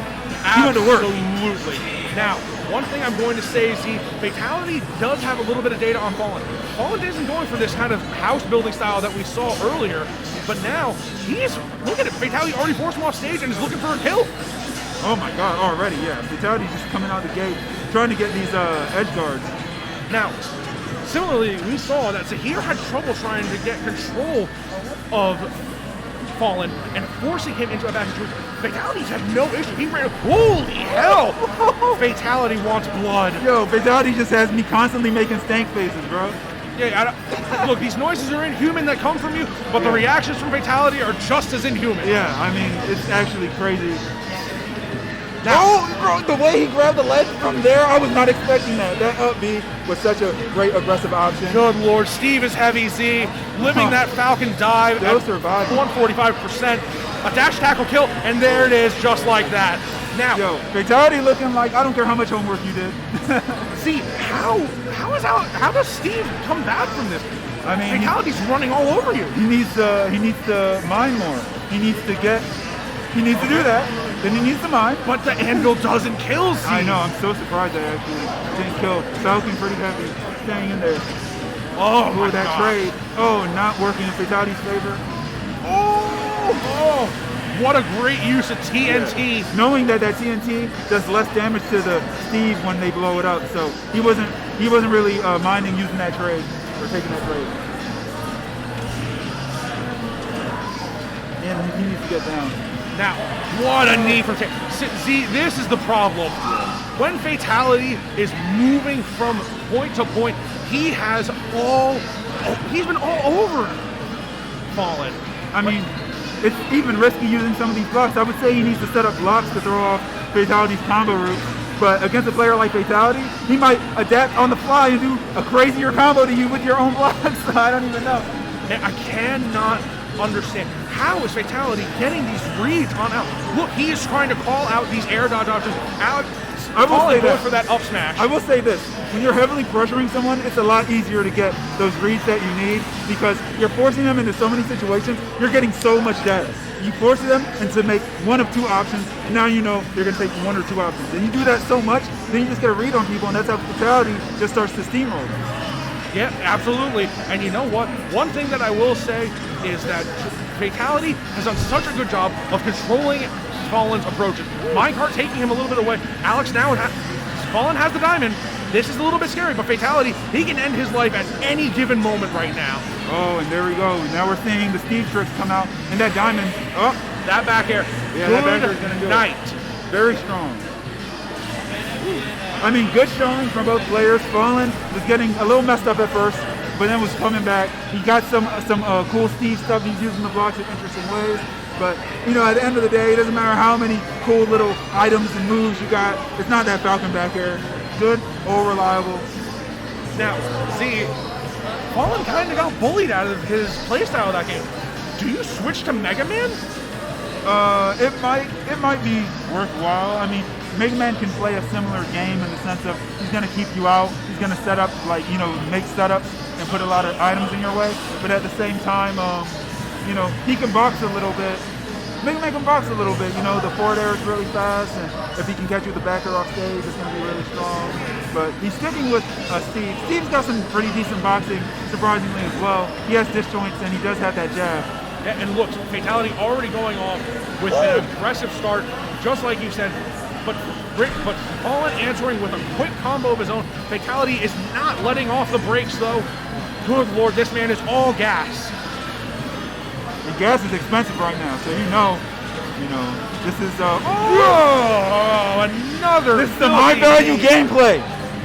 Look, if gas is expensive, Fatality is efficient. Yo. This man is taking stocks like it's his job. Another dunk. How fast was that? What is going on? It's only been 40 seconds. The quickest stocks I've ever seen. Good 40 seconds. Lord. Oh man. Oh no, he's got his mind. That's it. I am so sorry. Good night. Fatality takes it 2-0. Okay. So, you know, both players obviously played great. But I mean, Fatality was just so efficient in that second game. Like, he just ended those stocks instantly. What can you do? You know what I mean? Like, what can you do versus that? Now, you mind just doing the score while we're talking? Yeah. Cool. So, I'll just move to your side so it's easier. So, we have Omega back on the setup. Fatality just went on an absolute rampage. He cleaned out Fallen in about a minute. Yeah. 2 stocks in under 30 seconds. Yeah. I mean, now, see, I'm a lifelong New York Jets fan. I watched the butt fumble in person. I saw the game where they scored 21 points in 17 seconds. Fatality did what the New England Patriots did to the Jets.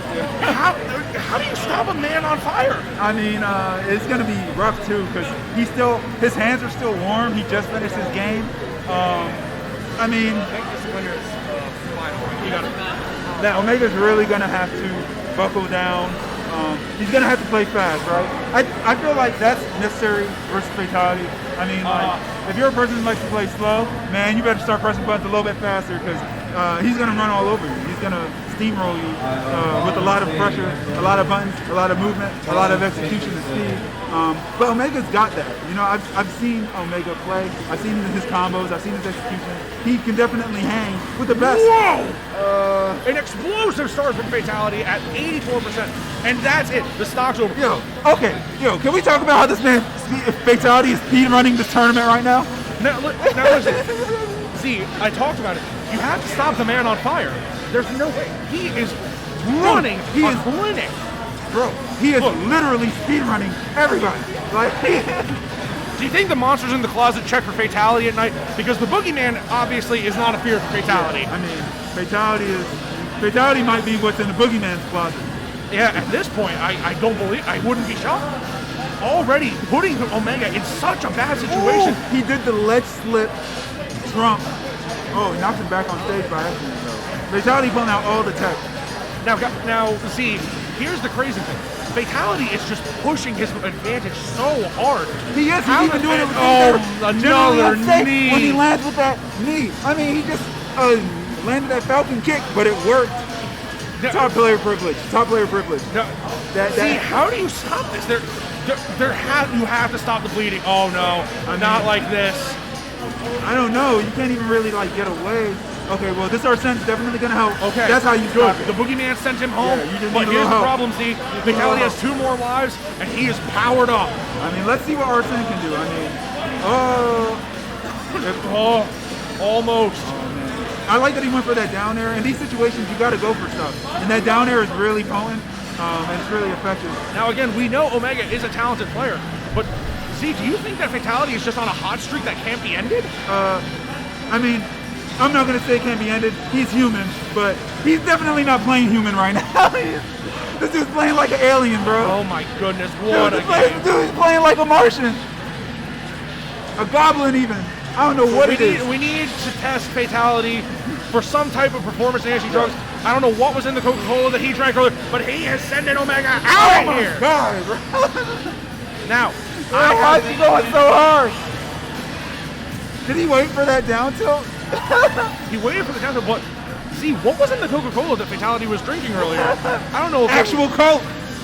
Good Lord. See, you have to stop the bleeding if you're Omega. Yo. Because this man is playing. He's going like ham, he dude. is on fire. Oh my God, bro. As we go into the second game, man, someone stop this man, Fatality Omega. Do it for us. Save us. See, save us. This is the new monster. See, is Town of City even a viable solution here? It might be. I mean, like, so Fatality's kind of crazy on this stage. Well, no, never mind. Oh, well, actually. Okay. DLC privilege. DLC privilege. DLC privilege. I mean, the platforms are going to help. Here comes Omega has the bad man. Any level of being able to put some space in between you and Fatality is really going to help. And, what a great back air by Omega. This is anyone's game, but the bad man is out. Yeah, this is working a lot better for Omega already. Although I like that he's going aggressive like that, but I mean, I don't know. Maybe he should stay on stage. Now, we've seen Fatality pull options that Falcons are rarely doing, but he's not getting punished. Do you think that Omega can adapt to that behavior? Oh, man, what a recovery by Fatality. That's kind of that wild card aspect of Fatality that I think helps him. Makes him such a powerful player, man. Like, he knows, he's so smart and fast and good, but he knows when to play a little dumb too. Now listen, just to throw you off. This is just proof that when you have momentum, ladies and gentlemen in the audience, this is the power of your mental fortitude. Yeah. Omega cleans up the stock, closer game than last time, but good Lord, what a crazy advantage by Fatality. Yeah, I mean, Omega, he can have it. He just needs to not get flustered. He needs to not let the pressure get to him and not do anything he's going to regret. I know it's easier said than done, but that's why I'm happy I'm on commentary and not playing. Absolutely. But now, the bad man is out. Here it comes. Oh, what a good idea to read with the up smash. Omega is really playing with fire right now. This is where I'm really nervous. He's so pressured on the ledge right now.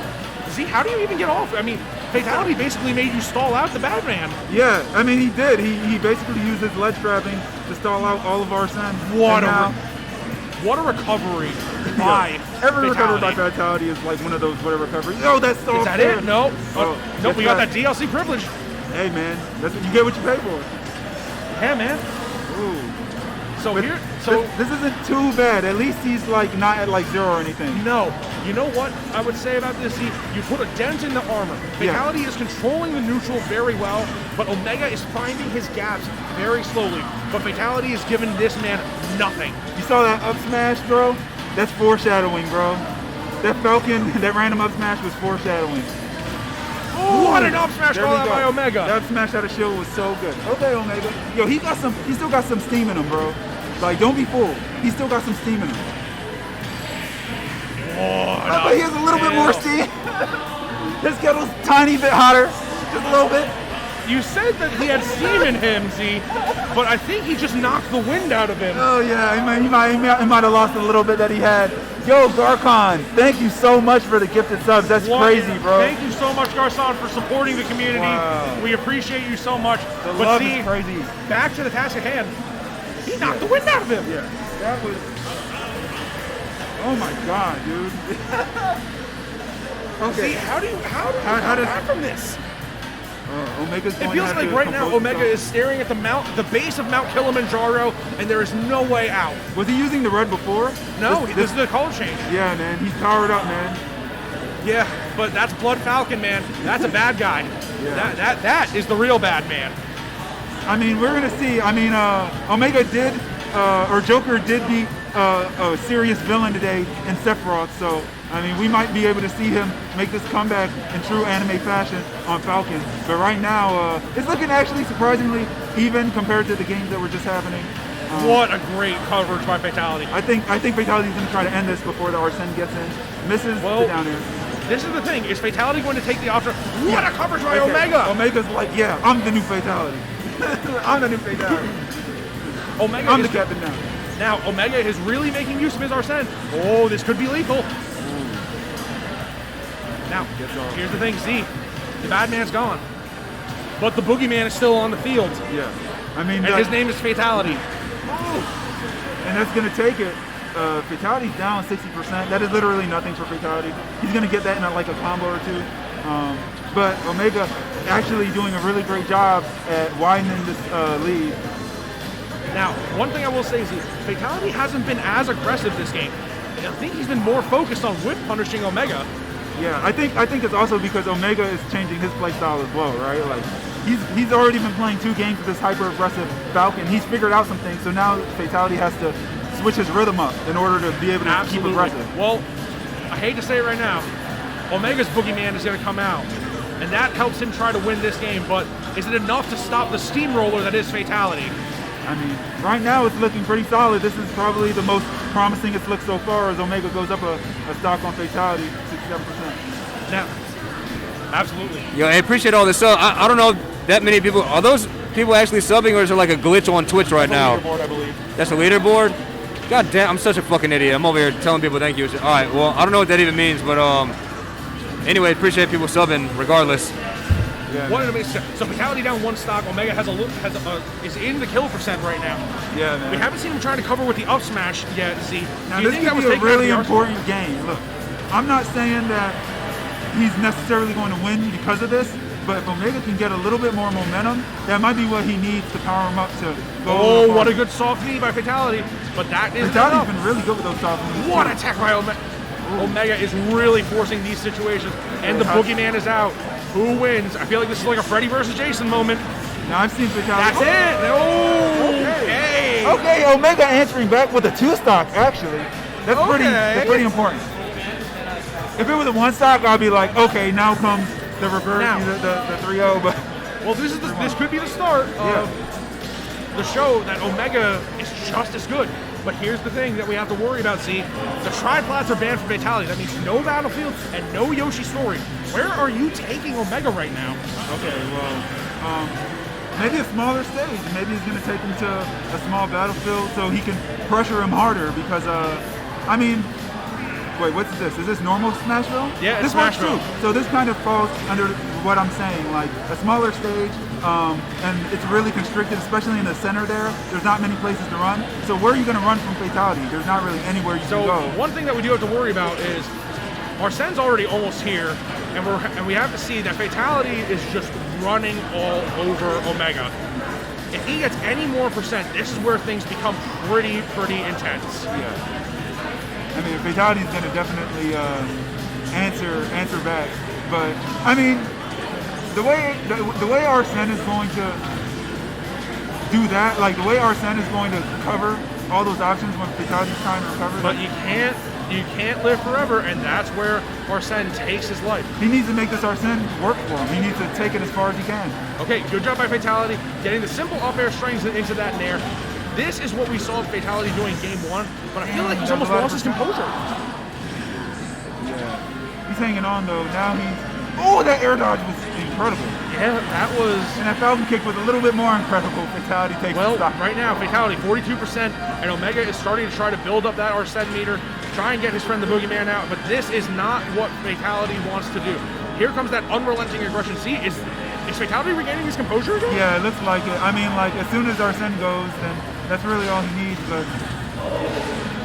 I will say that we need to figure out how to push this advantage if you are Fatality, because Omega is really figured out something that Fatality was doing before, and now he's punishing habits that we didn't see punished for 2 straight games.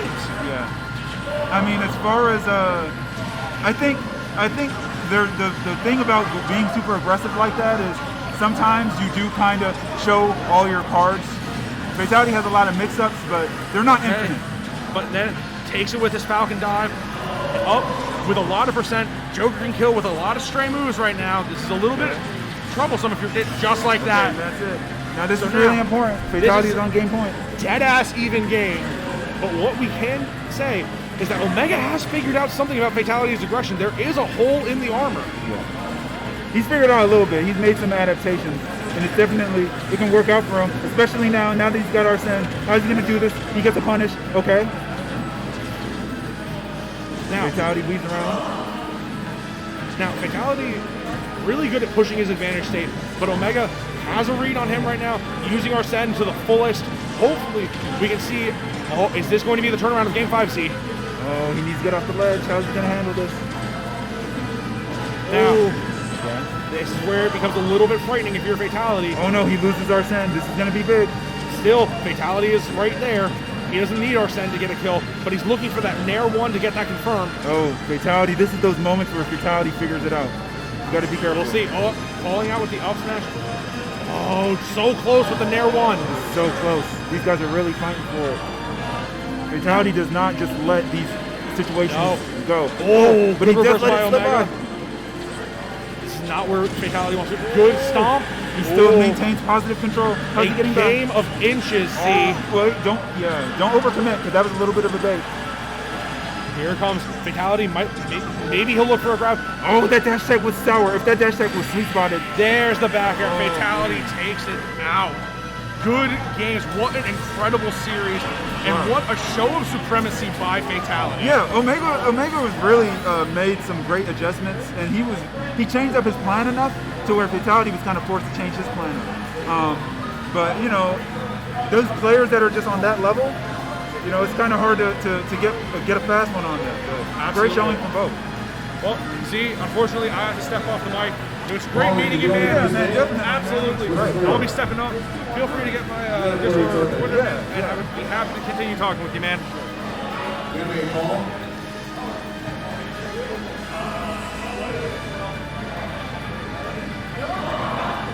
Actually, I made you guys a loser semi. All right, we got loser semis coming up.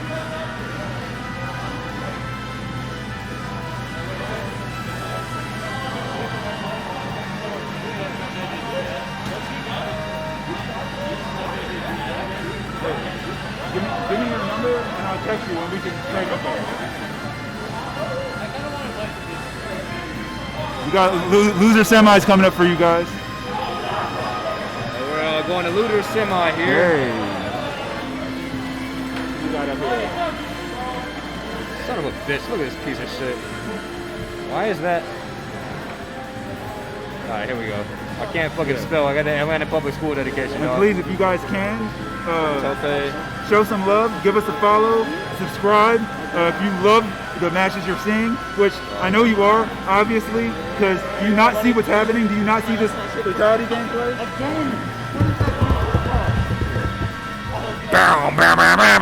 I don't know about that Final Fantasy 9, dog. Except for whoever. Actually, 9's one of the ones I didn't play.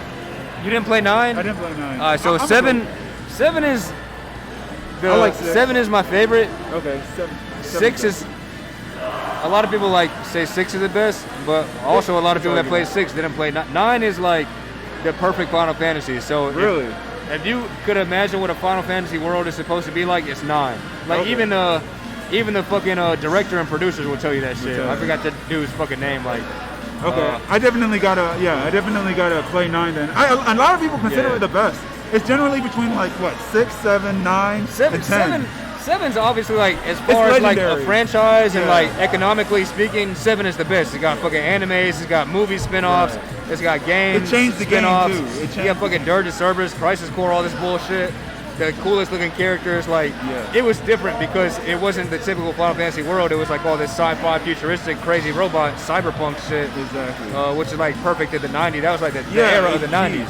The art in that game was crazy for the time. But as far as like what a Final Fantasy world ideally should be is 9. Like hands down, 9 is the perfect Final Fantasy. Like, you hyping me up, man. I might have to start that. 9 is, I tell people, yo, skip 8. Don't worry about. A lot of people say that. When it got to PS2 and beyond, that's when it stopped really being Final Fantasy. There's some ones that are slept on though. 12's good. I mean, it's not the best, but you know. But anyway. But yeah, you got it. As we start this loser semis between Taupe and Fallen. Now this time we're seeing Fallen's Mega Man. We've mostly been seeing his Steve tonight, or his Alex. But yeah, I mean, this is going to be pretty interesting. Ike does have the range advantage on Mega Man as far as close. But Mega Man does have those lemons, and he's going to control that neutral really well. Oh, coming out with those forward airs. That's another thing that's going to be hard for Ike too. Ike has like a little bit of slower moves. So, Mega Man might be able to stuff him out a lot, and I expect to see that. But what Ike loses in speed, he gains in strong punishes. And he has some devastating punishes, some pretty decent combos, and some pretty decent mix-ups on shield with like reverse nairs and reverse up airs. Getting hit with that side B. Mega Man trying to get out of the ledge, but not able to. Ike using that up B, catching him. I love that move. Ike's up B is kind of crazy. It's just a fun move, and it was the perfect answer for that high recovery for Mega Man. Yeah, man. Ike, you doing it again. Taupe showing like, yeah, you can't just bounce around me for no reason, bro. Like, I'm going to up B you, and you're going to take like 20%. Taupe with so much control right now. I mean, Fallen's playing pretty well, but Taupe just has a better grasp right now on. Doesn't get hit by that Mega Blaster, that F Smash on the ledge. Barely not getting hit by it. Oh, yeah, that was a hard situation. So many projectiles, so much stuff to dodge. Evens up the stocks, although Fallen's down by about 70%. Uses the rush to recover a little high so he can get back down to the ground a little bit safer. Okay, yeah, that up smash is definitely going to get punished by a player of this caliber. Oh, air dodges and lands on the ledge. Gets the grab, puts him off stage. What's he gonna do? Oh, great answer. I like that. I love Taupe's use of ledge trumps in order to force all kinds of weird mix-ups on the ledge. Oh, but that raw F tilt will do it. Caught Mega Man either dropping shield. Probably caught him jumping out of shield. Gets that grab, puts Ike off stage. Yeah. Oh, he misses. Now, if Mega Man does time that properly, it will kill pretty reliably. And what Mega Man actually has on that down air that other characters don't is other characters might risk trading or dying by challenging that Ike up B, but Mega Man actually has a disjointed down air that also spikes, so he can kind of safely pressure and go for that spike attempt on the up B. Taupe using those reversed neutral airs to mix up the timing that he attacks Mega Man, because sometimes if you do those aerials on your opponent's shield in a way that's non-standard, they might drop their shield expecting a different timing. That was crazy. Mega Man falls out of the Ike up B and instantly gets a back air off it. But Ike's still looking pretty strong, man. He's got a pretty big lead right now. Oh, and that crash bomb into the back air. Yo, that was a sick combo. Now this is not over. Mega Man also has some pretty good setups, and right now he's going to be getting damage. It's not going to be the fastest, but Mega Man is like that. He kind of kills you like death by paper cuts, a lot of little hits. Okay. Ooh, that dash attack really strong, but not going to kill because I don't think that was the sweet spot. Now, if it was the sweet spot, it kills like at like 100 or less. Oh no, Mega Man trying to get back. What's Mega Man going to do? Oh no, now Ike's off stage. Oh, but Mega Man survives. Mega Man's so heavy. Oh no! Ike accidentally saves Mega Man, I think. Oh no, that might have been a crucial mistake. Oh, he whiffs the dash attack. Oh no!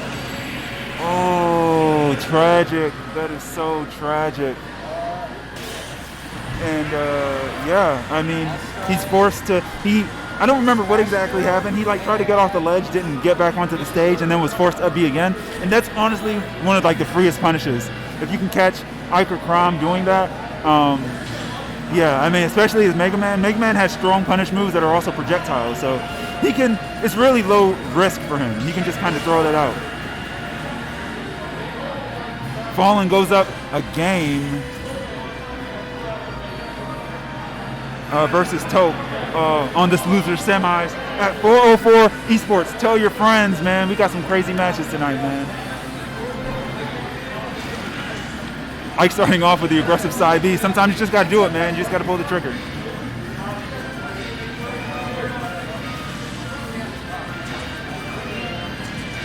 Ooh.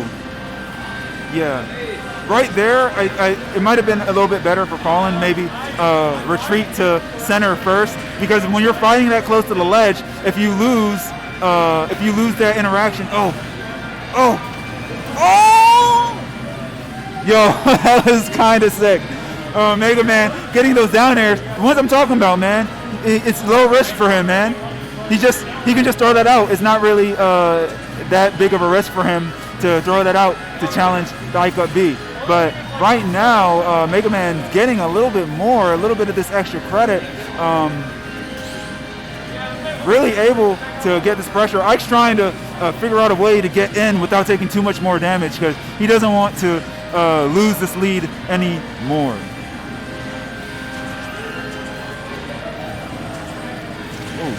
Oh, that was great. Going for the down tilt, and the down tilt was well spaced. Then Mega Man tried to grab, and then he ran back and came back with a whiff dash attack. Really great, because that's a really strong move. Got him to stop. Ike down by about 100%, but if Ike gets the right read, he might be able to, fix this a little bit faster. It's really important that he makes this back. He's down a game already versus Fallen, and he had that first game and really made a mistake. So, but that's gonna do it. Okay, down a whole stock versus Mega Man. This is not good, and it's mainly due to those recoveries, man. Mega Man is such a nasty edge guarder, and I mean, Ike's recovery is probably one of the weakest aspects of him. I mean, he can kind of make it back sometimes with the side B, but if you get him far enough from the stage, he's just not coming back. So, falling out of that up B, and that's a little tragic when that happens. Mega Man forcing him off stage with that back air, covering the sledge. He gets back with the aggressive side B and lands that back air. Now covering Mega Man's jumps. This isn't too far out the way for him, but he did whip that grab, and that grab would have been really important for maybe forcing Mega Man back off stage. Ooh, that forward tilt's gonna do it in the corner. Ooh, yeah. It's kind of hard to challenge Mega Man when he's got those leaves out. Oh, that dash attack is not gonna do it. Mega Man's gonna jump over that, but he does get that raw dash attack, and that still didn't kill, even though I think that was sweet spotted. Oh man, that back air is dangerous. Ike still got some weight to him though. Gets grabbed out of the up B. Doing that up B at that position was kind of dangerous. I mean, it worked out for him, but he has to be careful doing those up Bs in the center of the stage like that. He needs to at least be able to maybe retreat to a platform so he won't get the super hard punish like smash attack. Ooh!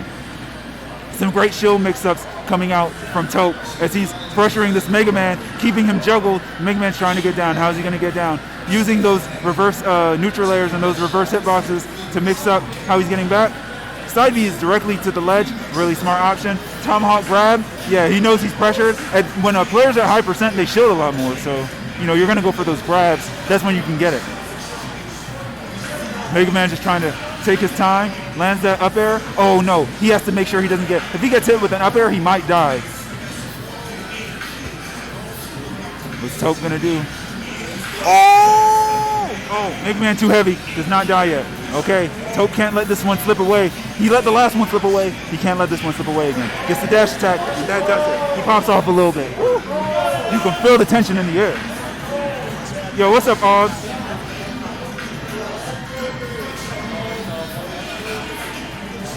Man, so yeah, the first game, Tope really had it and kind of like messed up a little bit and then lost it. And then the second game was looking really dire, but he managed to pull it together at the end and clutched it out. And now he's back in it. Now we got this game 3 coming up, this Ike Mega Man. It's so intense, man. Like, these guys are really playing with their hearts right now. You can feel it.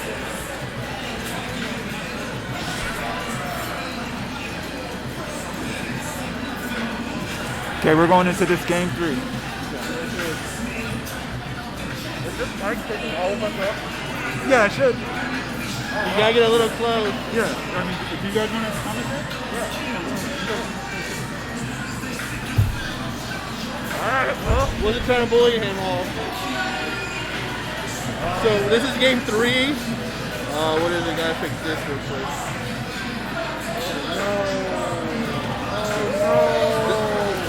Fallen's just staying on top of him, getting that. That's insane. Huh? I'm mad I compensated, so I wanted to play this in it, but yeah, Ike does not have much room for error in this matchup or any matchup, especially off stage. Off stage, Ike cannot make mistakes, and frankly, he's been making a lot of mistakes in this set, so I'm actually really surprised that Tope is able to. Oh my god. But he gets stuff like that. Exactly, and it just ties it back up. So if he cleans up his recoveries, he can take this set. But Fallen has a lot to say about that. And the thing is, like, right here we're in a really bad situation where honestly Fallen's about a 11% and costly another stock. Beautiful up there. Taking that, nice call out. That situation right there is very scary for any character because you're expecting the back air from Ike gets hurt, so you want to be above him, but you really don't want to be there either.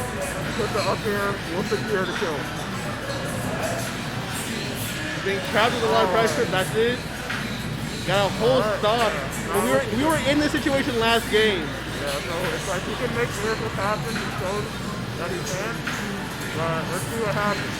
Fallen using more leaf shield this time. I don't think he used much of it last game, if I'm not mistaken. But it looks like the leaf shield's not really working out. Just a squabbling in neutral. Something's starting to call out those leaf shields. Messed up the confirm. The turnaround down tilt. Still not going to be enough to secure the kill. Oh my god, see, he's calling out the leaf shield. So now, and again, we're back. It's a good move. It's a good move, so I understand, but it's time to push it up. But let's see what's happening. And to a leaf shield again. Get some damage.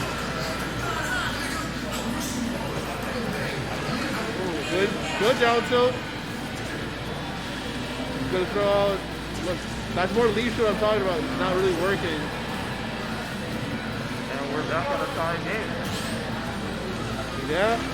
What was now Tope's going, leading it. This is intense.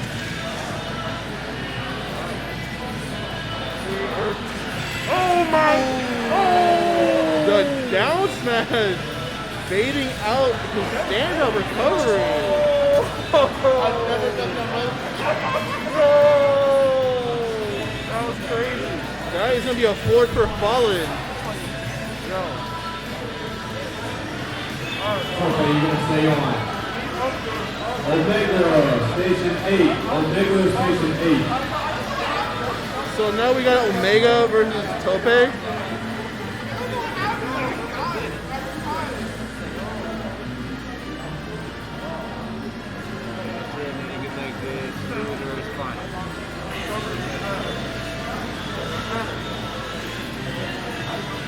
So now we're going to losers finals. Now I do know a little bit of history in this set, and that Tope has actually taken Omega a few times. I don't know the exact set count between them, so this will be really interesting to see. One of the biggest things that Omega does a lot is he's really good at calling out jumps, and he's really good about just staying safe constantly. Omega's not a player who commits unless he's like 100% sure he's got it. So one thing about Tope is he's actually really good at not jumping. And I know that's a funny thing to say, but it's very true.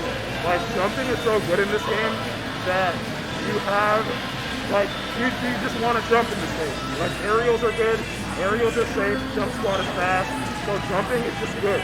But, like, jumping is bad when your opponent knows you're going to do it, or wants you to do it. And one thing I've noticed about him as a player is he's very good at being conservative with jumping. So, we have an even set so far. I will say, I don't know when's the last time. Jesus Christ, that's what I'm talking about. Is that Omega, or not Omega? Tope just seems to have Omega's number when he does stuff like that. One thing I know is he's not really impressed with Joker. He like a lot of the Ike community thinks that that Joker is like one of Ike's worst matchups, and Tope has always said it doesn't feel that bad to me. Literally says that every time. But hey, he's got the blue man on his back, and he's gonna take the stock. Yeah. Is he gonna make the most out of our son?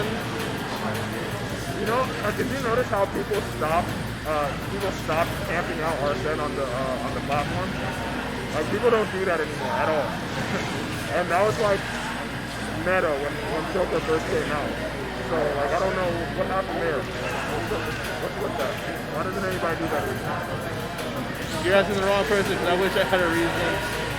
Taking it just seems like Tope seems to know when to commit against Omega, but Omega doesn't seem to know when to commit the other way around. I feel like Omega just needs to mix it up. He's kind of doing. He's not really using his mobility to be that ambiguous, in my opinion. That was a really good up smash. Very good. But it's even right now, which is kind of crazy because it hasn't looked like an even set. But Omega needs to mix up his movement, which he's starting to do. Oh my God, that is a thing! Wow. Actually, Omega saved him. Tope did that backwards, but still doesn't matter. He did it. Yeah, he did it backwards as a mix-up. It's just like, I don't know. Huh? What? Oh, I thought you were talking. But wow, that was a very interesting game. It was super explosive, and let's see if we see the same thing. I feel like the way that he lost that is the same way that he was losing to Fallen, because Fallen managed to exploit his up special as well. I feel like, I don't know how, but Tope needs to avoid putting himself in those situations where the simple answer is just a spike.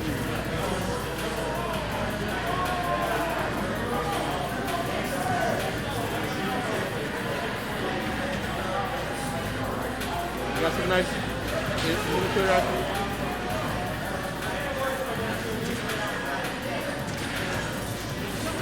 Oh my God.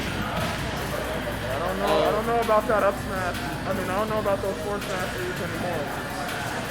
He's tried it twice now.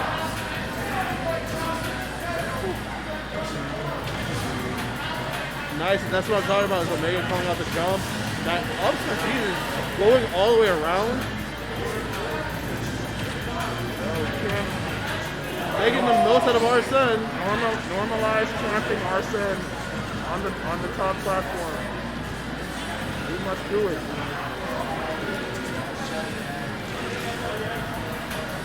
Good weight.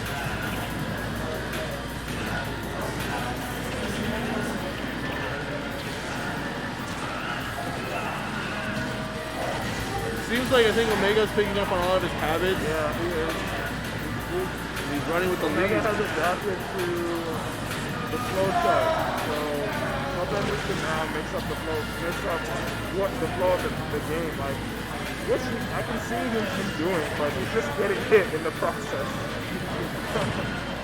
It's like he's choosing new options and mix-ups and things like that, but they're just not working out.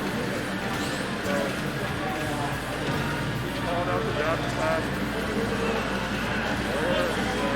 He's standing up in. Nice on the dash attack, but he's still got a way bigger uphill. We gotta worry about also Arsene, so. Good job not using his jump, but he's in trouble here.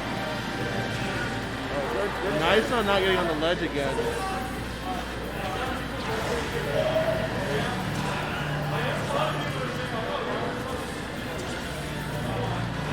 So back and forthing.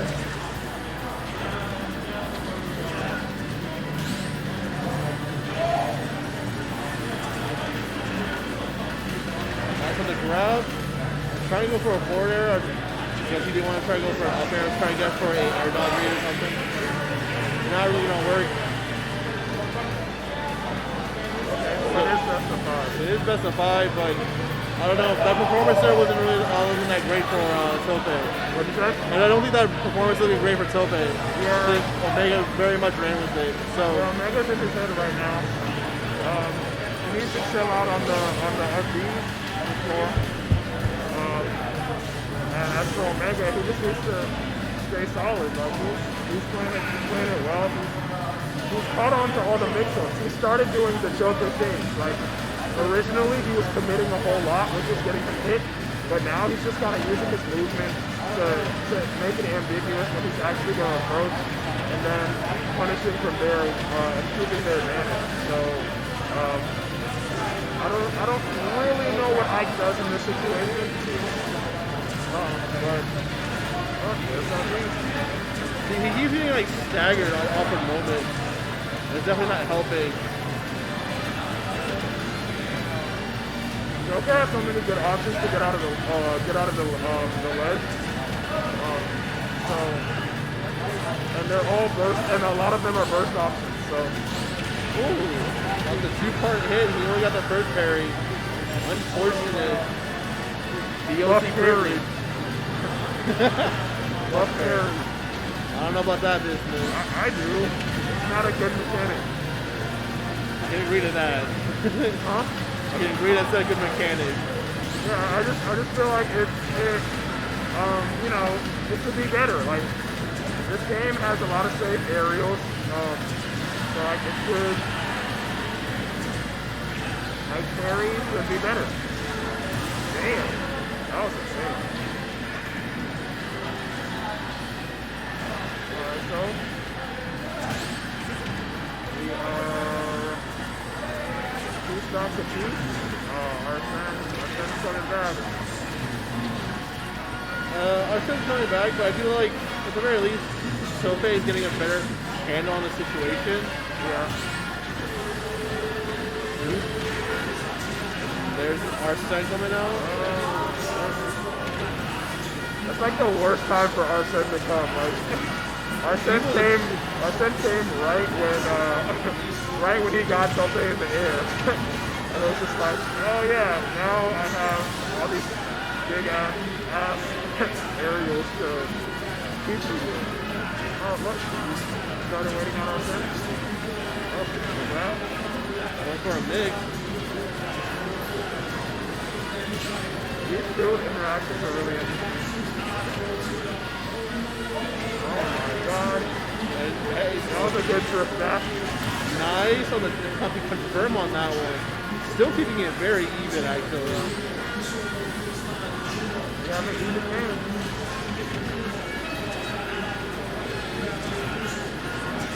Oh my god. Oh wow, that was really good. That's the first time he's actually managed to wait it out. Oh my goodness. Still, he's been having that weird issue where the up B is just not connecting the way it should be seen. But Tope getting the lead.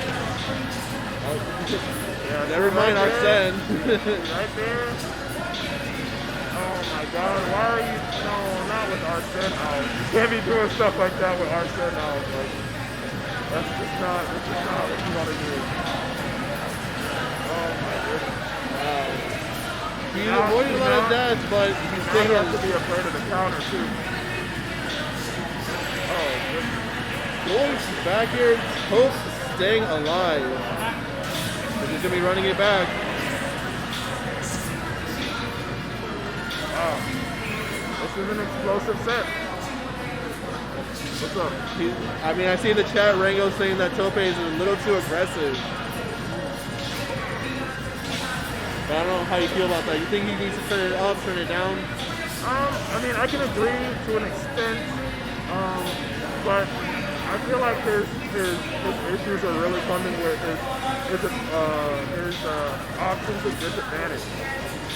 His options of disadvantage are putting him in areas where like he's needing to upbeat or recover, and in most matchups, if Ike needs to use upbeat or recover, he's as good as dead.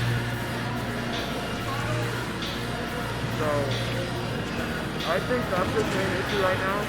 I think the aggression is working out for him. Yeah, because I think there's something we talked about in the fatality set was that he was trying to play a little too slow, and I think the aggression is surprising Omega. At the very least, I don't think he knows how to deal with it, although I do him speaking while he's off lane.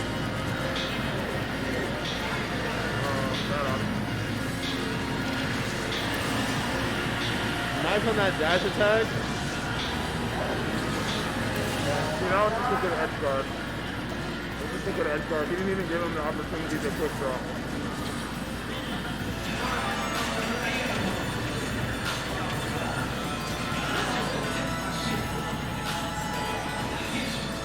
We got a little neutral going on, and neither one of them wanting to commit too much. That's good, a dash attack. Oh, hey, that's still like 40.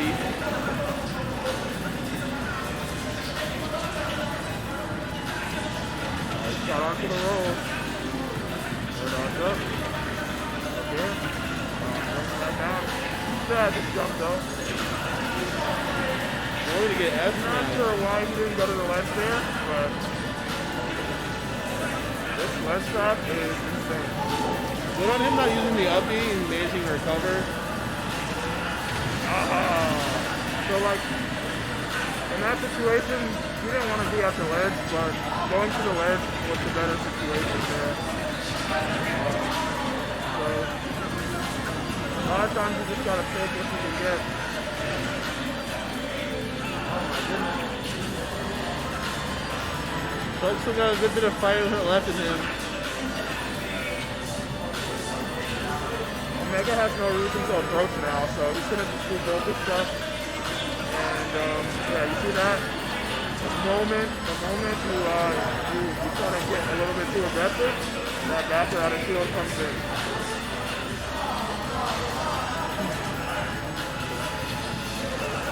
It is all on him to approach, so. Yeah, exactly. Omega's he's playing it well. He's playing it perfectly. He's mixing up his options, but that side E.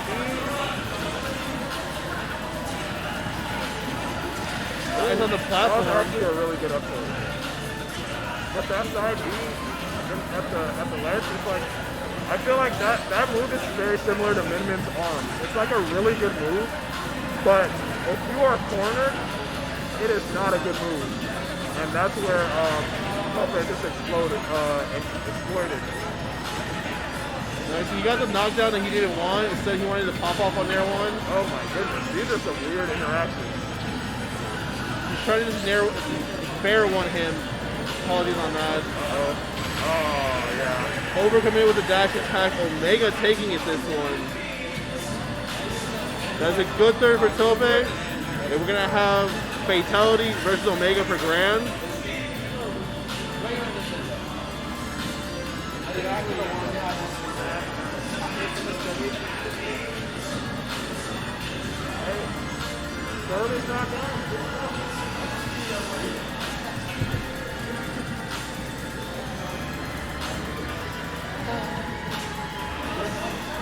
And now we have Grand. I kind of want to go play. Yeah. You can do whatever you want. Yeah, so hold it down, man. I'll try.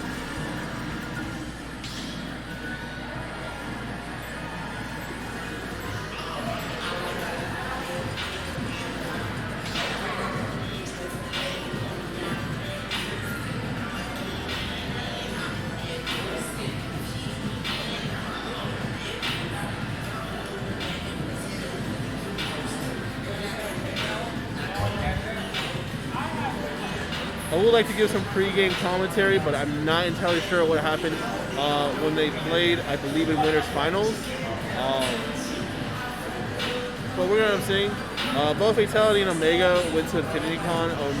Omega, I think, placed either 15th or 17th, and Fatality himself getting 5th.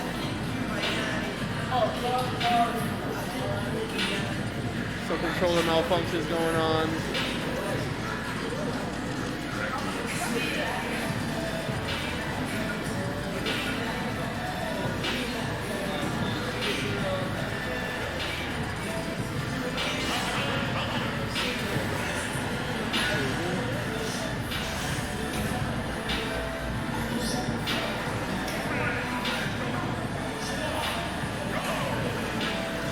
We're going on a small battlefield, which is a nice, interesting pick.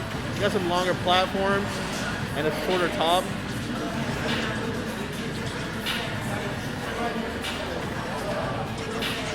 Ones were a hard knockdown. I think he was trying to get a wake-up read, but Omega ended up getting a nice wake-up attack.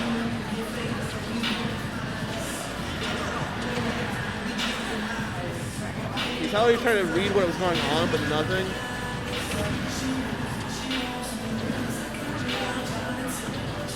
What's the ledge option? What's the ledge option? Nice little stall. I think Omega not really feeling comfortable trying to call out that. You see that again? He was trying to ledge trump it. It was successful, but didn't get anything off of it. He just didn't get much mileage out of Arsene right there.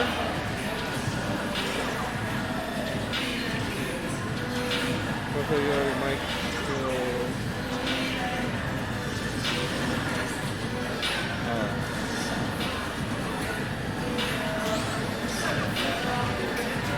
Omega missing his confirm. Very surprising by that. Fatality risking everything to hit that uppy onto him. Fantastic. Fatality still at 118. It's not much of a lead. So all we gotta see is make sure that, you know, Fatality doesn't run away with it. Gonna be calling out with the side B. I think the biggest mistake is a lot of people play really defensive against Fatality. We saw him just call out Omega's shielding. Well, we're committing on somewhere he doesn't need to be. And that's what I was saying, is making sure that Fatality doesn't run with it. Got a ledge trump forcing him to make an option. Oh, getting that Falcon kick off the ledge dive. Fantastic. I love what they made the changes to that move. Fatality not afraid to use it. That was really good, but I mean, we have a stock lead. So we'll be seeing if, you know, Arsene with comeback mechanic can make something out of it. He is getting some nice mileage. That's a nice 60% right there. Missing the down air to up, be confirmed. Omega's definitely stepping it up from when he originally started playing. But getting called out by that up smash. They're just gonna run it back.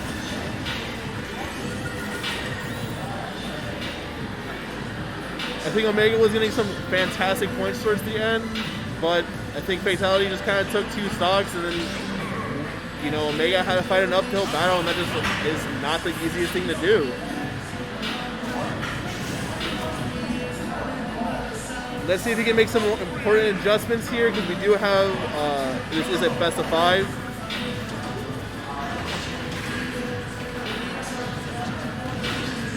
Opening up with a lot of burst. Ouch! He's going to get dunked on, seared to death, or actually possibly a little bit whatever.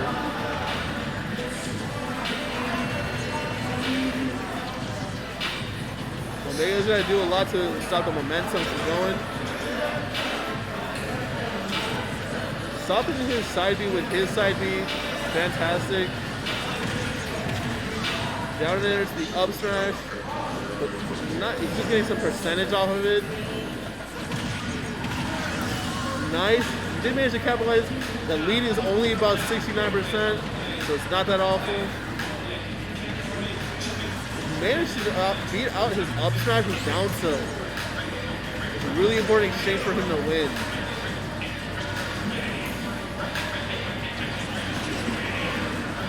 Fatality just trying to get with some burst options. He's looking for the stock. And I think that was what makes Fatality so unique is Fatality doesn't really look to stay safe. He looks to take stock.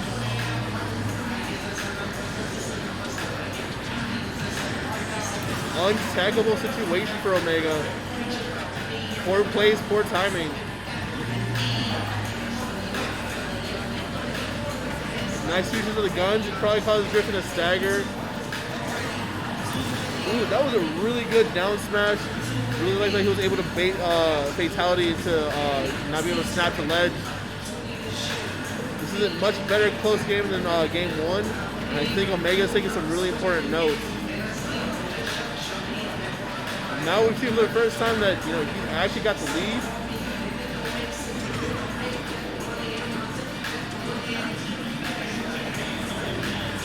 Going for a Nair 1 confirm, but not getting much out of it.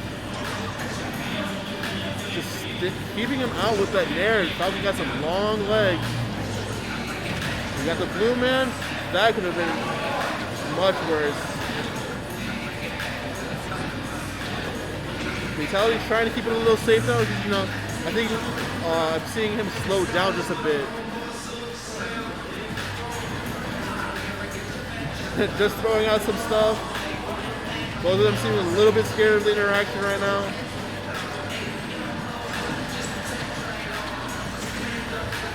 Get in that back air. Trying to go for a roll read. Finish up your games as soon as range is over, got locked up. Missing is confirmed again. Oh, that could have been something really big for either one of them, but neither one managed to really capitalize. And that is going to be game 2 with the up special read. Ledge attack not serving to him well.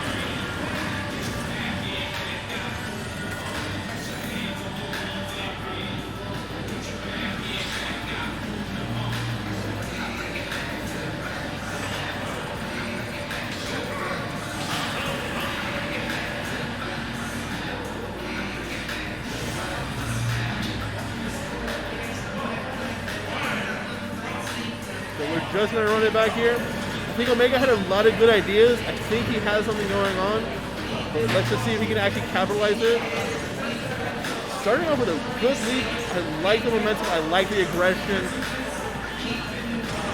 But he's still gonna get dunked for it. That is just not what we want to see. Getting that reverse on you, it's definitely gonna be some psychological damage. Managed to getting his down B.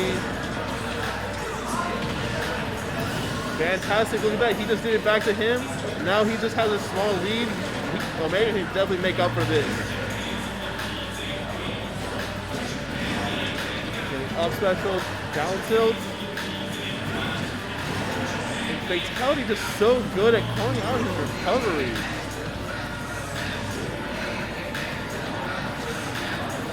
I think the number one thing that I've noticed in this set is probably just that, is Omega just, or not Omega, Fatality being so successful in calling out Omega and how he's gonna recover.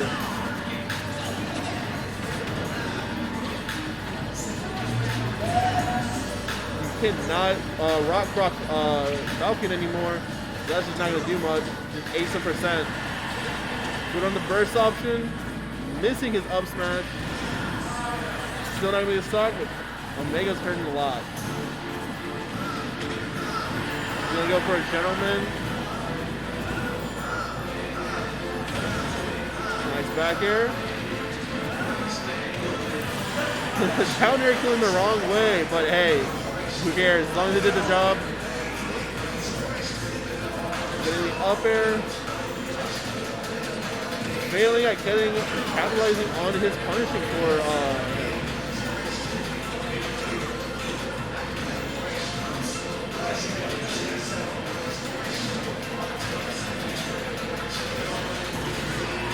fantastic drag down one. I like that little stall on his F smash. It was really good because on the last match he was doing against Tope, it was actually not working. Fatality about to take it. We better watch out. Man said I gotta get home. Got the wife and kids waiting for me. Dinner's getting cold. What's he gonna do? What's he gonna do? Dude, I don't know what he's gonna do. He's gonna end the game. How's he gonna end it? Let's see. Up air knee? Nope, not yet. Woo! That stop. Not quite. Goes up there. It's getting that damage. Backing it up. Omega got something to say about it. Ooh, you see that? Almost. No daddy Arsene on deck. Ooh! Oh, that back air almost hit him. Can't rock croc anymore. I wouldn't find the position for it either. Ooh. Fatality want to close it out before Arsene comes back. It's gonna be a lot harder. Oh! It's not really enough to finish it. One more back air. Oh, look at that. He's so good. Oh, the non-spike hit finishes it. Fatality takes it 3-0. There we go. That's the tournament. Congratulations.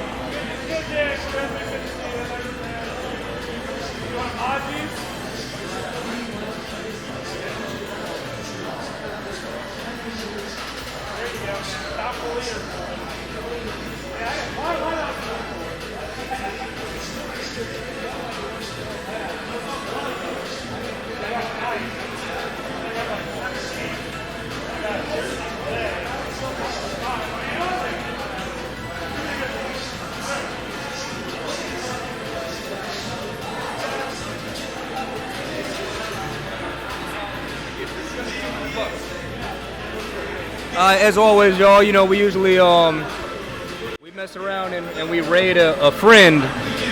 So we're about to raid Jundong Kabur. Jundong. Who's Jundong? Oh, we're about to raid Junding. All right, he's got his thing set to Korean.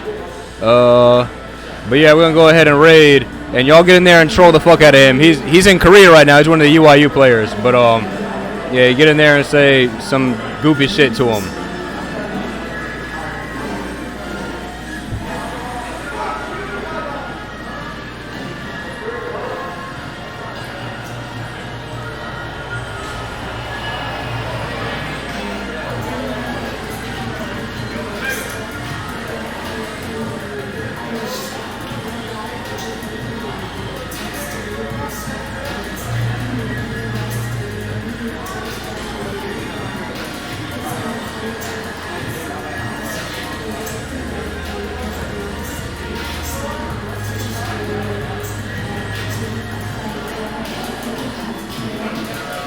You guys, we're closed now. Go ahead and wrap up. You guys can go ahead and hop off and turn all that stuff off. Like that, CD or Ortho, you guys go ahead and hop off. We gotta do that later.